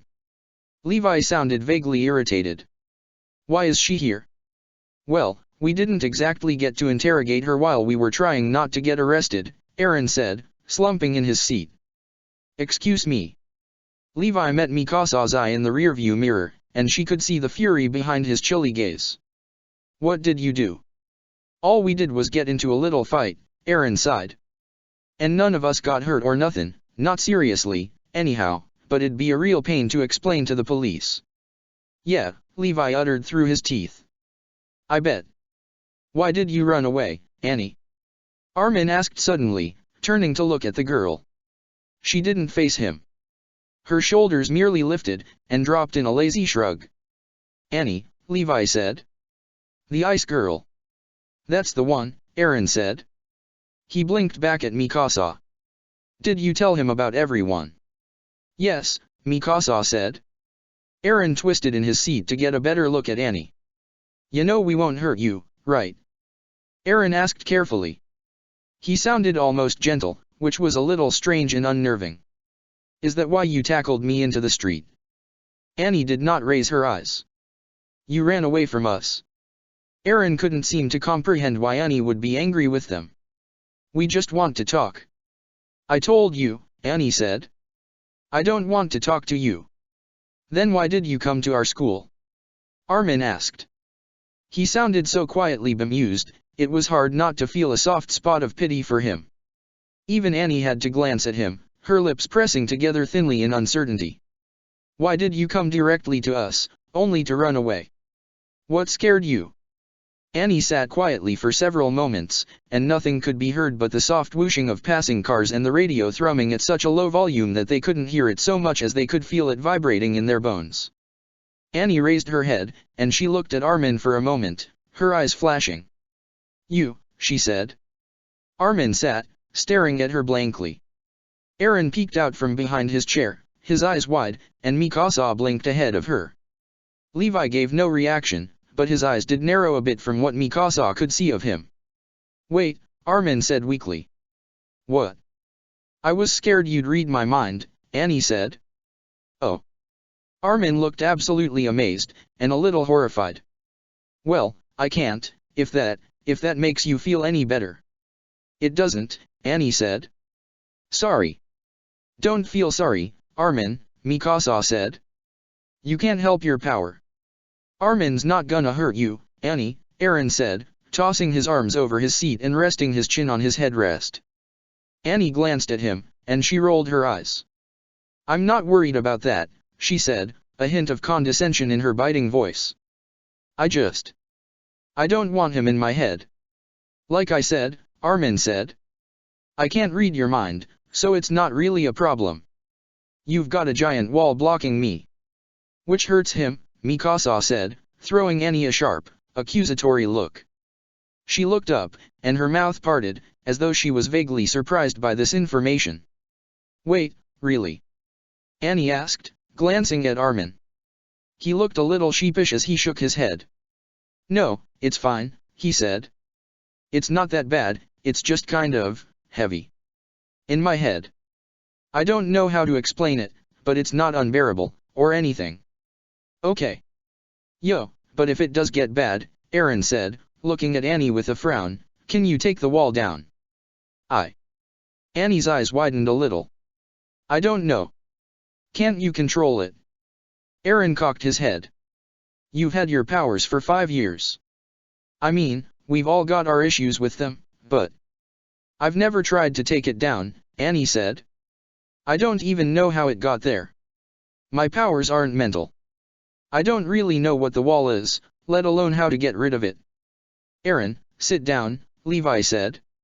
And put your seat belt on, before you go through the fucking windshield. I'd survive, Eren snorted. He dropped back into his seat anyway, and buckled his seat belt. That kind of thinking, Levi said, is going to get you killed one day. You can't survive everything. I can survive almost everything, Eren said, raising his chin high. So fuck it if I get a little banged up. Did no one discipline you as a child? Levi asked, glancing at Eren with a frown. You should learn a little humility. Mikasa kicked the back of Levi's chair again, and he threw her a disdainful look in the mirror. Speaking of discipline, Levi said darkly, remind me to kick your scrawny ass into next Tuesday. Not possible, Mikasa said firmly. Brat, Levi spat. Bastard, Mikasa retorted. Are you two related? Eren blurted. No, Mikasa said quickly, in unison with Levi's, bite your goddamn tongue, Jaeger. Yeesh, Eren grumbled, slumping in his seat. Is he always this cranky? Eren asked. Mikasa could feel him frowning through their link. You're no better, Eren, Armin said gently. Ah, shut up. Eren ended up turning up the radio and fiddling with the station until something he found satisfactory came on. Mikasa had never heard the song playing before, but Eren was rather passionate about it, and Levi completely ignored Eren from that point on. Hey, Levi said. You. Annie. Got anywhere you need me to drop you? Annie turned her attention toward Levi, and she blinked at him vacantly. Then she looked away. No one needed to ask what that meant, and Mikasa heard Levi murmur softly, fuck. Okay, Eren said. You're staying with us. That's not necessary, Annie said quietly. Bullshit, Eren hissed, pulling out his phone. Let me just call Hang, they'll say yes, duh, but they'll get all hot and bothered if I don't give them a warning. He paused as he was dialing, and he twisted his head back to peer at her. Sorry I fought you. Whatever. It was a little bizarre, taking Annie home. She didn't speak another word, and she stood awkwardly when Hang greeted her, and she compromised to answer all their questions so long as she could shower first. In that time frame, Eren and Mikasa tried to explain what they knew about Annie, but they found that they didn't really know all that much. Armin simply sat at the kitchen table, his gloves off as he drew little faces in the gathering condensation on his glass of lemonade.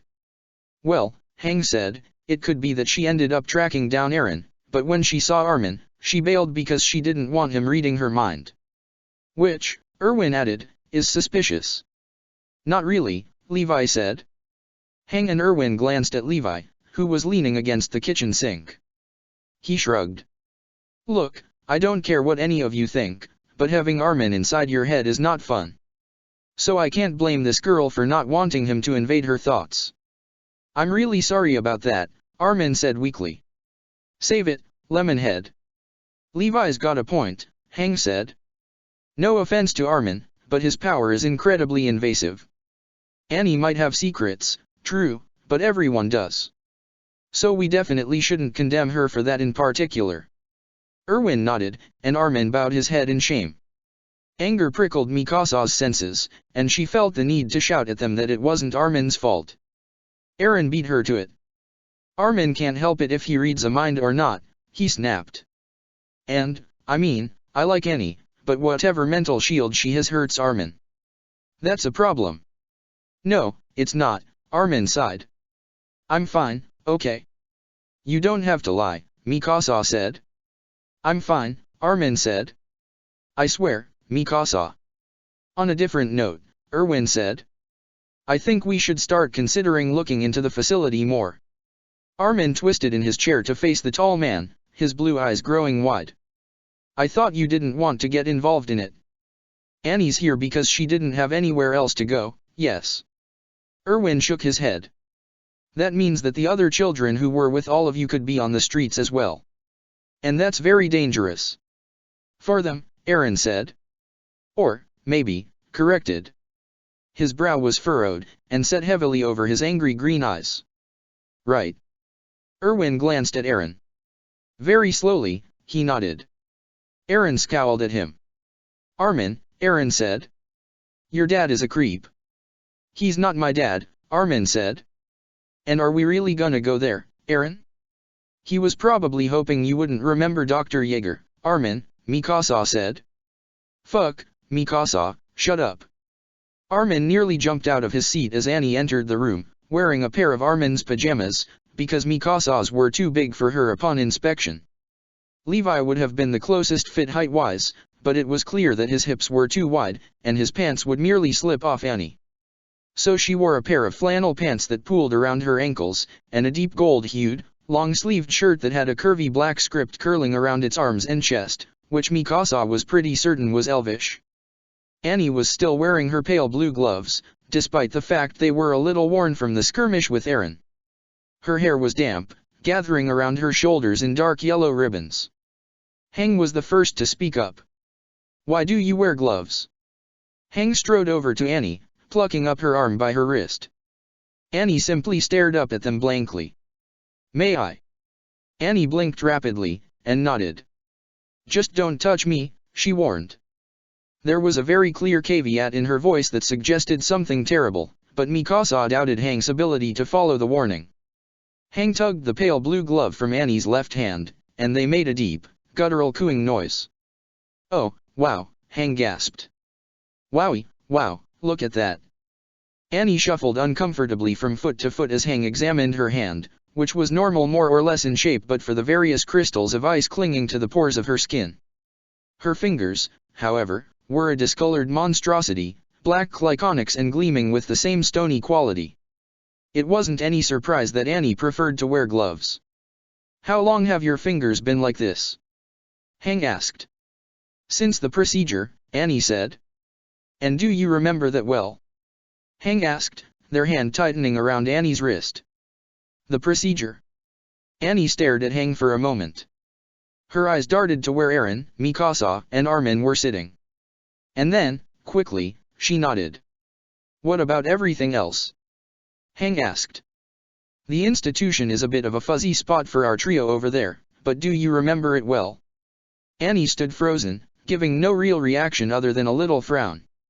She shook her head, and spoke very softly. No, she said. Not well. It's all kind of a blur. What about after you escaped? Hang asked. What about it? Well, Hang said, handing Annie back her glove. Where'd you go? I wandered, Annie said slowly. Quietly. She looked away, her shoulders hunching. A lot. I got put in a few different homes.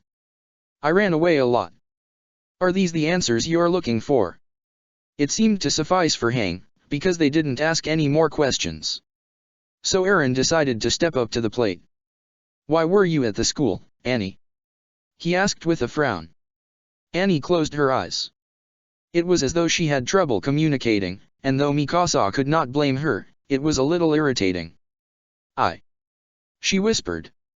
I found out that you went there, and you. Aaron blinked at her, and he leaned back. You wanted to come talk to me? Yeah. Annie stared at her feet, and she sighed. I guess. I didn't have anywhere else to go, so I went in the first direction that seemed okay. Safe. Safe, Aaron said. Right. Yeah, definitely. We can keep you safe. Mikasa glanced at Aaron, and she leaned back in her seat. That's what heroes do, Mikasa said, not able to keep the bitterness from her tone. Isn't it, Aaron? He didn't seem to notice. Yep, he said, nodding. He stood up, and Mikasa stared at her hands in her lap, wondering why it was so difficult to get through to Aaron, even when they shared a mind link. She didn't even understand how she could wonder these things, and Aaron still would not catch on. Mikasa watched out of the corner of her eye as Aaron walked up to Annie, and offered her his hand. Personally, I think the only way to use the powers we've been given is to help people. So, let's be heroes. Annie blinked at Aaron, her mouth parting for a moment. And then, she nodded very slowly, and took his hand. Yeah, she said in a strained, soft voice. Heroes. Check the description for the links to the author.